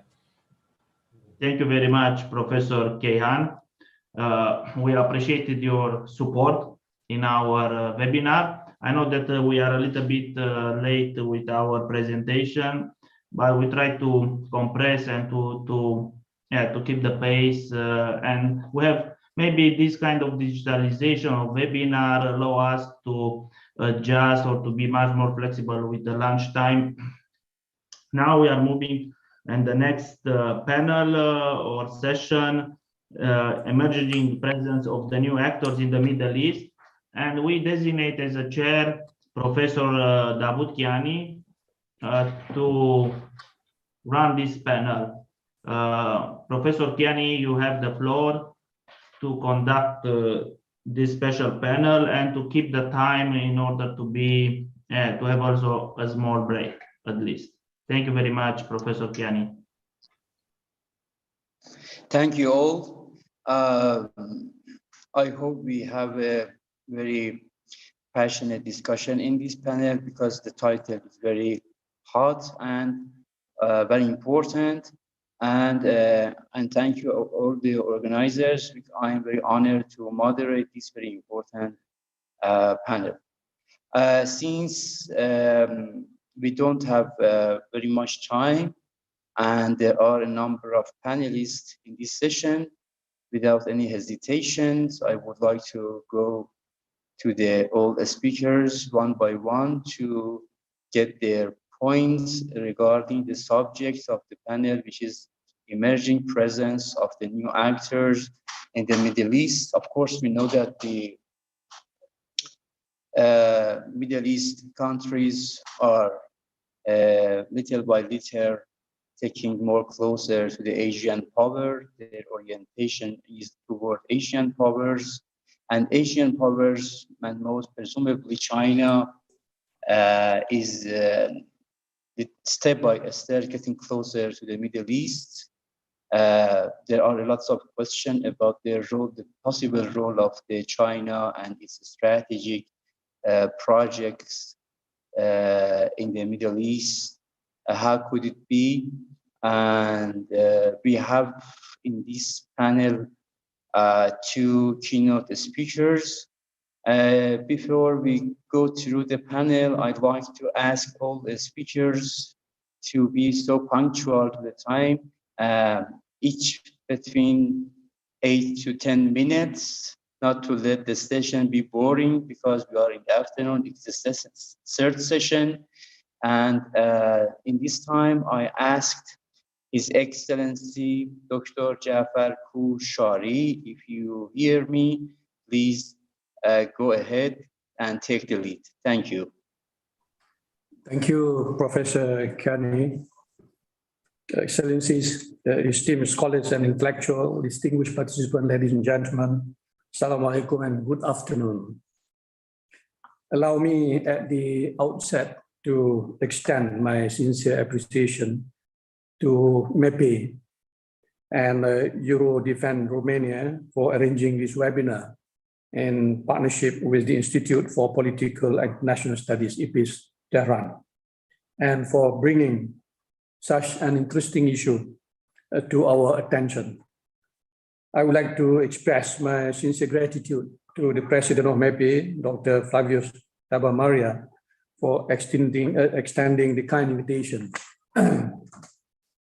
I am indeed humbled to be given the opportunity to speak among such a scholarly crowd with men of such knowledge and devotion. The organization I'm heading, the D8 Organization for Economic Cooperation, is a transnational intergovernmental organization founded in 1997 by 8 developing countries, where 3 members are from MENA region, namely Egypt, Iran, and Turkey. A little bit about the organization. This organization aims at increasing economic cooperation among the member states in order to boost economic growth and ensure sustainable development. Currently, the D8 commands a combined GDP of about $4 trillion with a total population of 1.16 billion.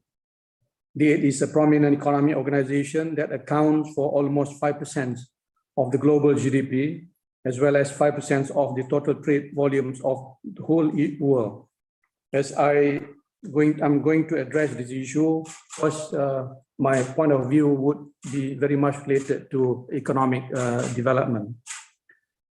Ladies and gentlemen, the Middle East geographical and strategic uniqueness has made every great power in history seeks to advance its interest in the region, especially in the age of oil. In addition, the region is the birthplace and spiritual center of the world's three most important monotheistic religions.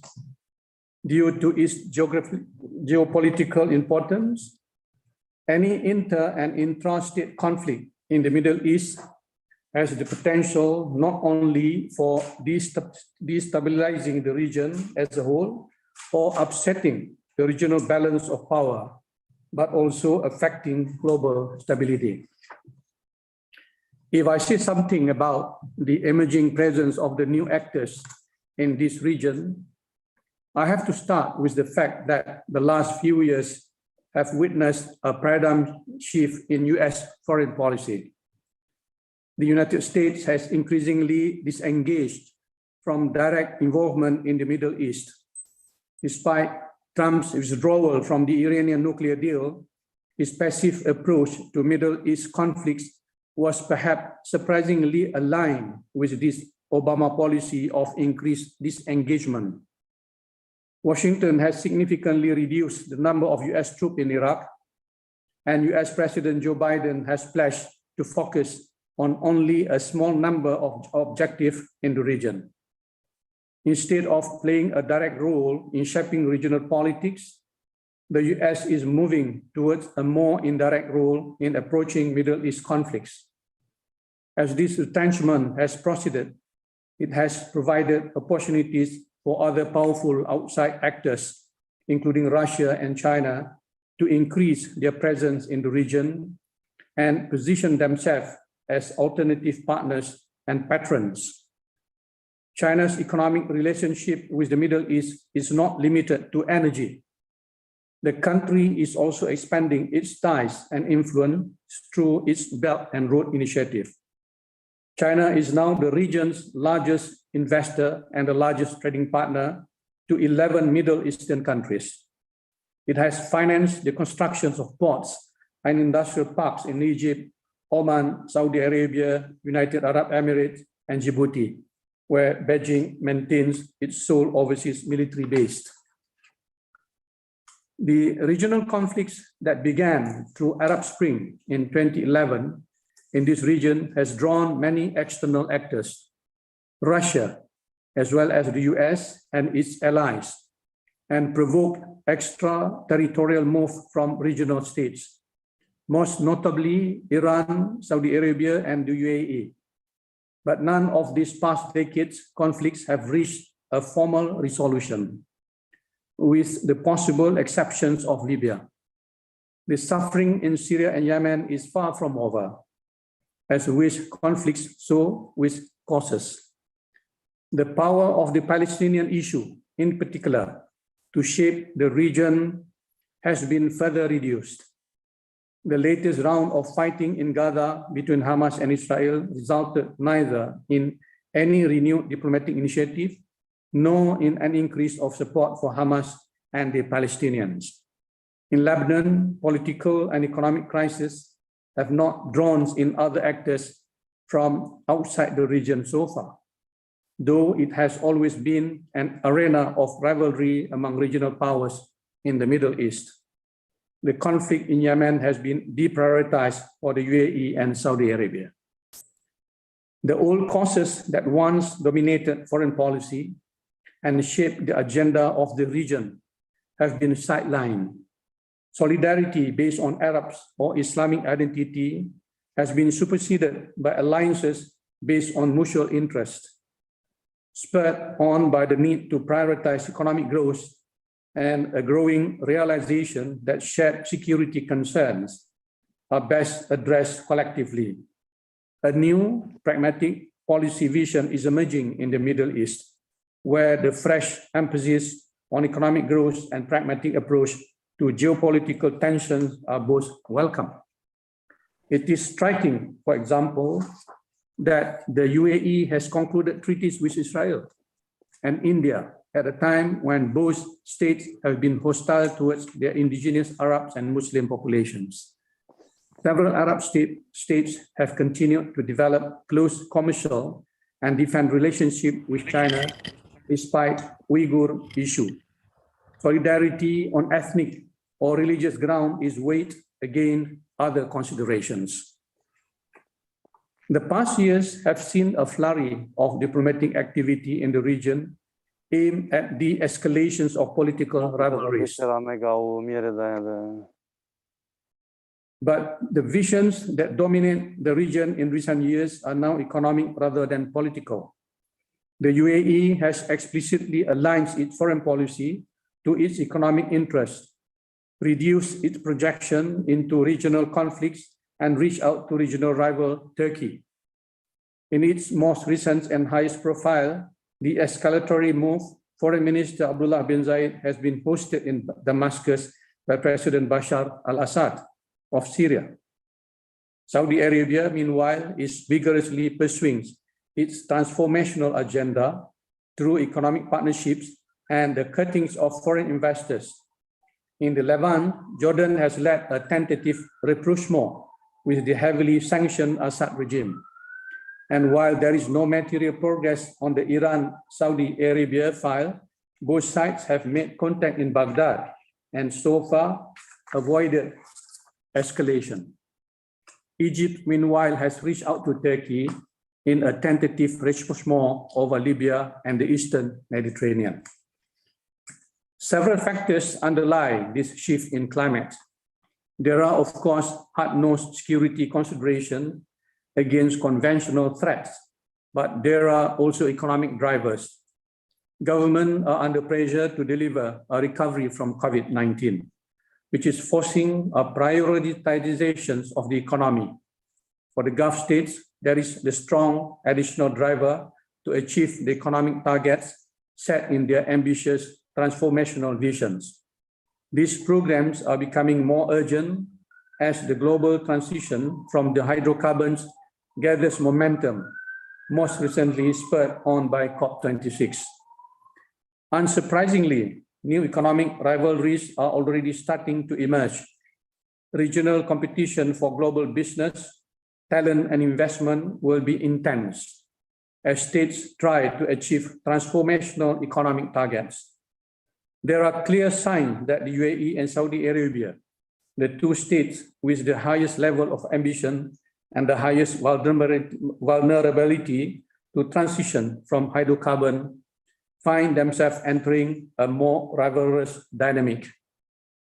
In the long term, these rivalries are more likely to drive economic growth than to damage it. They will be part of a wider reconfiguration of the regional economy, as well the expansions of its sphere of influence to include economic and security partners in the Eastern Mediterranean, such as Greece and Israel, and in Asia, such as Pakistan, India, and China. Ladies and gentlemen, while this expansion will introduce new variables into the economy, it is clear that the most immediate beneficiaries will be the strong economies of the Gulf. Such an initiative suggests the need for regional structures for investment and infrastructure, as well as skills to spread the benefits and to build resilience against future shocks, ranging from public health to oil prices.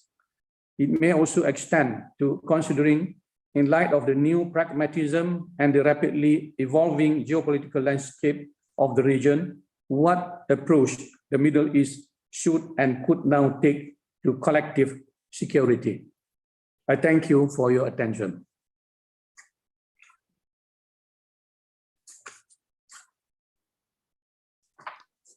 Thank you so much, Professor. I forgot, I have to be sorry, I forgot to introduce His Excellency, Dr. Jafar Kushari, Secretary General, Development and Organization for Economic Cooperation, the 8th Malaysia. Thank you for your amazing remarks. We, without any hesitation, directly move to Excellency Mr. Viorel Istisiou Budura. Sorry for if I made a mistake in pronouncing his name. Floor is yours, please. Thank you, Dean Chair. Don't worry about pronunciation of my name. Distinguished participants, I feel very privileged to join you today for a debate focused on a region which enjoys either in inverted commas or not a specific dynamic, and which historically, traditionally, not only on the map, has been so close to my country. As a diplomat, I spent more than half of my career in East Asian countries. And today, I would like to share with you some of my observations and a few opinions, mostly as a practitioner in the field of international relations, less as a theoretician or a scholar. In respect to the involvement of major Asian countries in the Middle East region, I'm sure, and I was listening to the morning session with great admiration for the very insightful opinions expressed and incidentally, you may have heard already how major Asian powers and countries have direct interests in the Middle East region. If I may recall, some observers already noticed that over the past century, it has been almost a sort of a natural law that the great and middle powers rising almost invariably look at the Middle East and North Africa region. And of course, the reasons is history, geography, the economy, you name it. And we live now through a century which also goes through various transformations under the pressure of specific characteristics: interdependence, interconnectivity, globalization, and many other things you may notice and name as influencing the developments in MENA and in East Asia. However, the strategic implications are less clear, and speaking about the involvement of the great Asian countries in MENA region, I think we inevitably will notice that general global trends have an impact. Of course, already a few distinguished speakers have mentioned the growing United States-China competition. I would prefer this kind of a more benign, more diplomatic etiquette, a label which may be defined in many ways. The impact of COVID pandemics, we know it, and the challenges brought forward by the fourth technological and industrial revolution. These trends may suggest that the countries from East Asia may have a more direct and substantial interest in getting involved in MENA region, in the Middle East.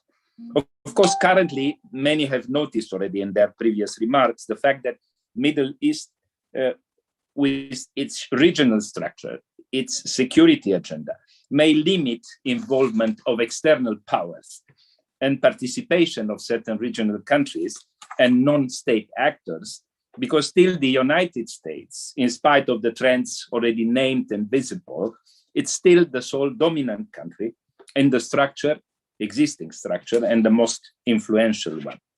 But at the same time, as also noticed already, China, India in particular, are at the forefront of this astonishing rise of new powers.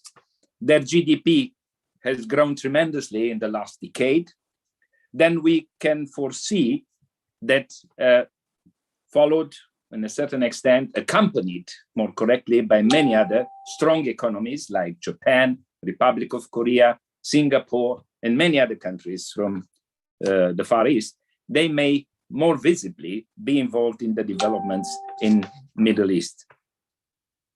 Of course, that was not very much developed in the remarks by the distinguished speakers, but to a certain extent, the COVID-19 pandemic had the effect of accelerating these global trends, cementing the rise of Asia as a sort of epicenter of this century, the 21st century, especially because the most important dynamic, political and security dynamic, this competition between United States and China will be visible over there, first and foremost. Not limited to that area, but that's the place where the theater of this new power game may be more visible for everyone. Of course, if you look from the Middle East towards these East Asian actors, you may question why they are interesting for the Middle East countries and why the Middle East countries may welcome their interest. Of course, their energy needs of the East Asia countries for Middle East as a supplier of energy, gas, oil, and in many other ways might justify these connections. But at the same time, the countries I have mentioned, starting with China, Republic of Korea, Japan, Singapore, India, all of them have enjoyed a certain domestic political stability, in spite of the fact that their political systems may be defined with various characteristics imprinted by national, historical, traditional elements. At the same time, most of them have a story of being successful modern economies. You may remember the Asian tigers or rising Asian dragons, Singapore, Taiwan, Japan, of course, recovering after the Second World War. All of them are success stories in terms of the economy as trade partners. Then that's motivating and justifying their effort in joining and linking themselves better to the Middle East. At the same time, many of them, and again, China might be an obvious example, but not the only one, ROK, Republic of Korea, Japan, are at the forefront of the technological revolution. And that might be another dimension, as you know all very well, of the competition between the United States and China. And mentioning United States, all of these countries developed a certain quite specific type of relationship with the United States. Of course, ROK, Japan, being allies, India with recent developments closer to the United States in many ways, and also very much having to pay attention to the way in which the developments in the policy of the United States addressing the Middle East region may also shape or adjust the relationship with Washington. And that's very visible in the fact that besides what the so-called Quad format, the four countries, United States, India, Japan, Australia in the Far East, have established, starting as a sort of consultation formatted coordination in respect of many sides of the policies, from foreign affairs to defense, has appeared in a sort of a Middle East version recently, also, again, under the lead, if I may, of the United States, with India being a new partner and joining that with Israel and the Emirates, a link between four capitals, which, of course, for the time being, may just present an agenda in a rather, with inverted commas, benign way, focused on economy and other issues of common interest, but which may also get stabilized in the future as a format which may gain new virtues in terms of addressing issues in the region. China was mentioned in many ways. And of course, I would kindly draw your attention, given the economy of time available for me, to two aspects, Belt and Road. And you know how much already the comprehensive partnerships which China has established with a number of countries in the Middle East has also been supported by developments of trade, technological and industrial agenda. But at the same time, the most important, major in scale value, and possible future impact has been this project of the Belt and Road Initiative, which keeps unfolding. Of course, it has a certain scale, it has a certain strategic meaning that should be, and I'm sure many in approaching in next session, the presence of China in Middle East may address more in details the meaning of this major project and the way in which either US or with its in G7 framework Build Back Better initiative, or the European Union with what was mentioned, the most recent Global Gateway project, are trying to meet the challenge of the Belt and Road in the strategic sense.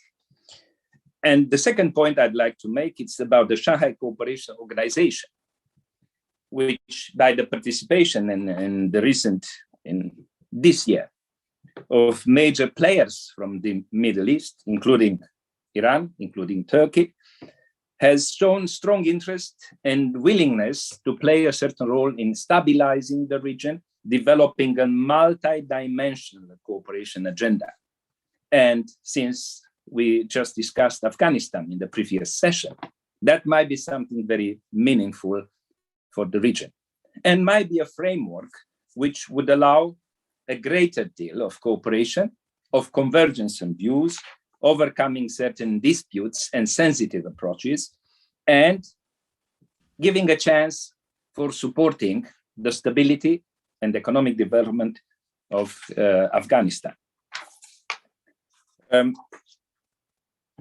About Japan, everybody knows with the miracle it performed in the 60s and 70s after recovering, after the World War II. It's now a highly networked middle power. Its economy is still among the strongest in the world, together with US, China, India rising, and still may have a number of areas in which it offers to the Middle East countries very relevant potential for cooperation, either in digital transformation, technological competition, in addressing the environment concerns, future energy types of technologies. Then Japan, in spite of facing certain domestic challenges, aging population, decline of population, demographic decline, etc., it still remains one of the economic, trade, and political actor, either in East Asia or in general in the world, which was paying attention and welcoming its implication in the Middle East. Since 2012, since the then Abe administration, Abe Prime Minister, it developed a number of political contacts, high-level political contacts in the Middle East, and succeeded to work on issues which were relevant for the region.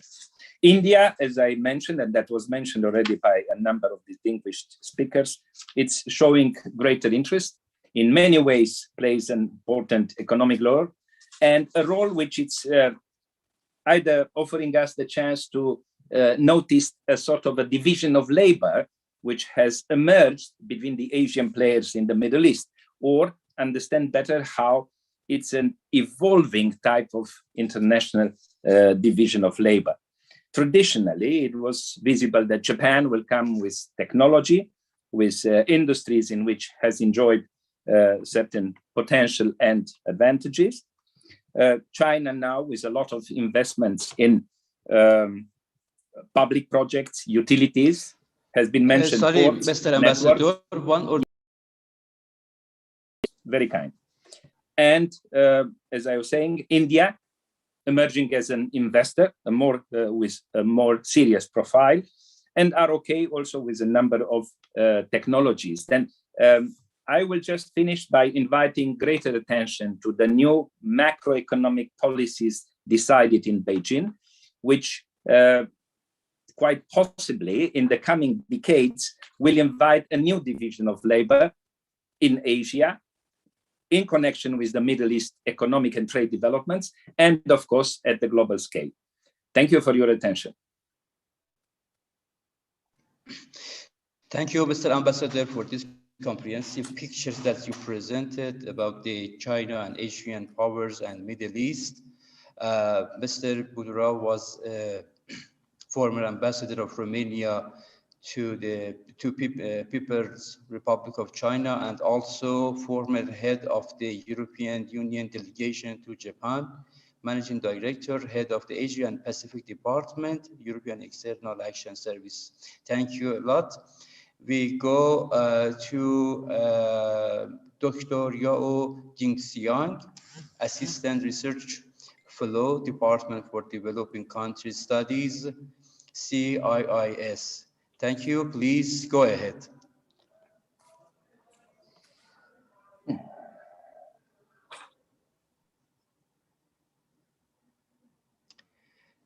Dr. Jingxiang, do you hear me?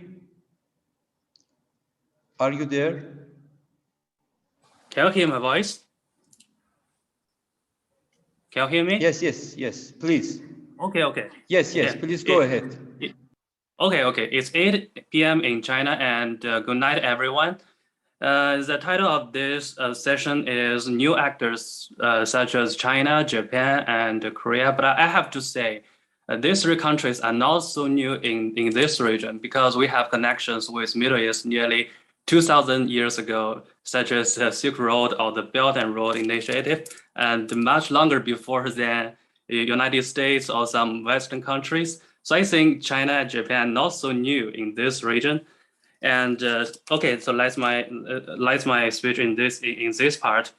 I'm in China Institute of International Studies, but my academic background is in Japan diplomacy, and my PhD is also in Japan.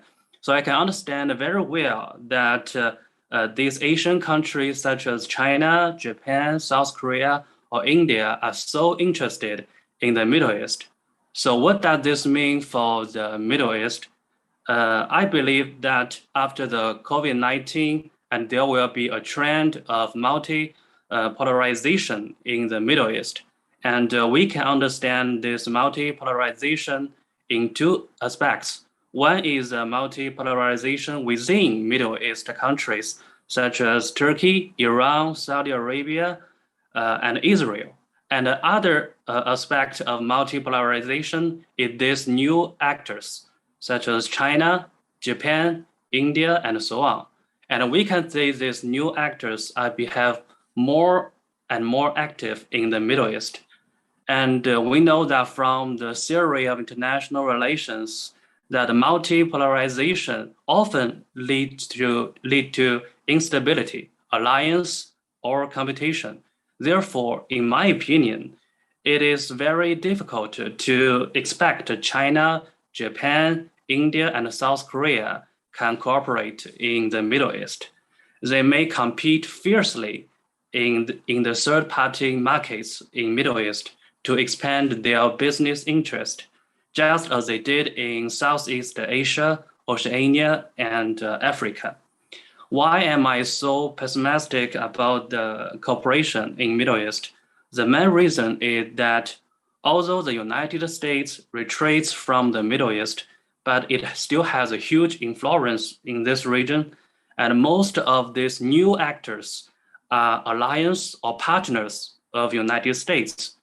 So these countries will not go too close to China, and they are unwilling to say China's influence in this region are growing.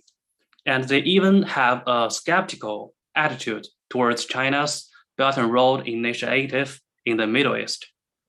And I also have some personal experiences about this.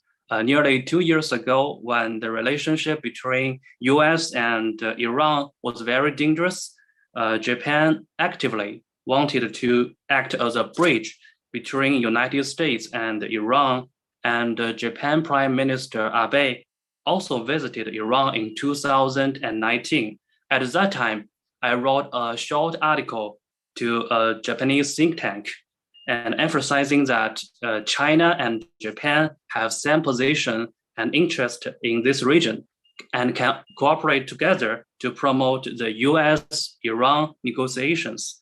I think it is a good suggestion, but the Japanese think tank rejected my article, and they said that it is impossible for Japan to cooperate with China in Iran in the context of Japan-US alliance. I feel so frustrated at that time about this, and I also realized that many countries, especially US alliance, have difficulty in developing relations with China independently, and they must care about Americans' opinions and interest.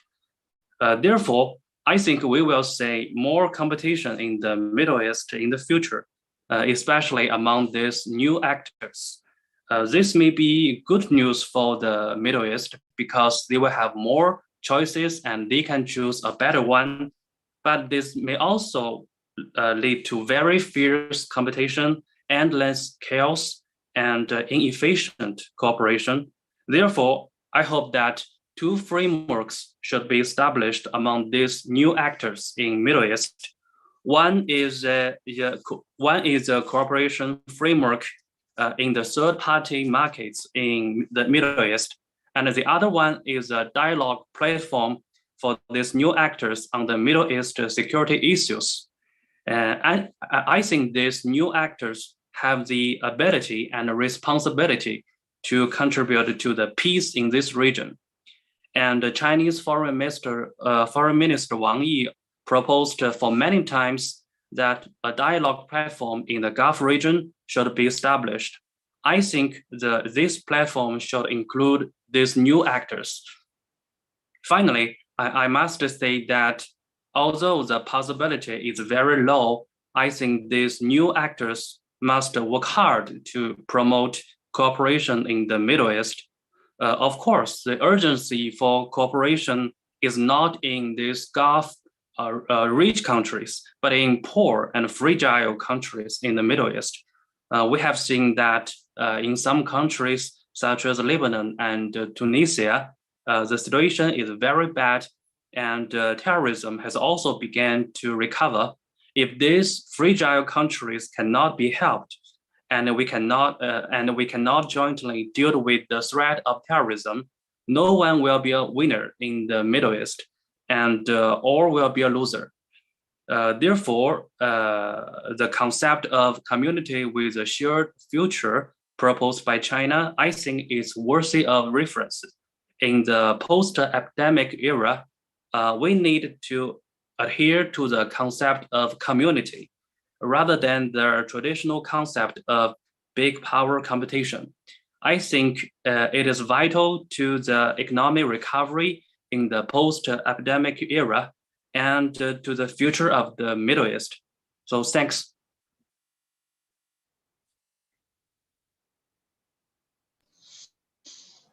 Thank you, Dr.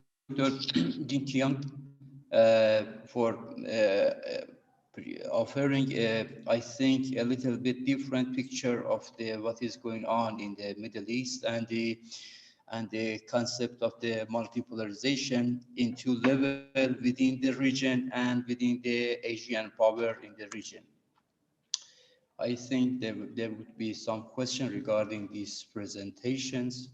Now we move toward Professor Saluk Kalagulu, the Director of Globalization and Development Program, Division of Humanities and Social Sciences, Beijing Normal University. Professor, do you hear me?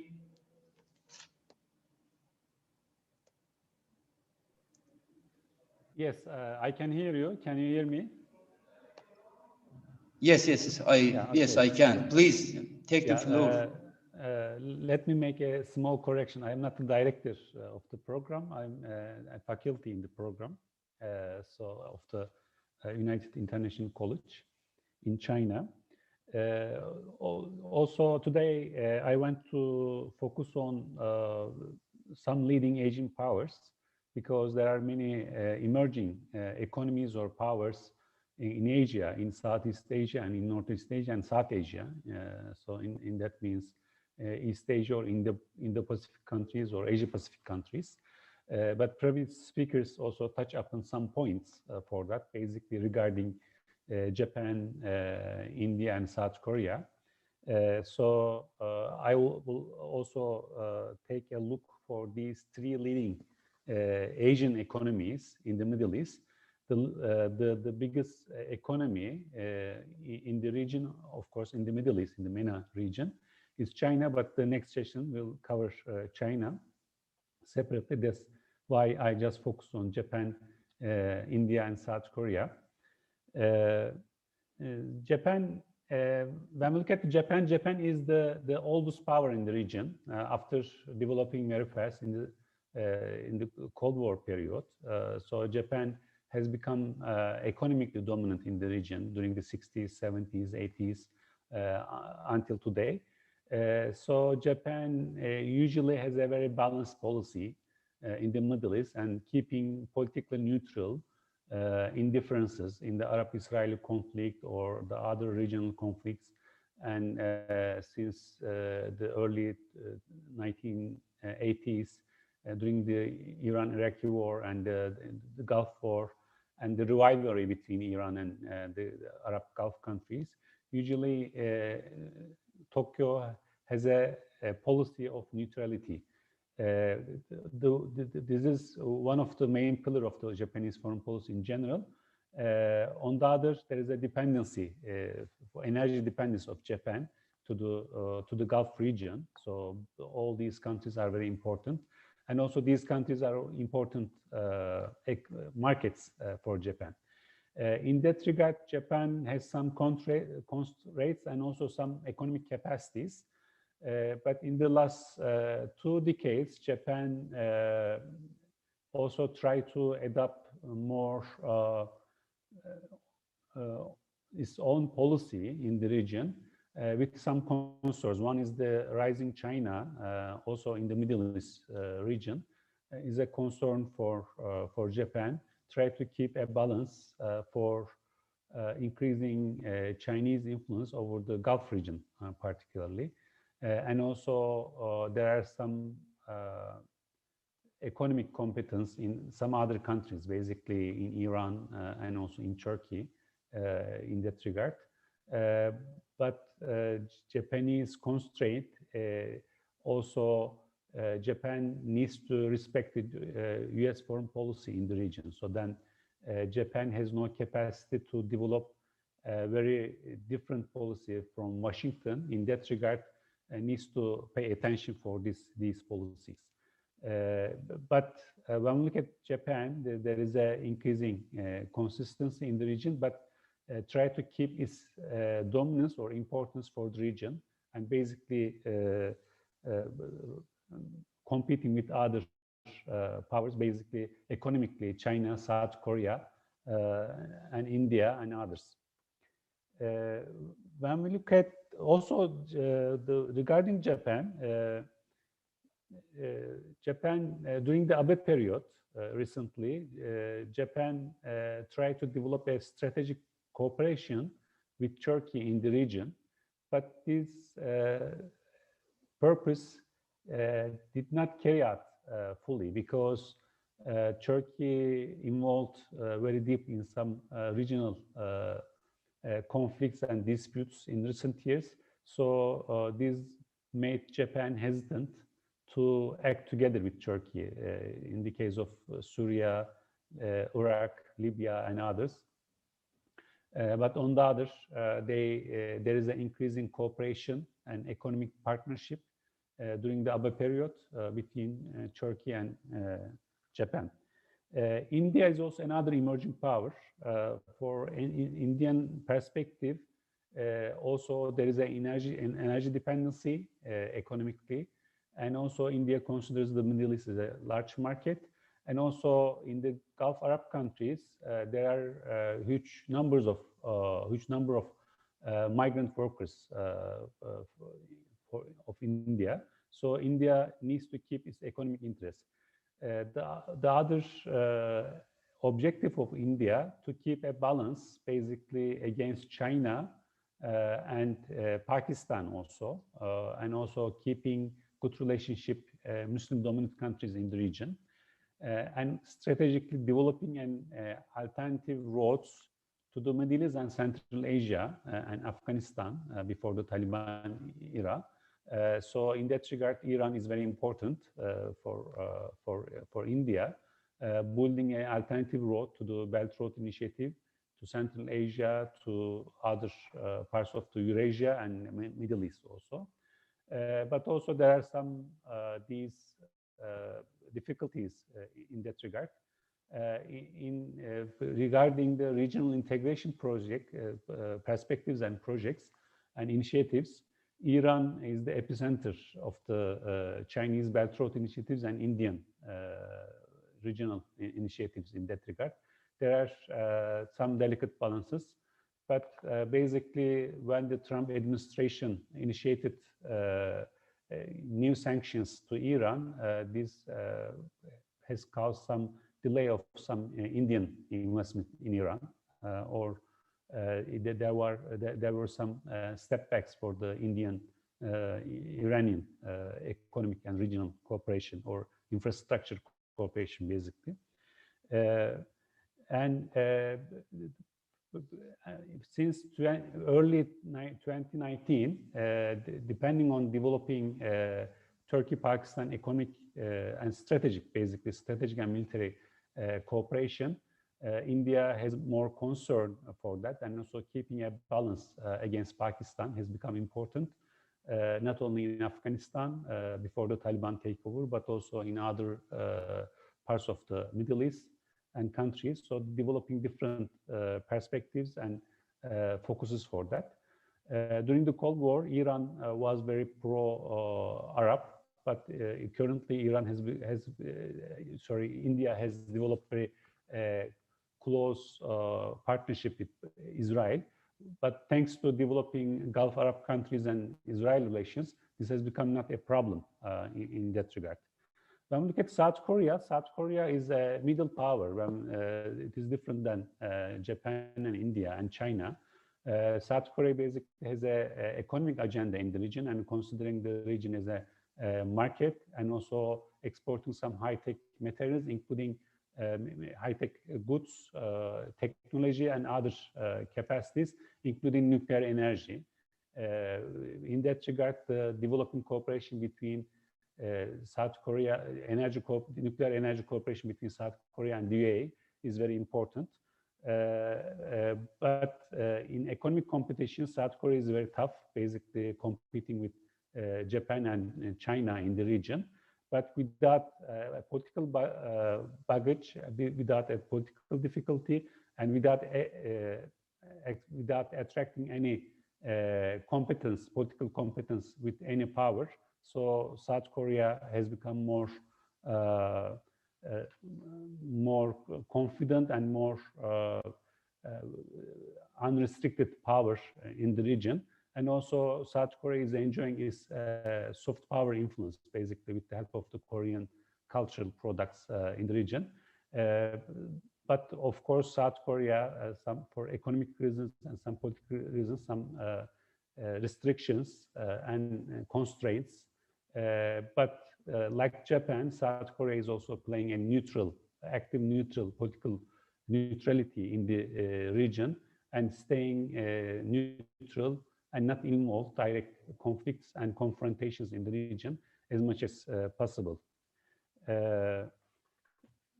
So in that regard, we can see more Asian involvement in the region. And basically, economically, the MENA region is very needed for Asian powers, for infrastructure development, for rebuilding of countries, basically in the war-torn countries. If there is a peace process and stability in the region, like Syria, Iraq, Libya, and Yemen. So in coming years, we will see more Asian powers involvement, and also competition also. In that regard, the MENA-Asia relationship, or Asian countries relationship, will increase after time being. So I want to stop here. Thank you for listening.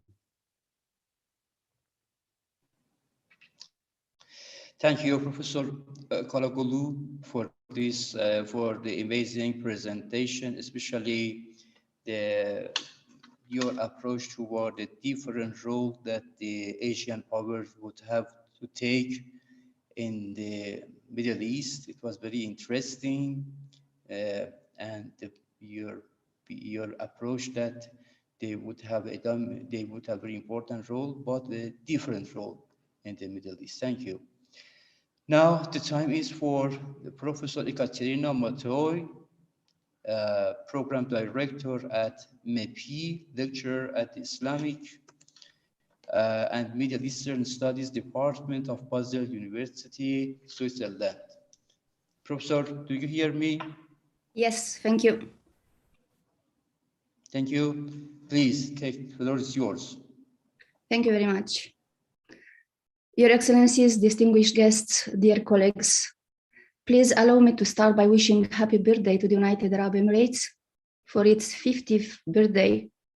You know, United Arab Emirates is an important player in MENA region, and even a more important one after the signing of the Abraham Accords. It's my honor to address you on the already classical topic of developments in MENA and AFPAC as well. This region never ceased to surprise us, and according to nowadays prospects, remain an important space in which power projection will lead to new alliances and new divisions. Therefore, my today's speech is concentrated around general backgrounds, new actors, or state or non-state actors, new roles perhaps for some states, and less on new instruments or means of pressure or potential new borders in the MENA region. Ladies and gentlemen, today's background on a global scale is not only different than 20 years ago when the war on terror was initiated, but accelerated and probably less predictable on long term. The classical global security paradigm in which the United States and its allies dominated the planet is increasingly questioned directly and indirectly.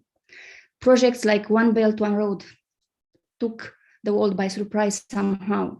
Turkey's rise as well at regional level raised questions on possible outcomes, and Israel's recent MENA policy resembles to at least a partial substantiation of United States influence in the region. The failure of the Western alliance to achieve a quick and resolute military and political success in Afghanistan, Iraq, and Syria empowered reactionary actors and fueled instability associated to post-conflict periods. Climate change and the obvious tendencies of some state or non-state actors to actually monetize on the new goals rather than addressing them, the ongoing pandemic and the associated economic and social problems, the weaponization of mass media and the online environment, a space race that has military and strategic components, diminished altogether the amount of political capital required to reshape a better home planet for all of us. On this note, the generalization of sanctions or trade tariffs, not only between opponents, but also between traditional allies like Europe and the United States, undermine dialogue and the chances of diplomacy to achieve resounding breakthroughs. If we took one of the most recent examples, that of Lebanon, the effects of sanctions in a time of crisis go well beyond pressuring the government to correct paths and affect livelihoods of individuals that do not have a second choice. Therefore, my first message to you today is related to sanctions. If one was able to distinguish between good and bad sanctions in humanity's recent history, please assess continuously the employment of this easy-to-use instrument that can have a significant impact on long term. While China appears to go against all Western powers, with few exceptions related to Taiwan, as one China policy resembles an instrument of the past nowadays, odd expressions of public-private partnership like the ones between NASA and SpaceX raise eyebrows and have the potential to confuse. The recent breakthroughs of Citigroup, JP Morgan Chase, and Goldman Sachs in China, along the recent apology of JP Morgan CEO on comments related to China's Communist Party, instantiate a new paradigm. Who would have thought 50 years ago that the world's largest liberal economy will work so closely, so differently to world's largest communist economy? The latest DoD, ladies and gentlemen, Global Posture Review indicates an hybrid American approach to China's rise, with the military component positioned at first sight diametrically opposed to the business component. Reinforcing the Indo-Pacific region militarily, which has become a US priority, implies the European partners to start countering Russia Federation, more actively, and the reduction of troops in the Middle East, plus relocation of the Fifth Fleet to Oman. When assessing such a development, one needs to consider that the United States military is only one of the power projection tools in foreign policy, and this is relatively well integrated in a broader strategic approach. This intervention will certainly not answer the previous questions, but one cannot overlook the emergence of actors other than states in MENA, AFPAC, and the Horn of Africa. Starting from the east, movements like Tehrik-e-Labbaik Pakistan pressed the Pakistani government into agreements while using force. The so-called Islamic State, with K or without K, later, whose rise and fall still appears to be in a mist after so many years, claims attacks in a Taliban-led Afghanistan, for whose attention many powerhouses compete now. If you haven't heard of AANES, the acronym stands for Autonomous Administration of North and East Syria. This entity is asking for international recognition and lobbies the United States to exclude it from the sanctions regime applied to Syria. While the mainstream media lost appetite for new names of extremist organizations from Syria, probably due to the fact that there were too many and the path of the conflict is now more or less established, Hezbollah did not lose any war and did not win any so far. The deterioration of people's lives in Lebanon, the Israeli attacks on Syria from Lebanon's airspace demonstrate that there is much to be done in the future. As a parenthesis, it is also worth noting that activism is also taking unthinkable shapes. Recent news revealed that the group Turkish Democracy Project, based in the United States and led by Mark Wallace, failed to rally any Turkish person in its management board eventually. On the African continent, let's go to the Horn of Africa. The developments outline other questionable non-state actors, like, we know it's not quite a new one, the Tigray People's Liberation Front in Ethiopia. Not to mention also, we have numerous factions in Libya, while Somaliland, we have another Somaliland actually that pushes for international recognition. Before starting the introduction of new roles of state actors in MENA and AFPAC region, I would like to state my second message for today.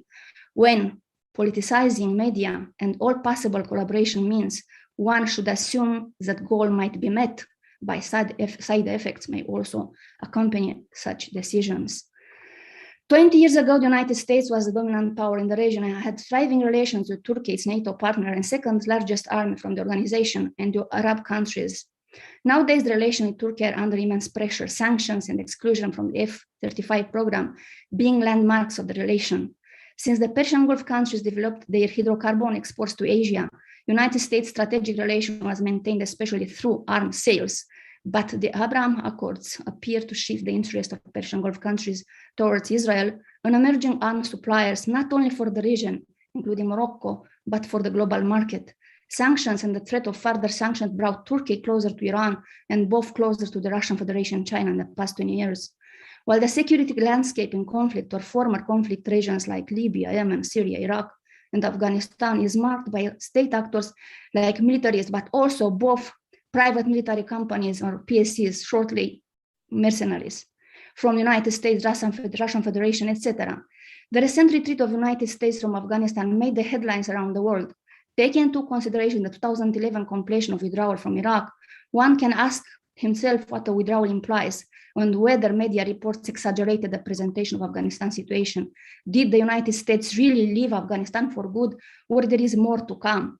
There are many NGOs, companies, institutions that can eventually compensate armies withdrawal from a foreign country. You know, ladies and gentlemen, for some country, war and conflicts means business. As the rule applies further, this major developments was accompanied by sanctions. While China and the Russian Federation took slow and generally calculated steps in MENA, an obvious interest of China and Afghanistan and Pakistan drives increased collaboration with these two neighboring countries. As the relocation of British troops from Canada to Oman indicate United Kingdom's willingness to be closer to Suez Canal, a classical move for the former colonial empire, the Abraham Accords are presented as the most significant game changer in the region. A few words about Abraham Accords and eventually the conclusion, if I may. Unlike Sudan, which was initially interested in the plan and then stepped back, and Egypt, which apparently maintains a cold silence, United Arab Emirates, Bahrain, and Morocco increased cooperation in multiple fields. The security interest for Israel vis-à-vis Iran met with the oil interest of Abu Dhabi, which is apparently projecting to export oil through 2 ports and a pipeline in Israel that circumvents the Suez Canal. The United Arab Emirates appears to be an ambassador of the accords in the region with important interests related to this agreement. But the major question related to the further developments is how much further can the Israel-United Arab Emirates relations be developed? While the text from the accord signed in Washington appears to contain ideas from Theodor Herzl Alt-Neuland, of course, an utopian novel written more than 100 years ago, some countries like Algeria, Iran, and groups from Pakistan clearly underline their support for the Palestinian cause. This does not imply that United Arab Emirates is not, but the stances on the matter are obviously not similar. While the declared goal of the accords for the United Arab Emirates was the suspension of annexation plans in occupied Palestinian territories, 2 important aspects become apparent. Annexation plan appeared to continue, and Saudi Arabia has not joined the accords yet. However, the diplomatic rift between KSA, United Arab Emirates, Bahrain on one side, and Lebanon on the other side is clearly advantaging Israel in its military dispute and maritime border dispute with Lebanon.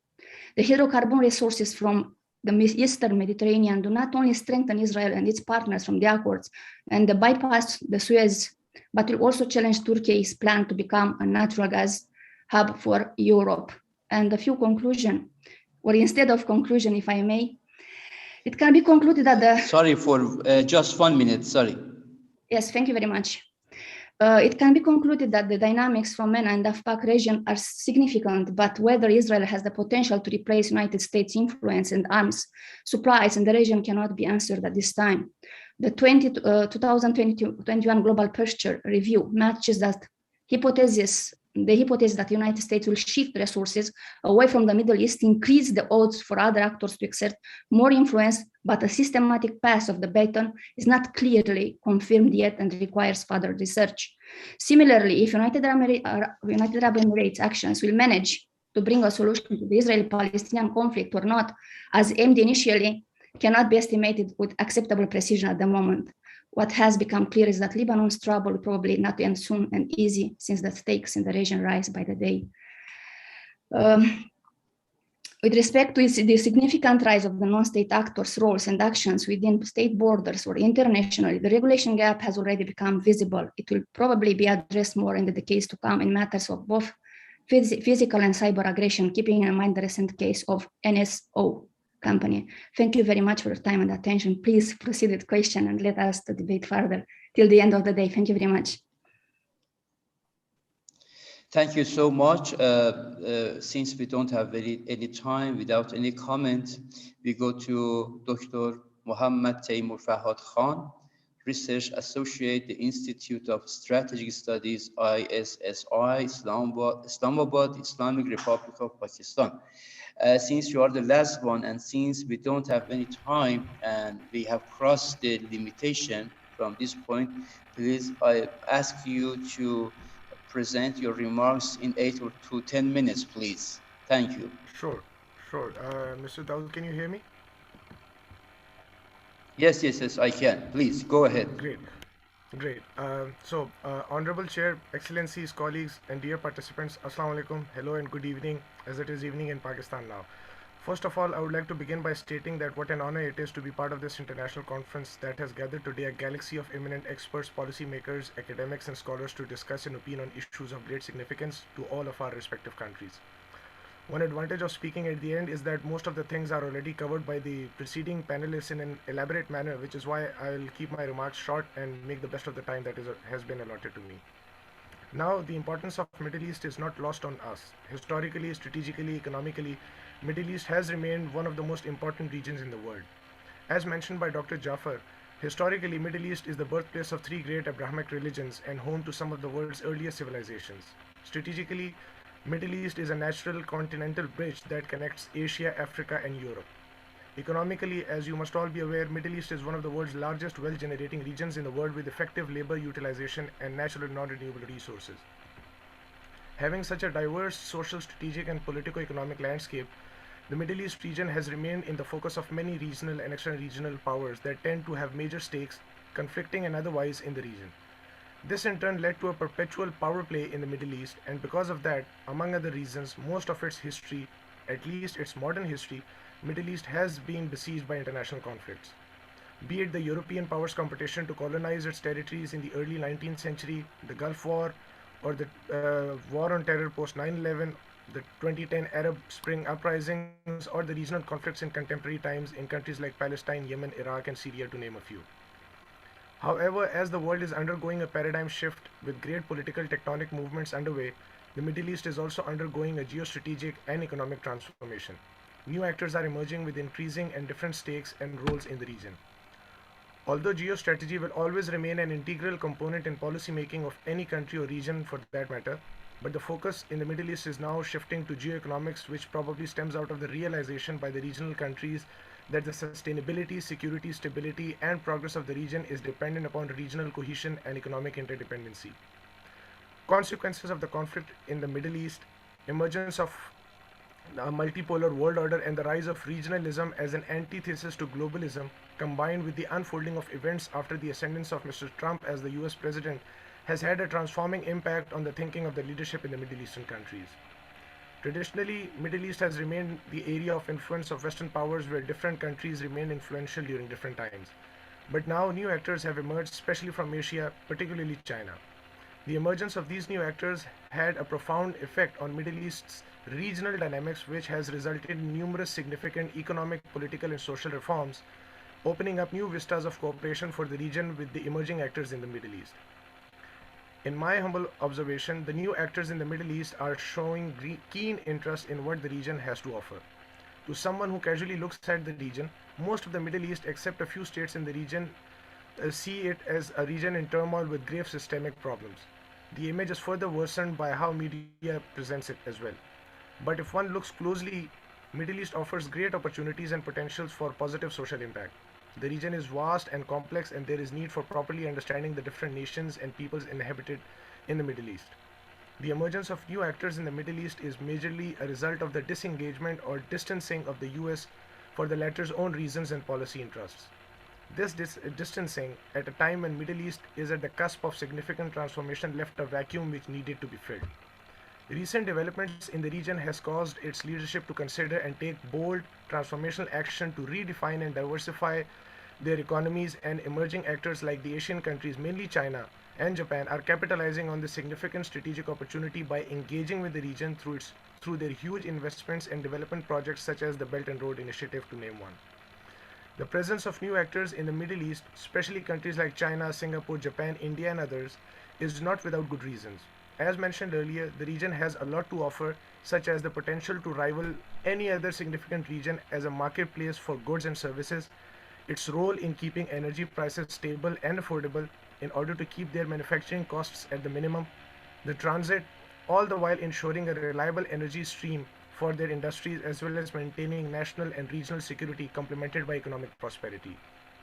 In conclusion, I'll say that by changing the terms of engagement with the Middle East and prioritizing investment in the economic and human prosperity in the region, emerging actors are looking at better serving their interests.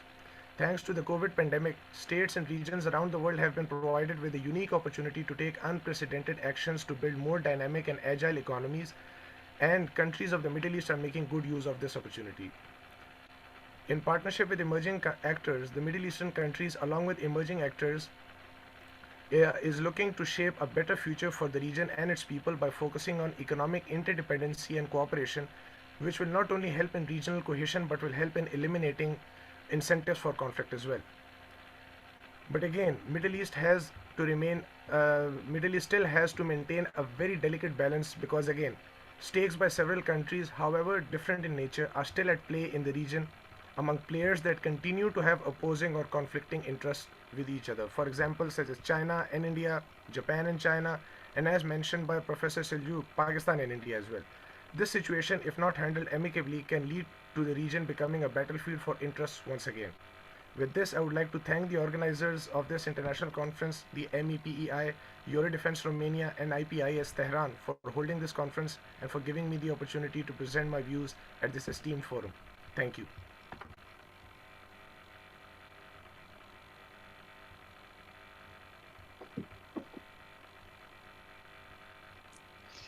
Thank you so much for respecting the time. Now, I want to just ask the organizers, because we don't have enough time, we have another session. Can we allow to give a time for Q&A or just to conclude the session? Professor Murashan, what do you think? Flavius. Several questions, but one maybe we can answer very quick. Yeah, we can take one question. One question we can take. Okay. Who is going to take the lead to ask a question?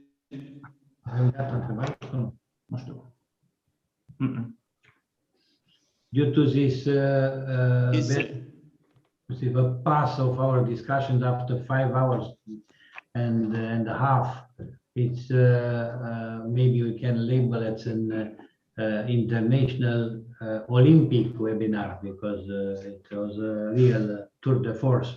But now we have the leadership of Ambassador Ambassador Ishtichaya Budura.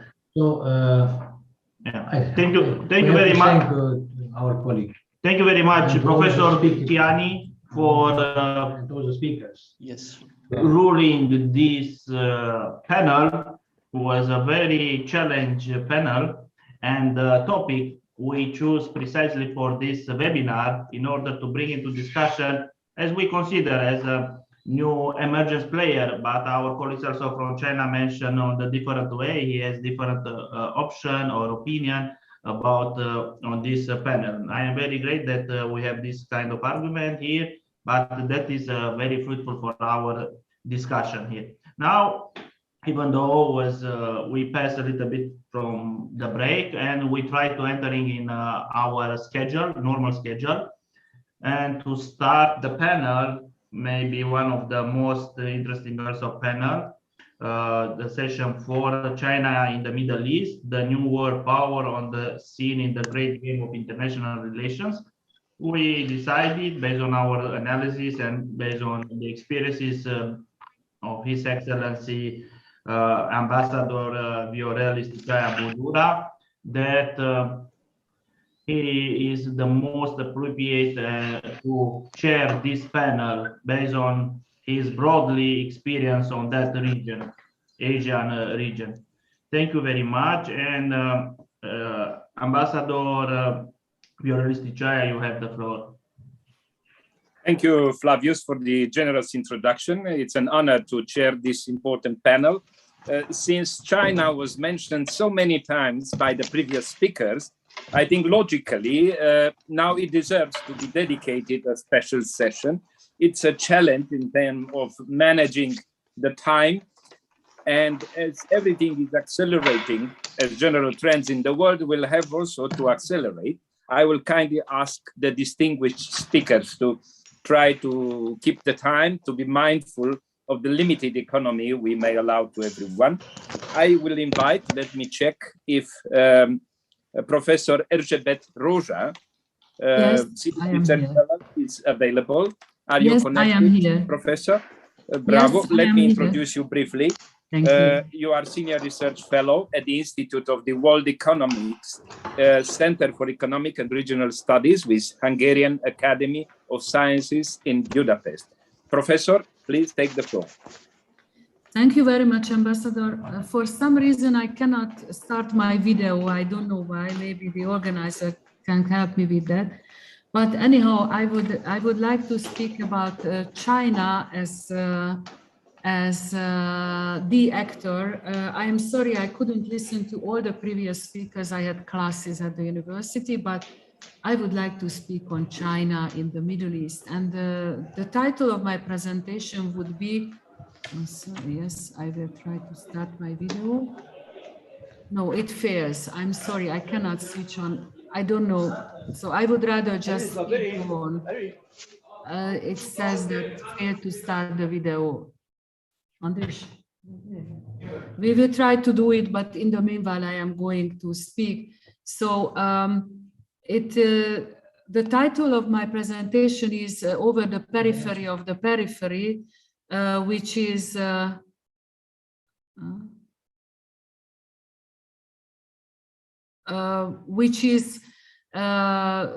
trying to look at how China perceives the region. On the one hand, I claim that China is a newcomer to the region. On the other hand, I would like to claim that China's perception of the region, we cannot start the video, I'm sorry, I'm so sorry.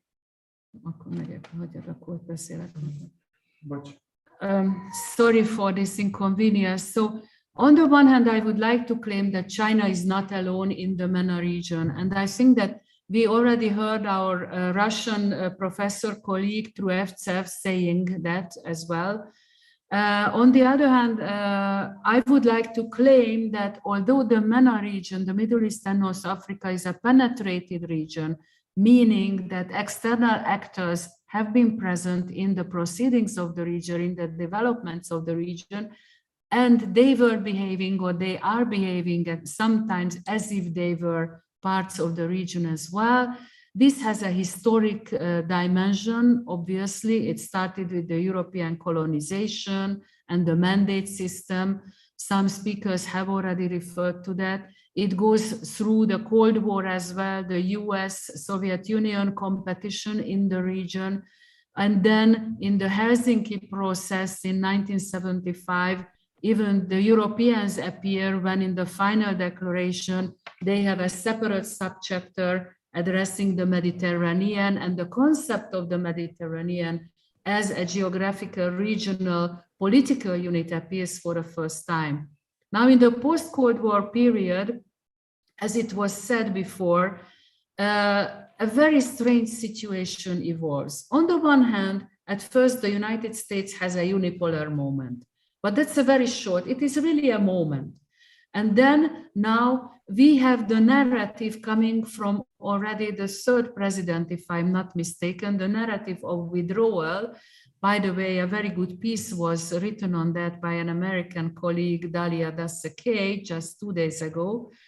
It is a narrative, and although there is talk about withdrawal, in fact, as it has also been pointed out here, it is far from the reality. And the region does not let the US to go away. However, as Professor Truevtsev also said, the region is not a priority for the external actors, not for the United States, not for Russia, and then maybe not even for China, although that may be changing. And the European Union is practically the only actor which has several reasons to be included, to be involved in the region. Russia is back after the Cold War, after the end of the Cold War, with arms trade and civilian nuclear energy. And as our Iranian colleagues and our Syrian colleague was referring to it, practically we could say with low-cost participation opportunities in different conflicts, meaning Syria and Libya. And then China arrives with in a new aspect with the Belt and Road Initiative. Now, if we have a look at, if we go further into the regional dimension, as it was also referred to here, China is not alone on the road from Asia to Europe or between Asia and Europe. There are other actors. I remember that I heard it in Tehran already 20 years ago. Who would believe it? It was so long ago that the Iranian foreign minister at the time was speaking about the Iranian concept of Asia as a carriage having 4 wheels. And Professor Truevtsev also mentioned the 4 wheels: Russia, China, India, and obviously in the Iranian perception, it was Iran, which was the 4th wheel. However, we could claim that West Asia in itself is a microcosmos with several different actors: Turkey, Iran, Saudi, or the Arab countries, the GCC, and so on. However, it means that when China wants to come towards the region, into the region, and through the region, it is not alone. There are other powers who are competing with it, which have overlapping neighborhoods. For example, Russia from the north to the south, President Putin being practically one of the very few politicians who can come into contact with anyone in the region. Then there is India, as was mentioned. We usually forget about India. However, it was also mentioned by one of the morning speakers that India is also there and increasingly there, coming into the region and trying to get through the region to Central Asia and Afghanistan, and Iran is playing a huge role. And then, of course, China, who has to cut through all these territories, all these overlapping neighborhoods, and all these big global actors have different strategic depths in this region. Interestingly, the target or the actor against whom they are phrasing their strategic depth is usually not each other, but usually the United States. And then when we come to the other fact that China is a relative newcomer to the MENA region, here again we have to take a look at the process of how it has come into being. Now, first, we could refer to, of course, to ancient cultures, connections, and the land connection, yet only sporadic relations could be detected. So consequently, on the whole, we could claim that relations are relatively new between China and the MENA region. And basically, we can start this period from the declaration of the People's Republic of China in 1949. And when we look at the development of Chinese relations towards the MENA region, we can find that the development goes practically hand in hand with the development that are taking place within China. So starting from Mao Zedong and Zhou Enlai, the socialists, the non-aligned perception, the looking for contacts in this ideologically based sphere. Then over to Deng Xiaoping with the economic opening. Then comes a new phase of relation building within towards the MENA region. Then Xi Jinping, who brings in a more assertive Chinese foreign and security policy. No wonder that it is under Xi that the Belt and Road Initiative is coming forward. Yet, while this is happening, we also have to bear in mind that all this happens through and in the framework of the traditional worldview of China, the concentric circles. Of course, these concentric circles have expanded and they have taken on different dimensions all through the years and decades that China is contacting the other parts of the world. However, we could still claim that the MENA region is still the western periphery of the western periphery. Now, the Belt and Road is a new development, and in the longer run, it has started to change things, but in the longer run, most probably, it will bring along even bigger changes. But in order to do that, we have to also look at the strategic shifts. I already mentioned, and President Obama was already mentioned, with the US pivot to Asia. I could also add to that, several European countries were speaking about Eastern opening. My country, Hungary, also has an Eastern opening, at least I think it was officially launched in the year 2010. But I also remember that an Iranian friend of mine has written a book about the Iranian Eastern opening already in the early 2000s. So while the Western part, and now West, I mean that the countries to the West from China all look to China and East Asia and Asia as such and turning towards Asia. In the meanwhile, a Chinese professor, Wang Yixi, wrote his paper on marching west. And this was the basic underlying, should I say, strategy. It's a very short paper, a couple of pages, but Professor Yixi said that, okay, then this is the way when everyone comes towards us, then we have to go west and look for the opportunities. And then this had a very strong impact on the reformulation of the Silk Road, of the new Silk Road.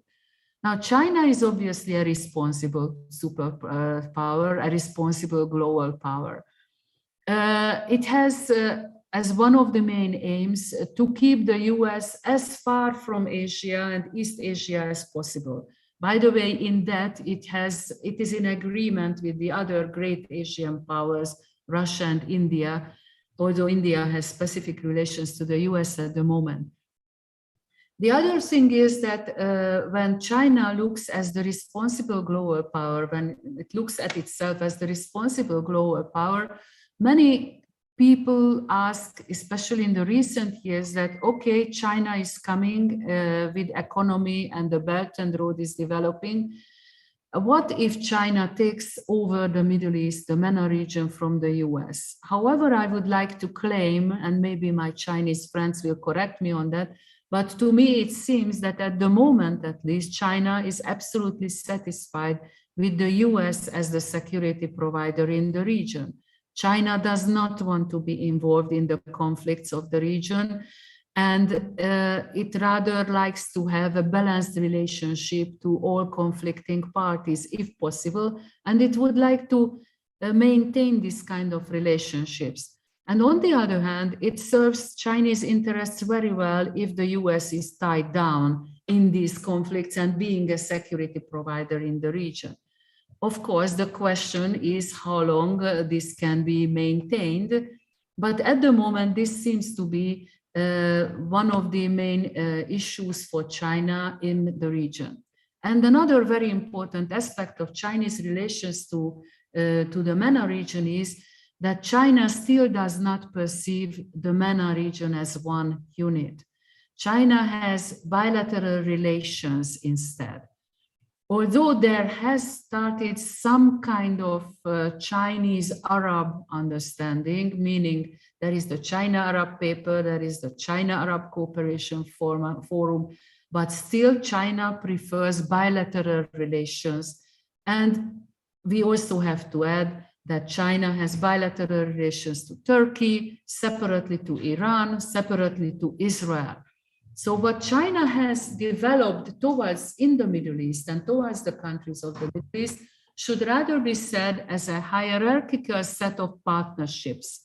And the Belt and Road Initiative serves as a very good format for that. Sorry? Oh, okay. Professor Roja, would you be prepared to conclude as soon as possible? In 2 minutes? Yes, please, go ahead. So within this hierarchical set of partnerships, bilateral partnerships, China has comprehensive strategic partnerships. These are the highest grade in the MENA region with only 5 countries. Algeria, going back to old times, to the non-aligned times, Egypt, again to the non-aligned times, Saudi Arabia, the UAE, and Iran. Then there are the lesser level of strategic partnerships. With Israel, it has a one-case partnership, the comprehensive innovative partnership, plus there are the potential partnerships. And then just one more. So what could be the balance, and I would finish with that. What could be the balance of the Belt and Road if we look at the programs and projects now in the MENA region?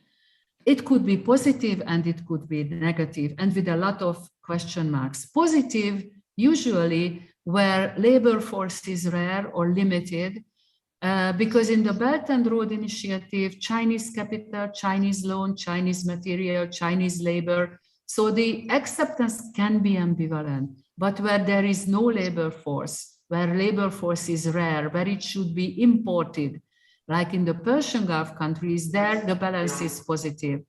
Where is negative? Well, in cases where unemployment is very high, where local people cannot be employed because Chinese labor is brought in, where there are different problematic issues over different projects. So we will have to wait and see how the Belt and Road will evolve, what impact China will be able to make on the region in the long run, and if China will have enough soft power to support that. And here in soft power, I also include the vaccine diplomacy. Thank you so much for listening to me. Thank you. Thank you, Professor, for the well-documented, but still very balanced views, which completed the image in analyzing the image and presence of China in the Middle East. I would check if the next distinguished speaker, Dr. Khalil Shirgolami, is there and can connect with us and make his intervention. Dr. Khalil Shirgolami. Yes, I see you, Doctor. Yeah, he's a senior expert. Thank you for joining us from the IPIS, the Islamic Republic of Iran. Doctor, you'll have the floor. Thank you, Ambassador Bodura. It's a great pleasure for me to be with you in this panel. I'd like to challenge the notion in the introduction note of this panel that China is on the scene of great game of international relations in the Middle East and the Persian Gulf, and to verify if this perception is realistic or not. In my view, to be part of the great game politics in a certain region requires some elements and preconditions. Namely political will and determination, multidimensional engagement and entanglement, strategic allies, and a strategic and geopolitical insight, I would say. And I doubt about all four factors when we talk about China's engagement in the Middle East and the Persian Gulf. First, as for political determination, I'm not sure about such a determination and will in the side of China. As we see, China still has a limited appetite for challenging the US-led security architecture in the Middle East or playing a significant role in the regional politics. Even as Professor Roja just mentioned, maybe China is enjoying the security architecture led by the United States in the region. China's narrative is that its involvement in the region does not advance its geopolitical goals and pursues a narrative of neutral engagement with all countries in the region, very far from strategic and geopolitical calculations. This is the challenge of political will. I call it the absence of political will with China. Second, in terms of scope of entanglement, China's engagement in the region is purely business-oriented. As you know, China has other fronts when we talk about security and geopolitics as priority.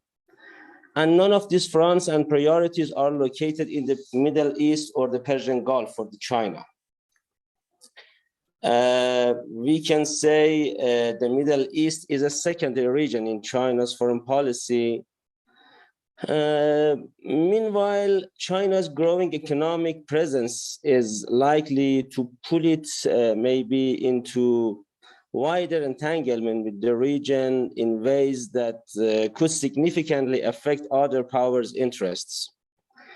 Beijing will likely be forced to struggle to maintain its neutral narrative as it is, and as Chinese interests in the region are growing by time.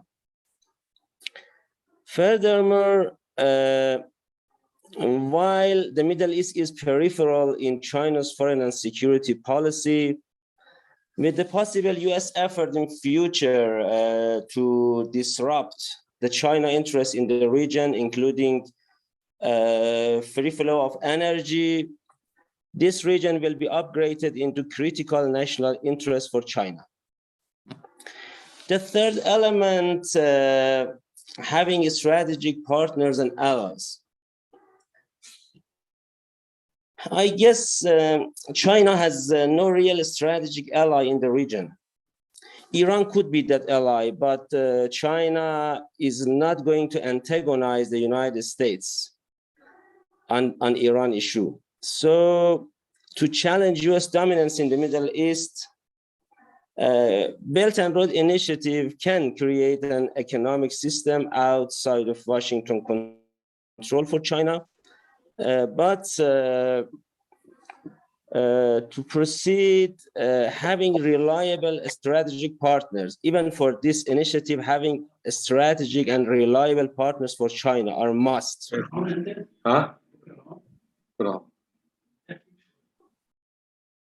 Okay. From one hand, China is not willing for any deeper political commitment and engagement with regional countries, and from other hand, most of the countries in the Middle East and the Persian Gulf are dependent on the America, and even most of them act as a satellite of Washington in the region.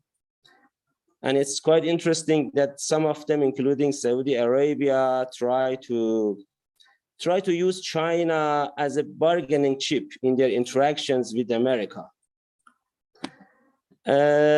Decision makers in Arab countries, as we see, believe that China has not the military and logistical capabilities and political will to provide a credible alternative to US security umbrella in the region. And in the circumstance of disruption of China's interest in the region, if we imagine such a situation, I think Iran is the only country to rely on for China. Other countries, military and security ties with the United States will limit them significantly to work with China in that regard. The fourth element, strategic insight. As we know, China has focused on building economic exchanges with region and always avoided taking sides in regional conflicts, as was mentioned by our colleague.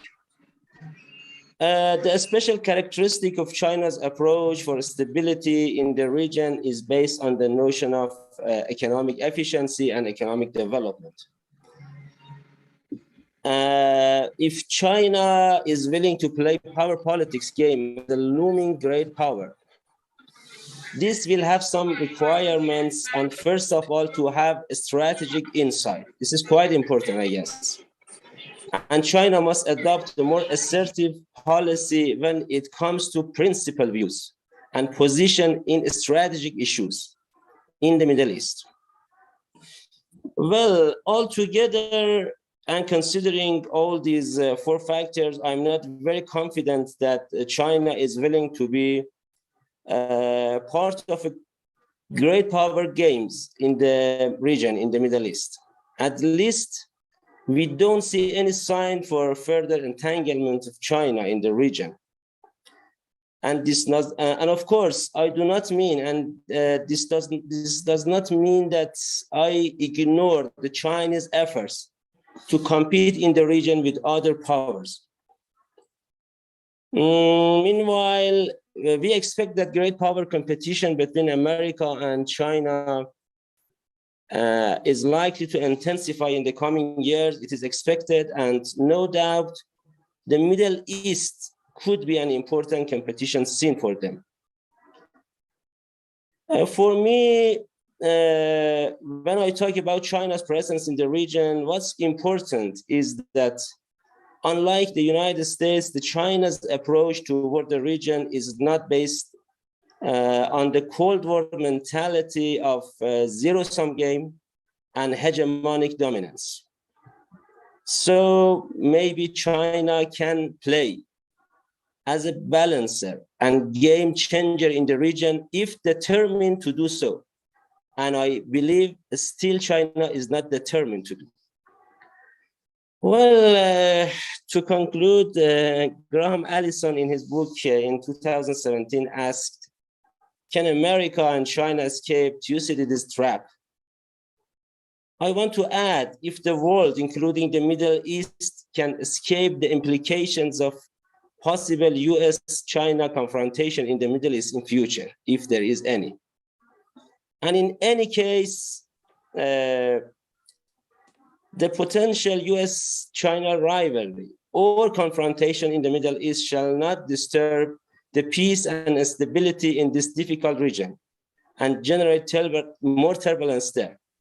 And for this, I believe that multi-centric distribution of power and empowering regional states themselves based on cooperative peace, based on the notion of cooperative peace, could be the solution. Thank you so much. I end here. Thank you for keeping up with the time, respecting so much that request. And also, thank you for offering us a good deal of food for thought. Thank you so much. I'll go next to Dr. Li Zixin from China. Are you there, Dr. Li? Excuse me, I'm sorry for my colleague because he has some technical problems. So I will speak for him. He give his script to me. Yao Xiansheng, we welcome you to replace Mr. Li. Yes, you can speak very fluent Chinese. Yes. I see. You are from the same institute, yeah? Yeah. China Institute of International Studies. Yes, yes. Affiliated with the Ministry of Foreign Affairs? Affiliated with the Ministry of Foreign Affairs? Yes, Chinese MOFA. Okay, yes. Then, please, go ahead. Okay, I think China is a hot topic right now. Before I read my colleagues' script, I will say some my own opinions about China's role in the Middle East. First, I think China did not want to get into a strategic competition to US, to America. I think it's a priority from China's point of view. And second, I think China want to get in the Middle East, but did not want to be trapped in the Middle East or in Afghanistan. And the third one, I think China will stick to its non-intervention principle and don't want to get into the domestic politics in the Middle East states. And fourth, some people send a message to me about the Afghanistan issue. I think for Afghanistan issue, China's concerns, first one is the stability in our West land, especially the Xinjiang province. I come to Xinjiang for several times. I see it from my own eyes that it changed from safe to dangerous and then to safe. I know how Afghanistan's behaviors influenced Xinjiang's safe in this decade. And the second is China is not the only country to have connections with Afghanistan Taliban in these months. I think many countries will have contact with Taliban and have some relations with him. And I think China did not assist Taliban. China also want to persuade Taliban to be a moderate power in Afghanistan. I think China has the responsibility, or it is also in China's interest to persuade Taliban to be a moderate one. And the last one, in my opinion, is that I think China is a big country now, but I think China is not strong enough and smart enough to know how to use its power or exert its power. China is also trying to learn how to use its power, because I know many criticizes or complaints about China's diplomacies these years. Yes, China did something wrong, but we should know that China has become a big power not for so many years. China is still not so mature enough, and we still try to learn to be a responsible power in this world. And we hope to be more mature. We hope to be more smart. So I think the world, the region should give us time to exercise, to learn. So this is my opinions, and then I will take the place of my colleague Li Zixin to say something about his opinions about the China-US relations in the Middle East. He thinks that in recent years, under the combined influence of the following three factors, First, the construction of U.S. MENA strategy. Second, China's expanding influence in the Middle East. And third, tensions become China and the U.S. The U.S. concerns towards China are mainly in three areas. First, China's high-tech influence. Second, China's large-scale infrastructure development. And third, China's arms sales in the Middle East. In the high-tech sector, the U.S. Fears that China will eventually promote Chinese standards around the world, which will compete with existing Western standards and even replace the United States someday. Based on the imagined Chinese threat, the US states began to complain about China's cooperation with the regional countries. However, in the face of US provocations, China has neither confronted nor undermined US MENA policy, nor has it asked regional countries to choose a side between China and the US. In recent years, security cooperation between Israel, Arab states, and the United States has increased, and Iran, Turkey, and Russia have coordinated with each other in a closer way. China maintained good relations with parties in both camps, with closer economic ties to the United States and stronger political ties to Russia. And just to take a cooperation between China and Iran as an example. Iran is the biggest enemy of US in the region, but China has not increased its cooperation rapidly with Iran due to the deterioration of US-China relations, but has steadily promoted bilateral cooperation within the existing framework. According to the Chinese customers, China imported $6 billion of crude oil from Iran in 2019 and only 1.3 billion in 2020.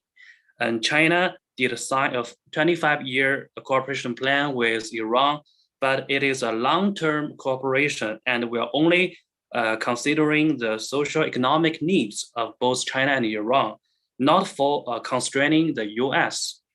In fact, China can maintain good relations with all parties in this region, not because how well China has done itself, but because of the construct of the Western countries. The United States, for example, have moved, has become to use more sanctions in MENA over the past 30 years, reflecting a positive, friendly, and peaceful image of China. The US also use economic, scientific, and technical influence as a hard power and frequently sanctions regional countries, including even its ally Turkey. China used economic, scientific, and technical influence as a soft power and has never used economic sanctions in this region. In the last decade, while China and the regional countries have collaborated more and more closely in the international politics, global attention has focused mainly on China's economic relation with MENA. The rapid economic development of China and the regional countries is a fact, but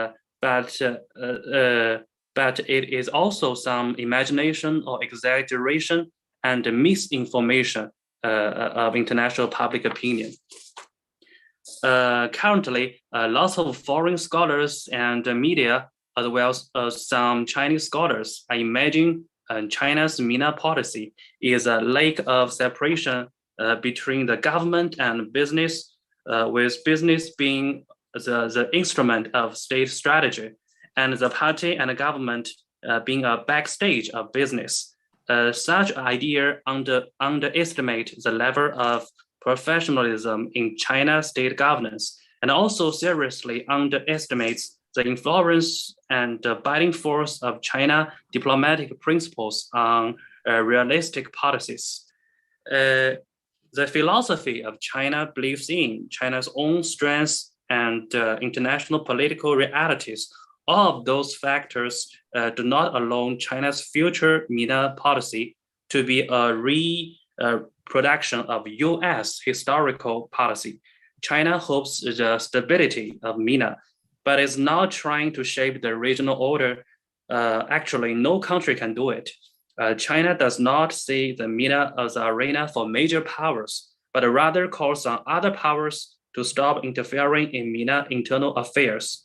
China does not advocate the so-called rule-based international order because the rules should not be defined by a hegemonic state or group of states. And China advocates the maintenance of an international order based on international law and reject the foreign intervention.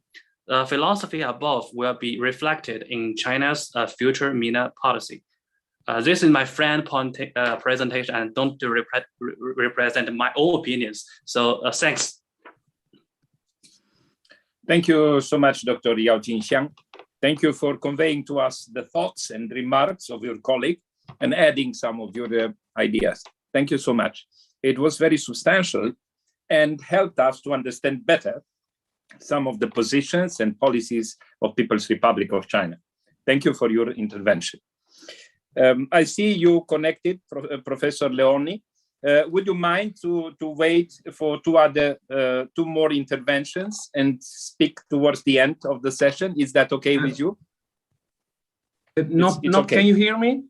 Yeah, no problem. My intervention will be probably bit shorter than others, so that's fine if it's at the end. So if we need to catch up, I think in 10 minutes, a quarter of an hour, you'll be next. But for a while, please allow me to give the floor to Dr. Mogielnitsky, Robert Mogielnitsky from USA, senior resident scholar. I've seen you got connected, Doctor. Mr. Mogielnitsky, it's a senior resident scholar at the Arab Gulf States Institute in Washington. Can you hear me, Doctor? Yes, I can. I hope. Can everyone hear me? Are you ready hear me? to present your intervention?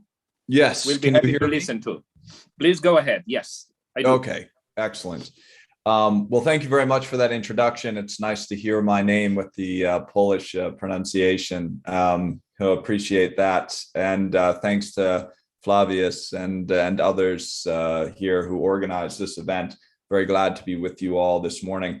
And also thank you to the previous panelists, made some excellent points. I hope to build upon those points and expand our discussion in new directions.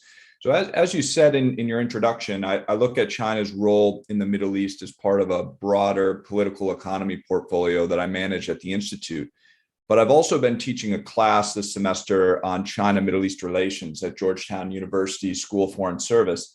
I have my last class of the semester later today, actually. So I've had some time to think about this broad topic, both in a policy sense at the Institute here in Washington, and in an academic sense with master's students and looking at the broader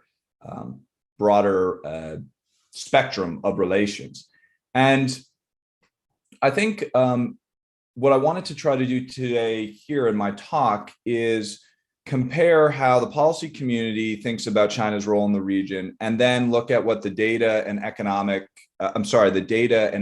research actually tells us. And I would say that these two stories aren't always speaking the same language. So what I'll put forth today is that China's role in the Middle East and North Africa is in many cases exaggerated, and in many other cases understated. And the reality really reflects more of a middle ground of analysis that is more nuanced, but necessarily less sensational, and in some cases a little bit maybe dismissive. And that's probably not what you're going to get in your news and media headlines. So let me just kick things off by mentioning three areas wherein I think the Chinese presence in the region is exaggerated. This might be a little bit controversial, but I'll say first and foremost, the BRI. I mean, let's be honest, the Belt and Road Initiative largely goes, if you look at maps, the best maps that we have, above and below the Middle East and North Africa region. China or Chinese officials say that the BRI is open to all nations, but its primary partners and the focus is on China's immediate neighborhood. And this gets to what some of the previous speakers mentioned in terms of priorities, the MENA, China's priorities for the MENA region. Of course, there are certain parts of the BRI. The Suez Canal is is quite an important node in the BRI. There's no doubt about that. And the economic corridor with Pakistan. These are important areas or pieces of the BRI that do cross through through and across the Middle East and North Africa. But by and large, we don't see a major BRI presence on the ground. I'd really challenge anyone to show me evidence of that. Governments in the region try very, very hard to brand economic collaboration as BRI initiatives. They have various reasons to do so. But in many cases, this branding and marketing and these pledges of $10 billion for industrial cities in Oman do not actually materialize. And we saw that, we are seeing that play out in places like Duqm. Now, I think the digital Silk Road and some of the maritime corridors, there's maybe a little bit more to dig into there. So I'm not saying that the BRI and all of its various dimensions are insignificant, but I think this is an area where I would say, especially here in Washington, we see a bit of exaggeration, and it's important to separate out the different dimensions of the BRI and then how it applies to different parts of the Middle East and North Africa. Number two has to do with China's interest in Iran as an economic partner. I would say hugely exaggerated. First, China has a hierarchy to its strategic partnerships. So just because they're all called strategic partnerships does not mean that they are all equally important. I would argue that those strategic partnerships and comprehensive strategic partnerships with Gulf Arab states are much, much more important than the one partnership with Iran. The figure of $400 billion investments that we heard associated with this 25-year strategic partnership, I think, has no basis in historical data. Over the last several years, confirmed Chinese investments from reputable trackers have suggested that Chinese investments across the entire Middle East and North Africa region have totaled somewhere between $200 and $300 billion.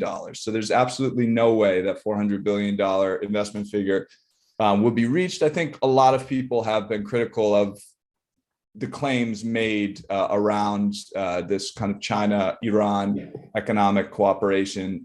There's something there, but it's certainly not as large of a balloon as it has been made out to be in much of the media, especially in a lot of Western media.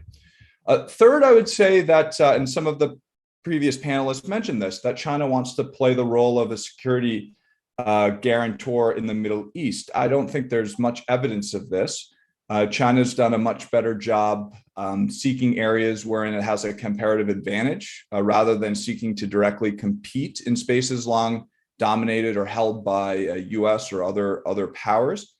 Of course, energy security is an important consideration for China, but it seems like regional powers at the moment, Saudi Arabia, the UAE, Iran, are talking more, are taking more responsibility on a regional level for holding dialogues and trying to create security frameworks, trying to reduce tensions and conflicts in the region. And I think the Chinese are much more likely to support these forms of initiatives rather than seek to replace the US as a security guarantor. So that's where I think some of the areas where we see an exaggeration of China's presence in the MENA region. What about in the other direction where China's presence is understated? Well, first, there are a lot of people here in Washington who try to say that China is not, or make the argument that China is not as important of an economic actor as we think. And they cite low investment levels, unfulfilled investment pledges, and low levels of job creation in the region. And the argument follows then that US and European partnerships are going to be much more influential over the long run. But if we think in terms of especially the Gulf Arab region, those oil and gas producing states, this view or the argument that I laid out doesn't really give us the full picture, because we can't just stop our analysis with the recognition that China purchases is purchases a lot of hydrocarbon commodities and that's it. They're not necessarily great investment partners. Why? Because we have to remember these governments are still largely reliant on the proceeds from oil and gas revenues. They fund usually more than 70% of public sector budgets.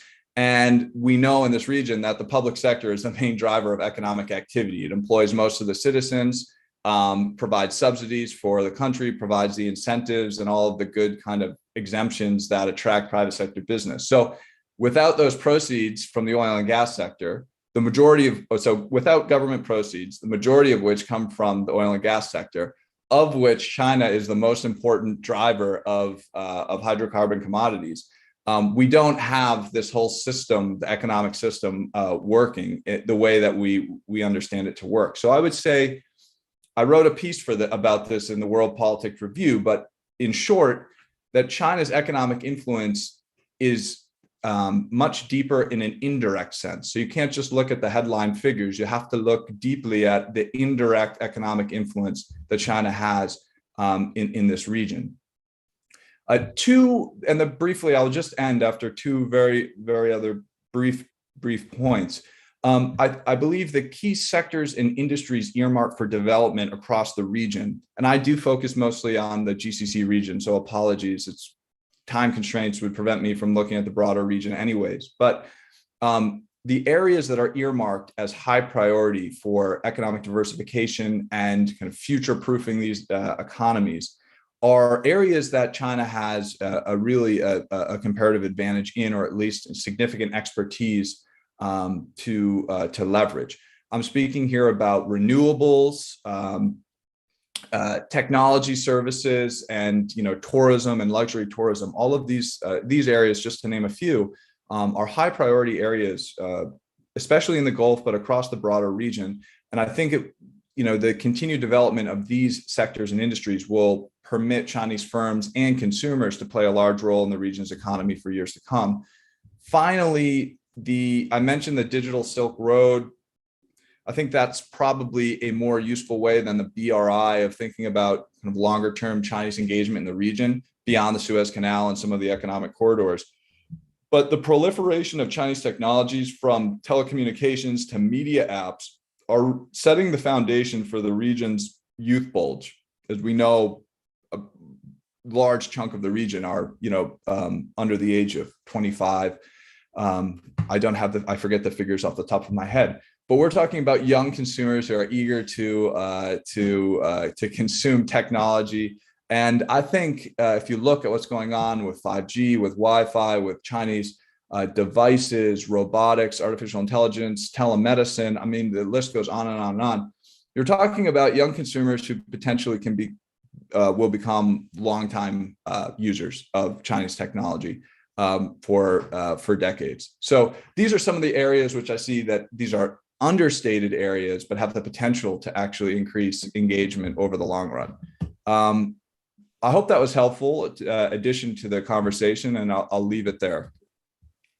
Thank you, Dr. Mogilnitsky, for your substantial review of a few relevant aspects of the Chinese involvement in the Middle East. I'll go now to Dr. Shiraki. Let me check if he's connected to us. Dr. Garinet Keshiya Shayan Shiraki, yes, Head of Department of Political Science. Yeah. Hello, everybody. Okay. Yes. Do you have my sound?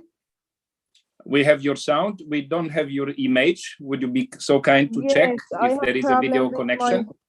No, I have problem with my screen. Excuse me. I see. Yes. You are the second lady we are missing in seeing today. You see, our beauty context is missing two performing ladies. Sorry for that. But we are ready to listen to you, Dr. Shiraki. Please go ahead. Thank you. Thank you so much. US-China competition in North Africa. China's One Belt, One Road initiative, introduced by President Xi Jinping during his visits to Central and Southeast Asia in late 2013 has rapidly gained momentum, with its potential impact on trade and investment in Africa increasingly apparent. Africa has long been an important market for China, with investment from Chinese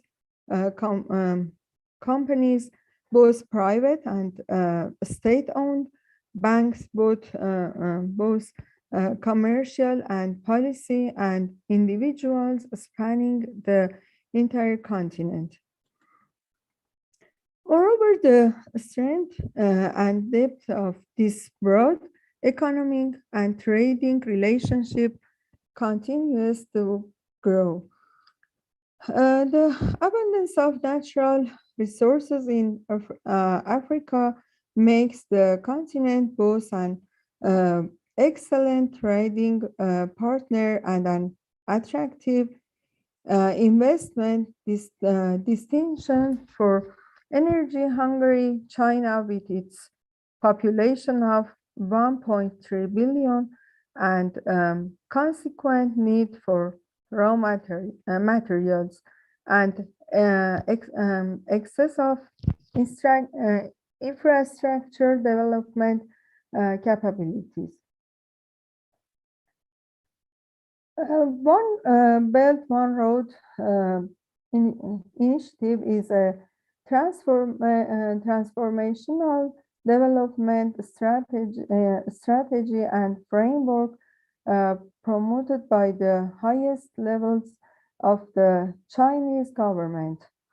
It focuses on connectivity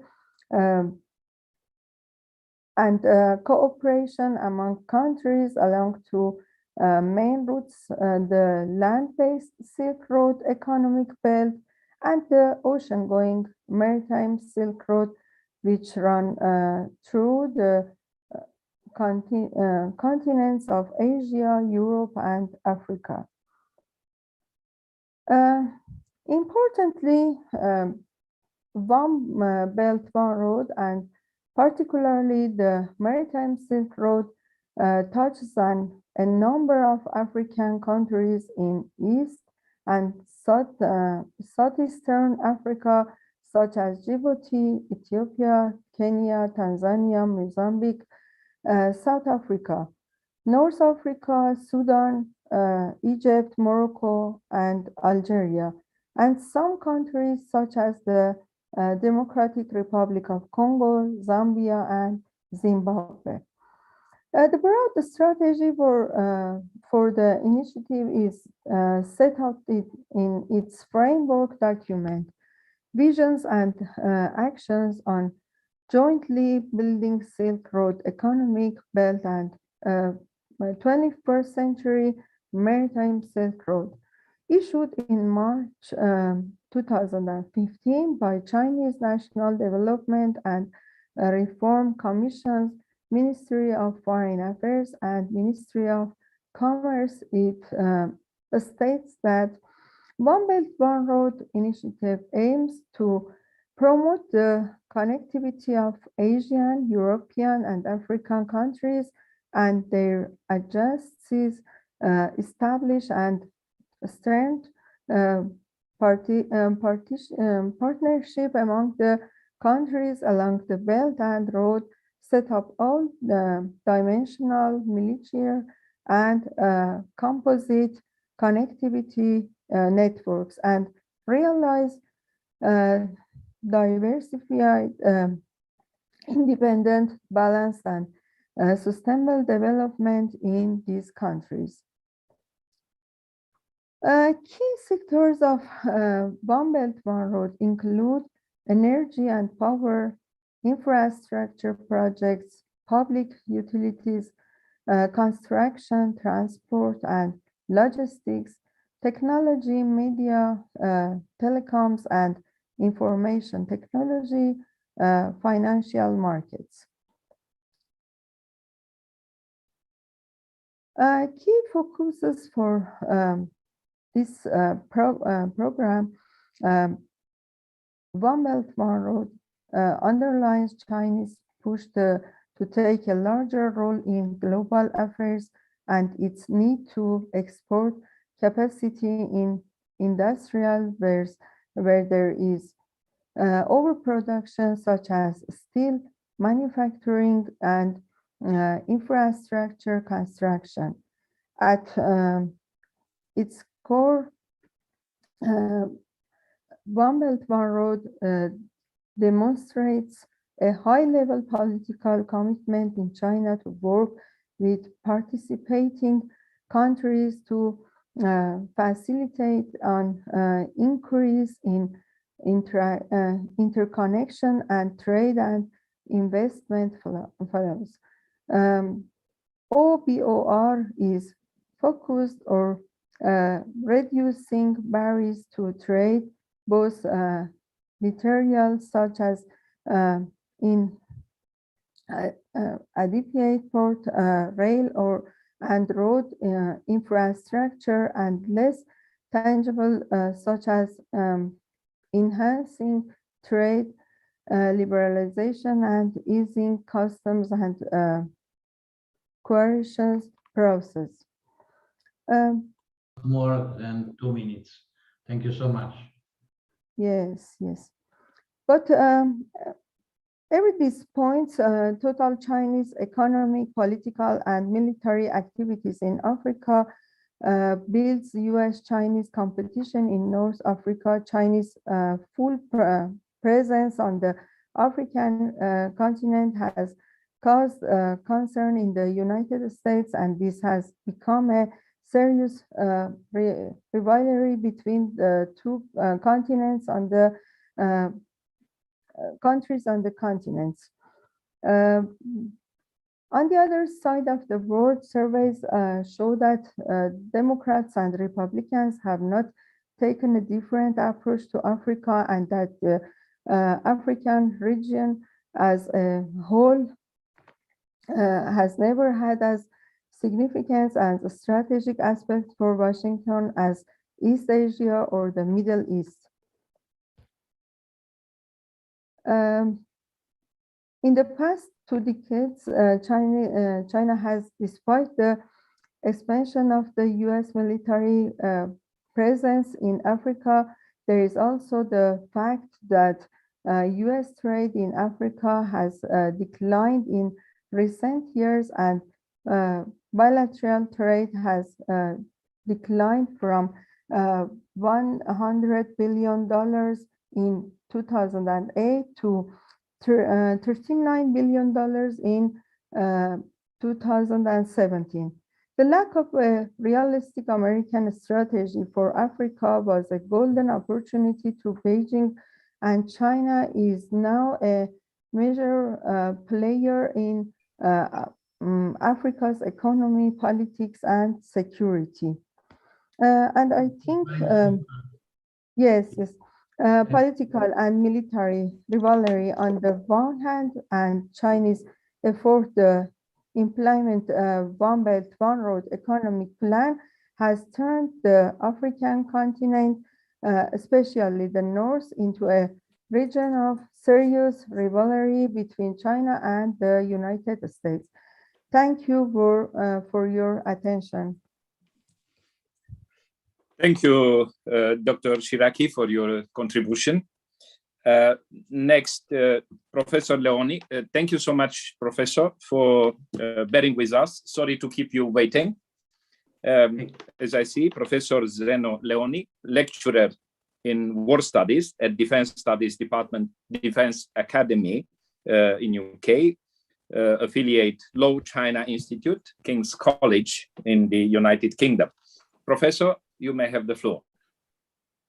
Thank you very much, and thanks for the kind invitation. And it was a pleasure to sit here and listen to the other colleagues. And speaking of which, I think there's quite a lot of agreement between our slightly different views. So I think I'll keep it brief, also conscious of the time. And I thought this might have been an opportunity for me to infer just a few points from a chapter that I wrote, but it hasn't been published yet. it's forthcoming with the Routledge Handbook of China-MENA Relations in 2022, edited by Yahya Zubir. So there's a chapter of mine in there looking at US-China relations or competition or lack of competition, as we'll see, perhaps, in the Middle East, in the Gulf and the broader MENA region.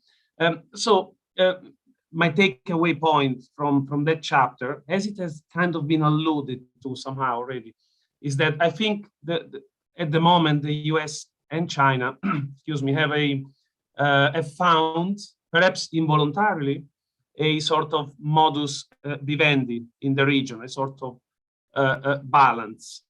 And this is because I think there seem to be different priorities for the two great powers. And so these interests, to an extent, they do not clash, although of course competition remains. And I've had the chance to talk to some diplomats from the EU in the regions, and they were complaining that they can feel in their everyday job a lot of pressure. But I'm talking at a grand strategic level. Okay, so I think there's a balance, there's an equilibrium, and due to different interests, different priorities. So on the one hand, we have the United States, who is increasingly focused on the Indo-Pacific. I'm sure this has been discussed earlier in the morning, and which for the time being wants to maintain a offshore balancing posture in the MENA region. And this has lasted since Obama and through the Trump administration. So with Obama, we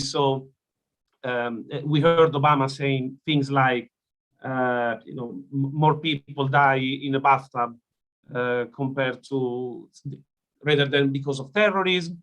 And then we saw Trump in his first trip abroad to Saudi Arabia, saying we don't want to, we want to approach the Middle East with a realist perspective. We don't want to come here and give lectures to other countries, which was probably a reference to the Bush administration foreign policy in the Middle East. And then again, I mean, I think there is a lot of strategic continuity with some tactical changes between the different presidents, especially between Obama and Trump in the region. I think with Biden, we're kind of going back to Obama to an extent. What I mean by this, of course, even with Biden, China, the Indo-Pacific are the priority, and great power competitions are the priorities on the top of the list, for this administration. But obviously, for the US to focus on the Indo-Pacific region, it is essential that in the Middle East, there is at least a degree of stability, because that's what I guess that's the interest of the United States, the grand strategic interest in the MENA region nowadays is stability. It's not anymore about controlling or for a national interest. From a national interest point of view, it's more about guaranteeing stability to the global economy, which is ultimately beneficial to the United States. And I guess that explains why on the top of the agenda of Biden in this region, in the MENA region, there is peace in Yemen, there is reestablishing a sort of, perhaps, I don't know to what extent friendly, but a more stable relationship with Saudi Arabia, and perhaps getting Iran back onto a deal, although this will be tricky and it probably won't look like the deal of the Obama administration.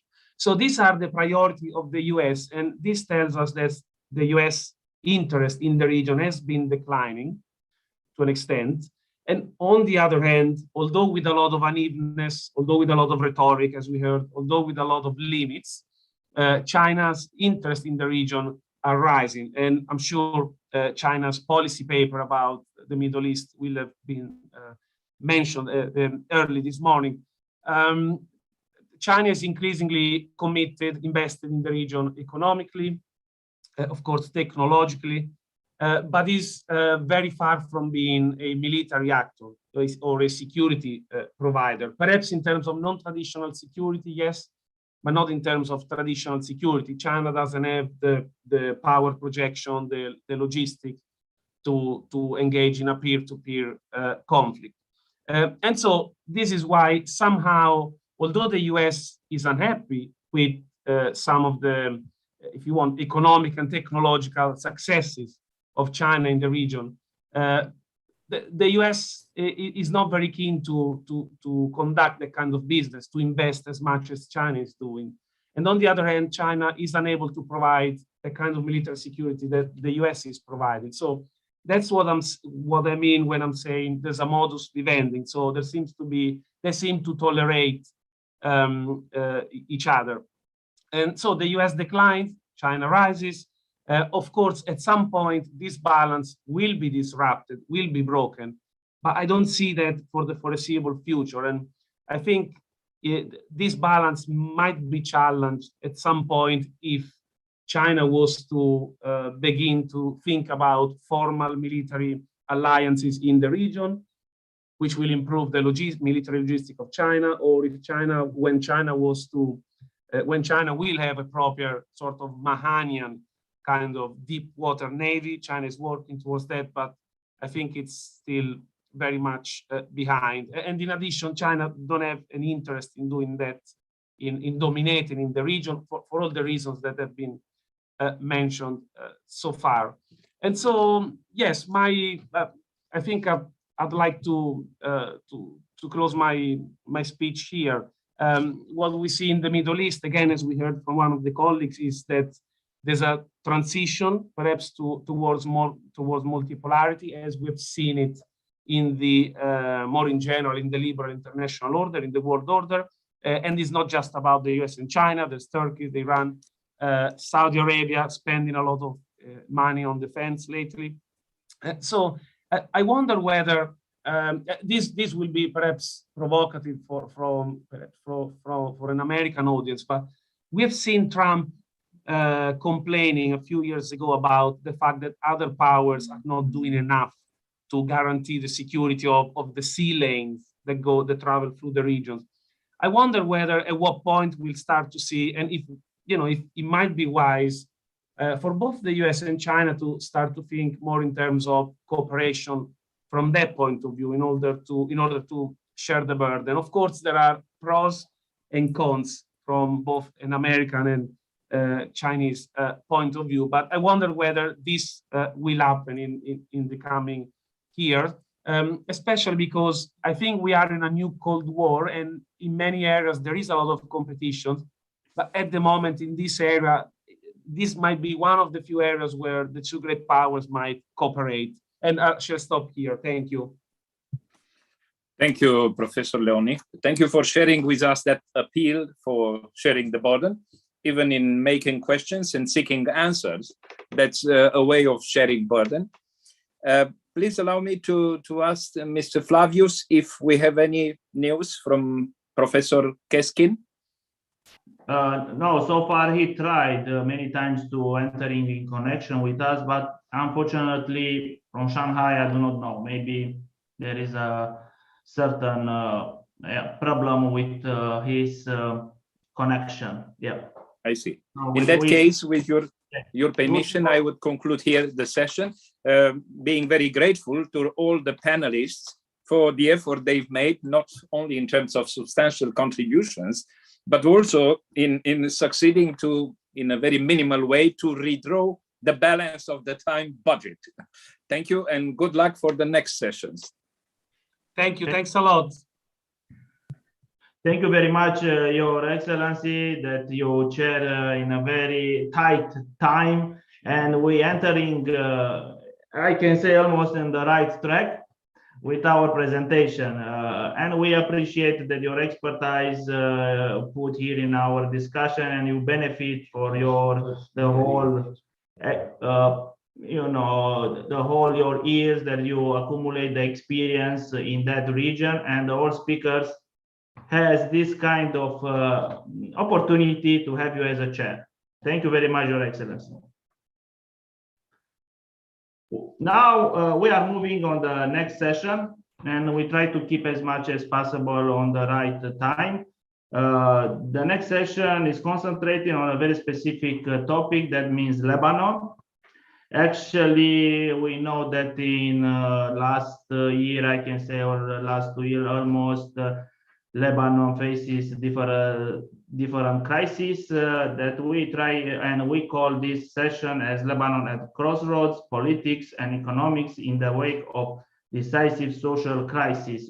We have few speakers. I hope all of them will bring us different perspectives. And for the first time, we have here, and you have the opportunity to have here, Professor Laura Sayak from Beirut Arab University, La Sagesse University, and Lebanese University from Lebanon. She is the first time in our format, and we are very eager to listen your presentation. Professor, please, you have the floor. Good afternoon. Thank you so much for having me. It's a pleasure to be here with you. And thank you also for dedicating a special panel for Lebanon, especially with all the crises we're going through since 2 years now. In fact, Lebanon's economic performance was seen to be highly vulnerable, dependent on different factors such as tertiary sector, imported inflation, political instability, public mismanagement, corruption, but mostly sectarianism and highly dependency on foreign politics. So COVID-19 came only as the last straw, in addition to the tragic blast that occurred last August, destructing most half of the capital. So COVID-19 and the destruction of Beirut port only increased the suffering of those who were originally vulnerable, and destructed also, or is destructing the social structure, or the social structure as we know it in Lebanon. Away from the pandemic, the consecutive governments failed to deal with all the disastrous challenges that were progressively piling throughout the last 3 decades. And in fact, we're paying off the policies, the economic policy that has been adapted, especially since the mid-1980s. The catastrophic economic downturn was observed since summer 2019, announcing a free fall of the Lebanese economy.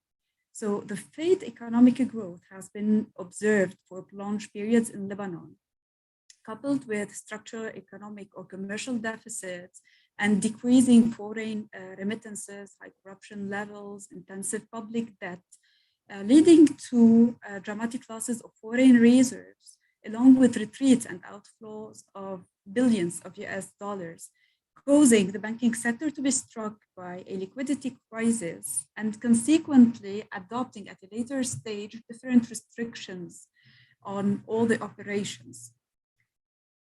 On the other hand, in a country where public debt was the major source of public financing and an economy based on vulnerable and low productive sectors such as banking, tourism, the war in Syria also came to increase the pressure on the national economy. So the growth rates kept falling since 2009, and the average inflation started increasing a lot since mid-2019.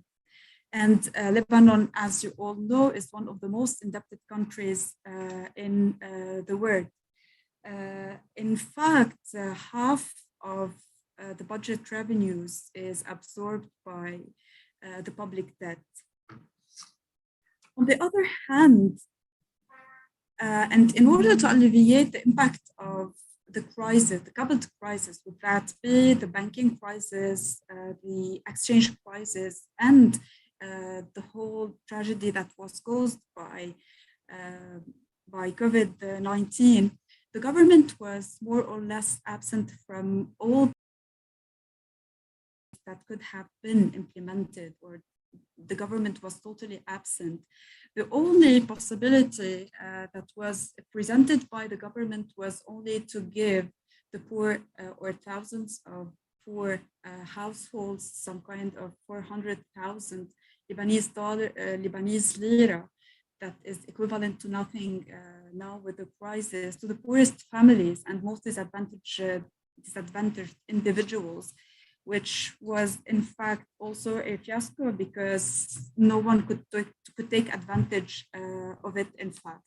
On the other hand, the industry is being struck by additional crises. The latest one would be, in fact, the boycott of the Kingdom of Saudi Arabia and other Gulf countries. And the boycott is hitting, in fact, the Lebanese exports, while the Gulf countries are considered to be the market or the first market to the Lebanese export, which includes also, or which introduces something or a classical variable in the Lebanese economy that is purely political. So the industry is suffering from the currency crisis, the scarcity of raw material, the liquidity crisis, and also the fall in national and international demand. Meaning that national economy is relying more and more on non-tradable sectors, and those non-tradable sectors are in fact the first sector that will be hit by the pandemic, or that were hit by the pandemic, or by any other political factor. So in this context, enormous number of workers lost their jobs, besides those who were forced to have half shift, or those who are still working are mostly being paid in Lebanese lira, which is equivalent to nothing right now. Just a second. Excuse me. And in fact, this is where I come, in my opinion, to one of the most threatening parts of this crisis, is that the crisis is totally changing the structure of the society. So there is a total restructuring of the social strata. Those who were paid in Lebanese lira are finding themselves going to become in more than 50% of the most disadvantaged people, while those who are getting paid in US dollars, whatever the amount is, are seeing themselves as being then more than a mid-class individuals, which might create at a later stage important social conflicts only due to the exchange rate. What is also problematic at this level is that the government not only remained an observer, but the decision that been took by the government led to additional problems and deepened even more the crisis. Would that be the decisions led by the government? For example, the price of the bread has been increased sixfold, or the different decisions that have been made by the central bank or Banque du Liban that massively increased inflation throughout printing out and increasing liquidity on the market. Another problem was presented also on the table by COVID, was something that was already known but covered by the imports, was in fact the question of food security and food scarcity, especially that local production never sufficed the local consumption. And with the crisis, with the exchange crisis, imports fell a lot, and even those who used who used to grow vegetables, etc., were not able to even buy seeds from Europe. Another thing to add is that the crisis is pushing a lot of individuals to leave the country. And contrary to other periods, Lebanese individuals are leaving the country only to accept or jobs in dire conditions with extremely low salaries. The unemployment also is accelerated, and it will be also accelerated, especially that a lot of individuals who used to work in the Gulf countries are losing their jobs for different reasons. Would that be because of COVID, economic crisis, or for political other reasons? And not to mention all the economic impact of the exchange rate. While the official rate is $1 is equal to 1,500 Lebanese pounds, now the $1 is equivalent to 25,000 Lebanese pounds.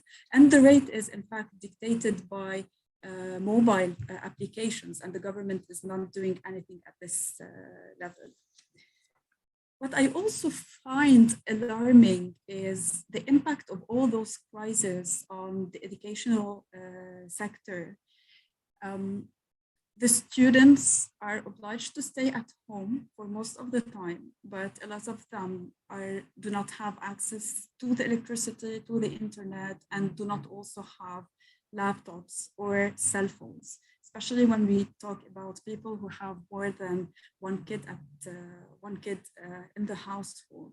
We should also add the negative role of the massive migration of university lecturers and school teachers, and those who remain do not have the possibility to go to the school or to the university due to the enormous cost of transportation.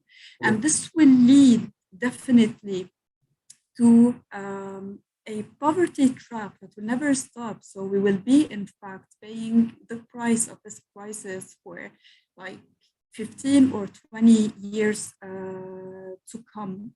And students, in fact, are not learning a lot, especially when the crisis exploded. A lot of schools did not provide any academic material to their students. Plus, with the crisis, there will be a lot of pressure on public schools that are originally not equipped and cannot host a big number of students, especially that those public schools also receive Syrian students, Syrian refugees.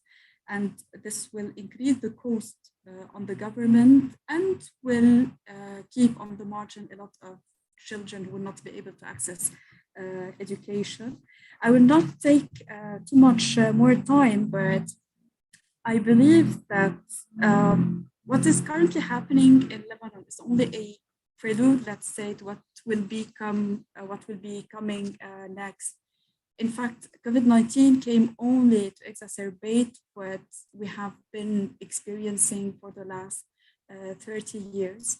And the situation will become even worse with the Syrian Civil Protection Act and the different regional conflicts, and with the total absence of any political will to find a solution for this chaotic frame. Finally, I think that putting aside the classical variables that used to impact the Lebanese economy, I believe that there are two major threats: the threat on education and the threat of the sudden restructuring of the society. And as we all see here in Lebanon, we do not see any perspective or any horizon, especially that the economic deadlock is highly associated to the regional politics. Thank you for your time. Thank you very much, Professor, for your thoughts, and your presentation give us different tastes related to Lebanon. Now, I would like to move to the next speaker, our friend and colleagues on as a think tanks networks. I would like to introduce Dr. Abdul Halim Fadlallah. Also, I would like to thank you at the beginning for receiving me in Beirut 2 months ago. Thank you very much, Dr. Fadlallah, who is a chairman, the Consultative Center for Studies and Documentation in Beirut. Doctor, you have the floor. Please share with us your thoughts related to the Lebanon crisis.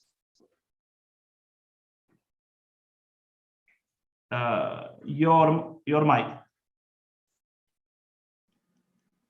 Thank you very much, my friend Flavius and all colleagues, for invitation and for insisting on organize this events yearly despite of pandemic and critical healthy situation. And thank you, Dr. Laura, on detailed explaining about the Lebanese economic crisis. Actually, Lebanon is a clear example about the consequences of interaction between three types of problem and the crisis. The political crisis, especially the presence of unbalanced and ineffective political system which work without center of gravity and lead Lebanon anytime to be a failed state. The second factors, the second crisis is the regional and international crisis which push the country to be in reach of regional fire nearby country and under its dangerous consequences. And the third thing is the bad governance or the economic problem and the crisis related to bad governance and the new liberal choices and the Western neoliberal economic choices which based on rental resources. Indeed, Lebanon, as the last World Bank report mentioned, live in one of the worst economic crises in the world since 1850. And we have long list of the terrible events and figures and indexes which describe the declining trend of anything in Lebanon. The hyperinflation, the highest level of unemployment since 3 decades, the lucky people in Lebanon now, which keep their jobs, losing about 90% of their purchasing power in their income. But despite this vulnerability and the fragility of Lebanon still having the ability to avoid the worst and taken into account that it managed to overcome the most dangerous challenge and the crisis, such as the effects of and consequences of Syrian war and Syrian conflict, the terrorist attacks and the Israeli threats. These strong and positive points in Lebanon related to correct strategic choices, which represent mainly in its correct, in having an active role in the region, which enable Lebanon to protect itself from the dangerous consequences of conflict and from having the solutions as before at expenses and not in its interest. That's mean despite the fragility and vulnerability, Lebanon still having some strong points preventing Israel from attacking Lebanon, defeating the terrorist Takfiri groups, keep unity. It's so important point. Keep unity of country despite some sounds claim to shift the regime and the system, this bad political system, to shift this regime from consensual into federation system. And despite the sectarian escalation managed by pro-American and Saudi groups and the parties, but we have in opposite side a critical point which threatens the stability and deep national interest of Lebanon and Lebanese people. The first one, the foreign interference, which concentrate now, it's so important point, which concentrate now to transform the economic crisis into political crisis as approach to change the political map and to manipulate of national balances. This thing could lead to more dangerous level of internal tension. But the main and final goals is to change the geopolitical position of Lebanon to be closer to the West. The American approach now threat the upcoming parliament election as an introduction to make such a deep change. Meanwhile, meantime, USA did his utmost to prevent any real and deep solution for informal inside Lebanon. The economic and monetary and financial and social crisis which hit Lebanon since 2 years ago, the American policies now put obstacles against any real solution. To achieve this purpose in this context, USA does. The first American choice is to deepen its presence in Lebanese institution milieu, to be an insider insider in this formal and governmental institution, not only as an influencer on this institution. We can see this mainly and especially in the conditional aids and assistance to security apparatus in Lebanon. In other words, USA ignore frequently the role of Lebanese government, but concentrate its effort on the role of deep state or some part of this deep state as the base of its influence and the presence in the state. Or, in other words, America tried to isolate its relation with the institution, with the institution which constitute this deep state from the relation with the formal government and the formal state. The second American choices related Lebanon is refusing or putting obstacles in the face any program to rebuild Beirut port via the Lebanese official institutions as a way to put the international aids in the hand of NGOs, not only in building or rebuilding the port, but in the rebuilding the economic and in the saving the economic and in the recovery the economic as a whole. This is used as a proxy tools in American political battle in Lebanon against resistance. The third thing is preventing any immediate foreign aid to Lebanon, especially from its rich allies, and at the same time refuse and put veto against Lebanese attempts to develop the economic relationship with East countries, the pivot Eastern, such as China and Russia and Turkey and Iran and other West Eastern countries. This, which are ready, these countries ready to help Lebanon, especially on the infrastructure fields.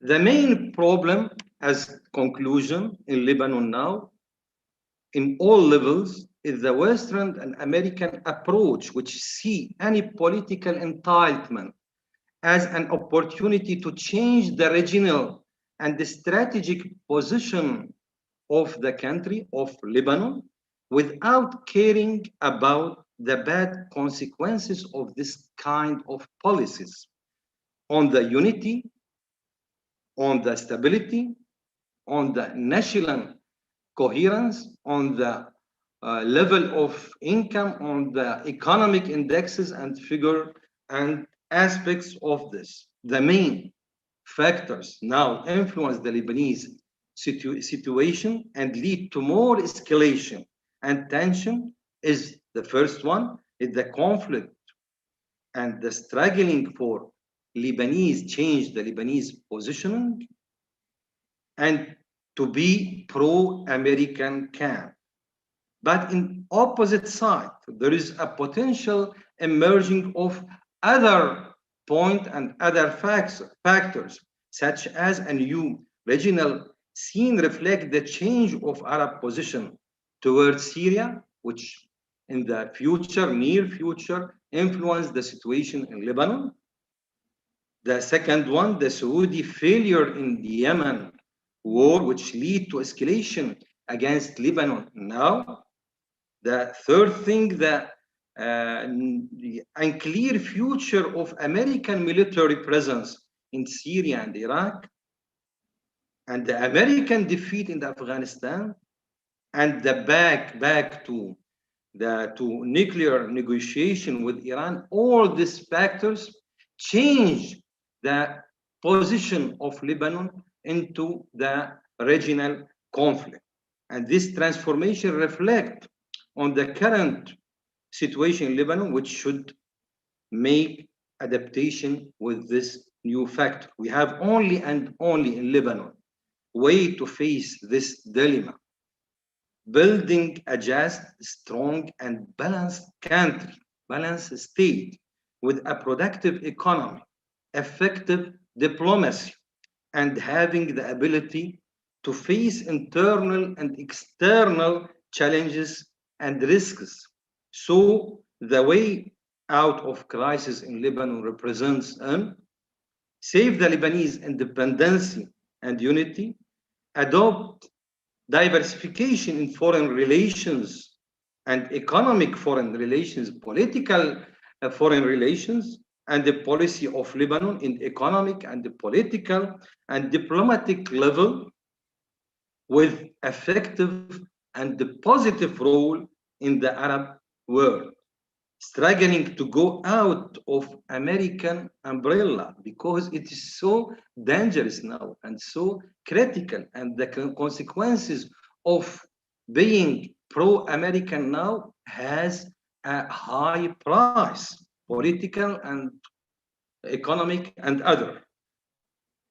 Build up a coherent economic based on production and diversity, which is main pillar of recovery and independence.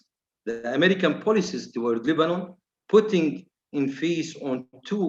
us in phase two bad choices to join its own camp completely with its security and the political and national risks, or to turn Lebanon, to make Lebanon a failed state. The main purpose should be to avoid emerging another failed state in Middle East, another country involving in the conflicts led by USA camp, emerging a new factors which cause more misbalance in the region, mainly in the Arab-Israeli conflict field. This interaction between the political and the economic and national aspects of crisis in Lebanon, which could be seen to be the gate to looking for solution, deep solution, long-term solution for this problem and this crisis, complex crisis of Lebanon, which have a lot of aspects. The economic and the political and the security aspects is not all aspects of this crisis, but we need to build a new state in Lebanon as a strong base. Thank you very much. Thank you very much, Dr. Fadlallah. You have also received a few questions after all the presentation. We will try also to answer at that questions. So now we are moving to our colleague from IPIS, Dr. Moshtaba Ferdowsipour, senior expert and in the IPIS. So, Doctor, we would like to listen to your thoughts related to this subject. You have the floor. Thank you, Mr. Flavius. Hello, everybody, and good afternoon.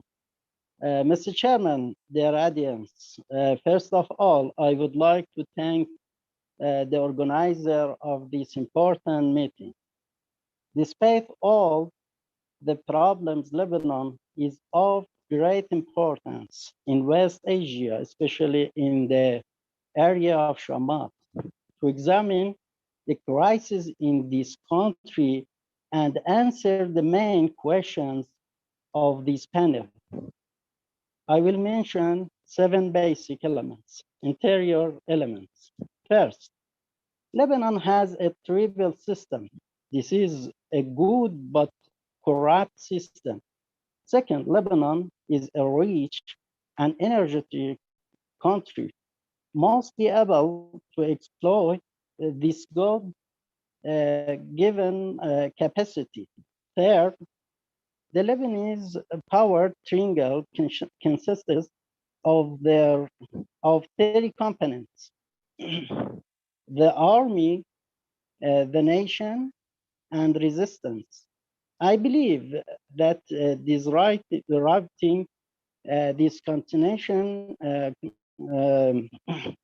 continuous combination means progressing in Lebanon. But external elements. The main goal of the West and Israel in Lebanon is brought the country into a civil war with the intention of destroying the party involved in it. Second, the main problem of West Asia, especially Lebanon, is the Israel regime and the continuation of the occupation. Third, the waking of Lebanon is the waking of the Arab world, and this is significant. Fourth, the problem of the current economy in Lebanon is the economic sanction and siege. Finally, the West has blocked financial and credit transfers and remittance. This Western practice in the Middle East has intensified and perpetuated crisis in the region. Thank you for attention, Mr. Chair. Thank you very much, Dr. Moshtaba Ferozipur. You stay in the time, and you are very concise and precisely to the point. Now you are moving to our colleagues from Italy, from European Union, Mr. Emiliano Stornelli, who is the chairman and founder of the Italian think tank Religion and Security Council that are based in Rome. Dear Emiliano Stornelli, you have the floor. Hello, everybody. I would like to thank President Cabamaria and also President Mulzan for this new invitation. And actually, I'm glad to see the both of you all together. I hope that we will be able to meet each other again very soon. And I also want to thank the previous speakers, and I listened to them very carefully and with much respect, especially the speakers based directly in Lebanon, who are going through this very difficult situation. Actually, my last time in Lebanon dates back to December 2019. So it was in the middle of the so-called revolution, and right before the eruption of the COVID era. And then I couldn't come back anymore due to the pandemic, and all my projects there got stopped. And at the same time, I was spared, all the drama the country has been going through, although I've been following the situation very closely from the northern Mediterranean, I would say. So I would like to share my reading from here, and A few months ago, MEPEI, President Cabamaria published the first issue of his journal, MENA in Focus, and I was invited to write an article about Lebanon. And the title of this article says, Lebanon is going through a dark tunnel with no end in sight. And that was the situation I left the country in December 2019, and sadly, I must say that this is still the situation in which the country finds itself right now in this very moment. And to my view, also the prospects looking ahead will keep to be bleak, and so. The presentation of the agenda of this conference mentions three main points. Precisely the economic crisis, the political deadlock, and the social divisions as the main factors causing this deep crisis. And I would say that these factors are not separate tracks. They are all intertwined, so it's not possible to solve the whole situation just by solving one track. All these tracks needs to be addressed at the same time, in order to address the very complex and complicated Lebanese equation. That's why in these 2 years, no substantial step forward has been taken in order to address the economic default, or to make the political process more viable, and not even at least to mitigate, to alleviate the suffering of the people. And if we look ahead, there will be elections in March, at least they are supposed to be the next political elections, but it's difficult to win any hope on these elections in order to relaunch the political process and at the same time improve the economic situation and improve also social relations, which include also relations between different religious groups. Most probably, the next parliament will be a kind of photocopy of the current one, and this means that most probably no reform or adjustment of the economic governance of the country will be introduced, and this would make the economic situation even worse. And the previous speaker, Dr. Fadlallah, mentioned the role of the NGOs, and in this way, the NGOs will increase their role even further, like it or not, because they have become, for many people, the only lifeline they have. This is not good in my view, because Lebanon would need strong institutions to take charge of the reconstruction, to take charge of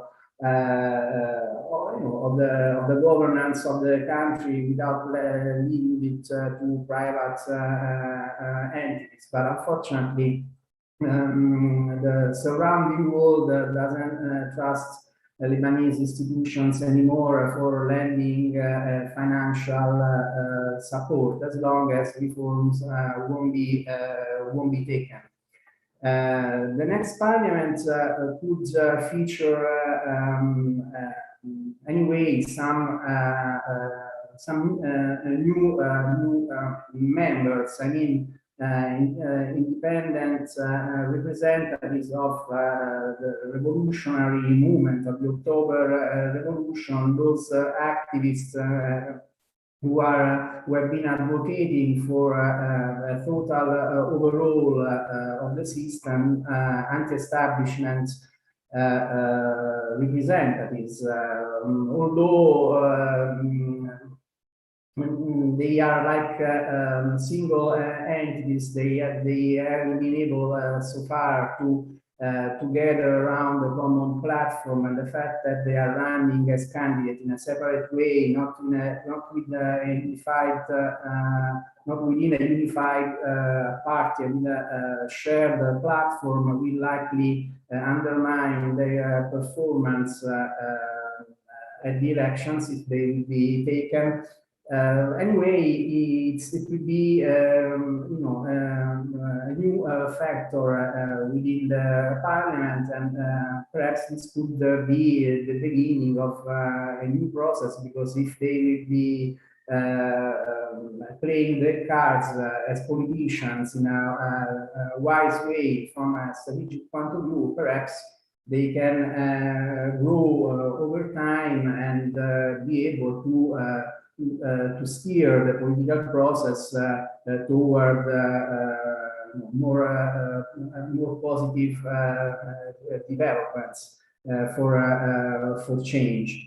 And with regards to the traditional parties, factions belonging to the so-called establishment, I think that the October Revolution made the old cleavages, fault lines dating back to the Civil War surface again as stumbling blocks in order, stumbling blocks for the political process. I don't see an actual possibility to get to new compromises, national consensus, agreements in order to relaunch the political process, because the divide, the polarization is they are too wide right now. Although it's a matter of will, despite the big differences, which also refer to different views in terms of foreign affairs and strategic relations. Traditional Lebanese parties and factions and leaders would easily find some common ground, and this common ground is represented by the dignity of the Lebanese people, because which has been totally overlooked by political parties. For the sake of especially of the new generation, for their future, they deserve to have an ordinary life in terms of getting education, to live in a normal country. They could get together around at least a temporary agenda to bring about some basic reform or measures, also in coordination with the international community. It doesn't matter now. The important thing is to have the country back on track, and without compromising political agendas of other countries. Just a temporary situation for the sake of the country. So I think that traditional political parties could find common ground, a common interest, for instance, in rebuilding the port in Beirut. Otherwise, the port Beirut will become like the railway. In 30 years after the end of the Civil War, the railway and the train has not been reconstructed or reactivated, and the port Beirut will likely become a second case of this kind.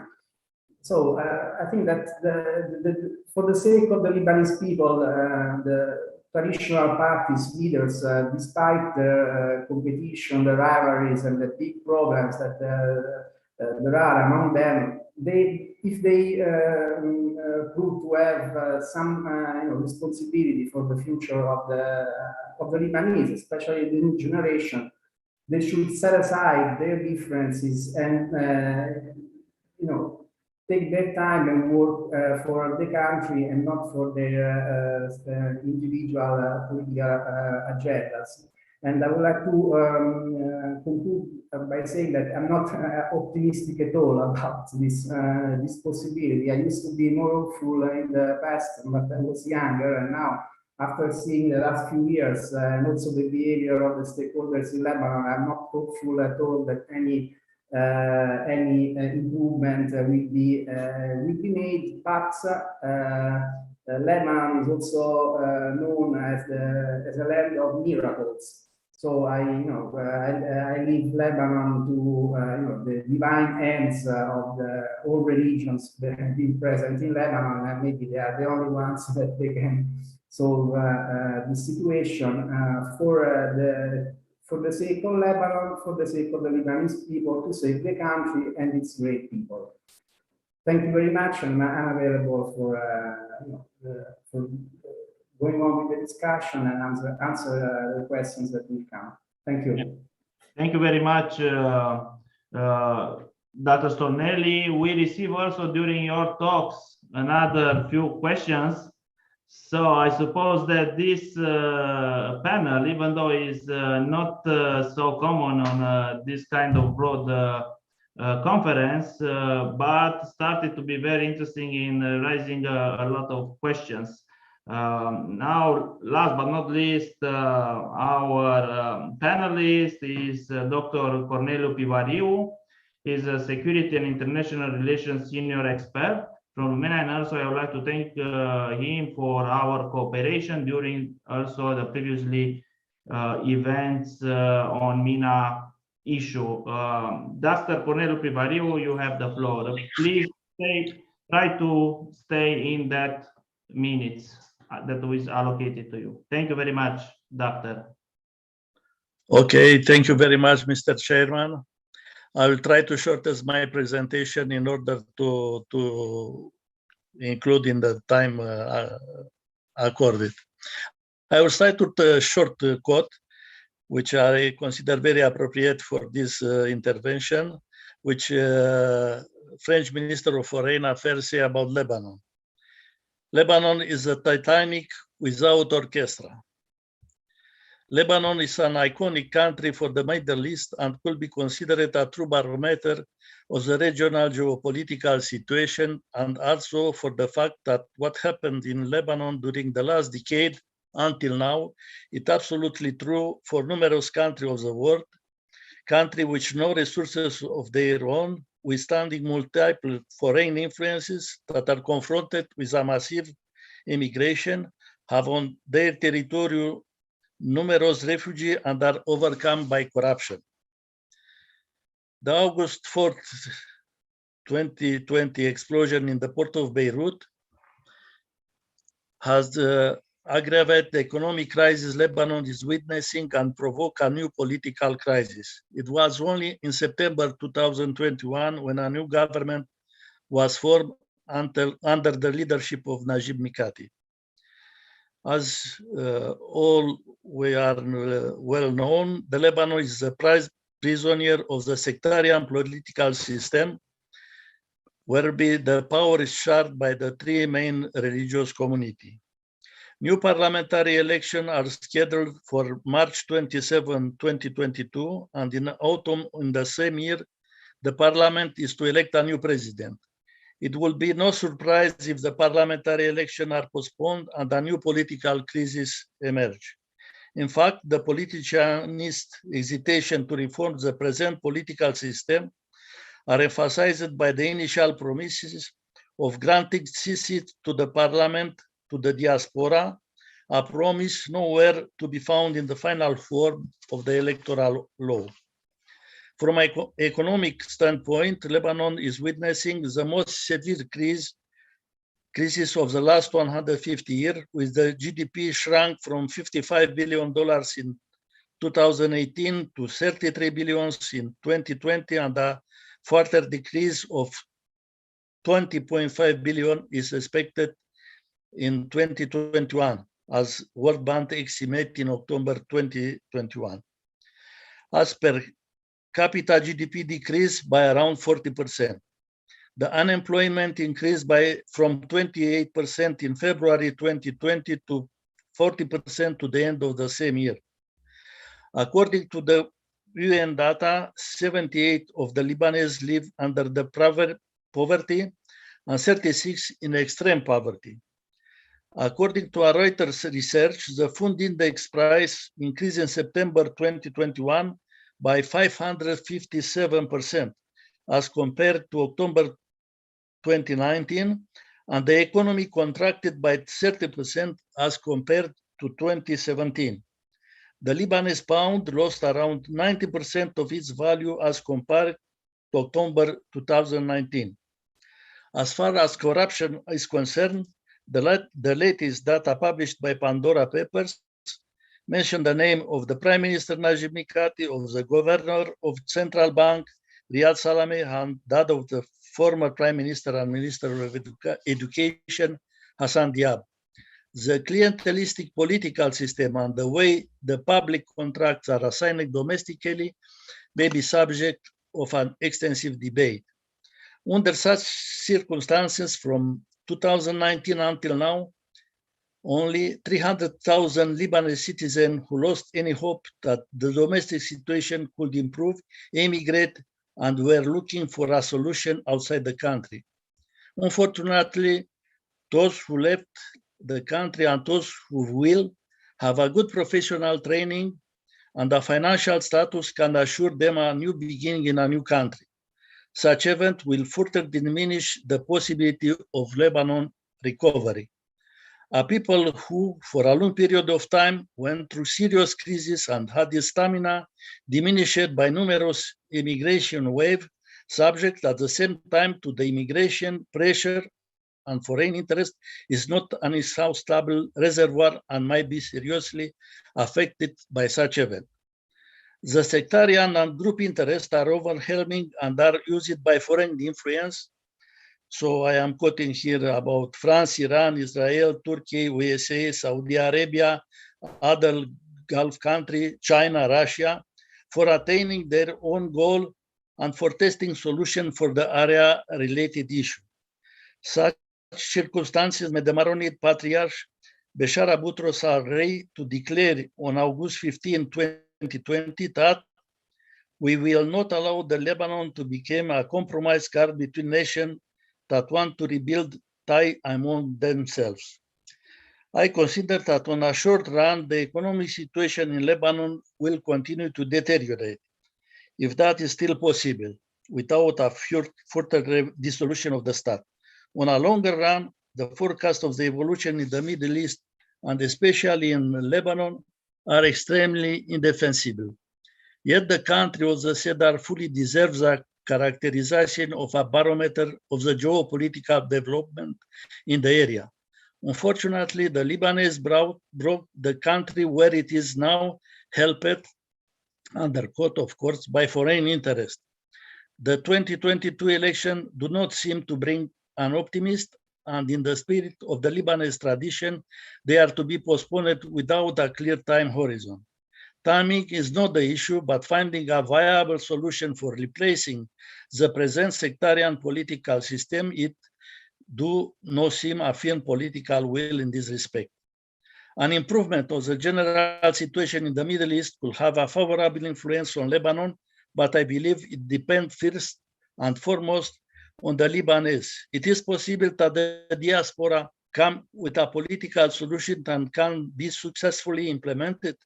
Do the rich Lebanese immigration want to have a country when they to return with nostalgia? Or will Lebanon continue to sink itself into the conflict without a foreseeable end of the Middle East? To use the title of today's webinar, I do not see a chance for a new beginning in Lebanon. The answer should come from the Lebanese themselves. Thank you very much.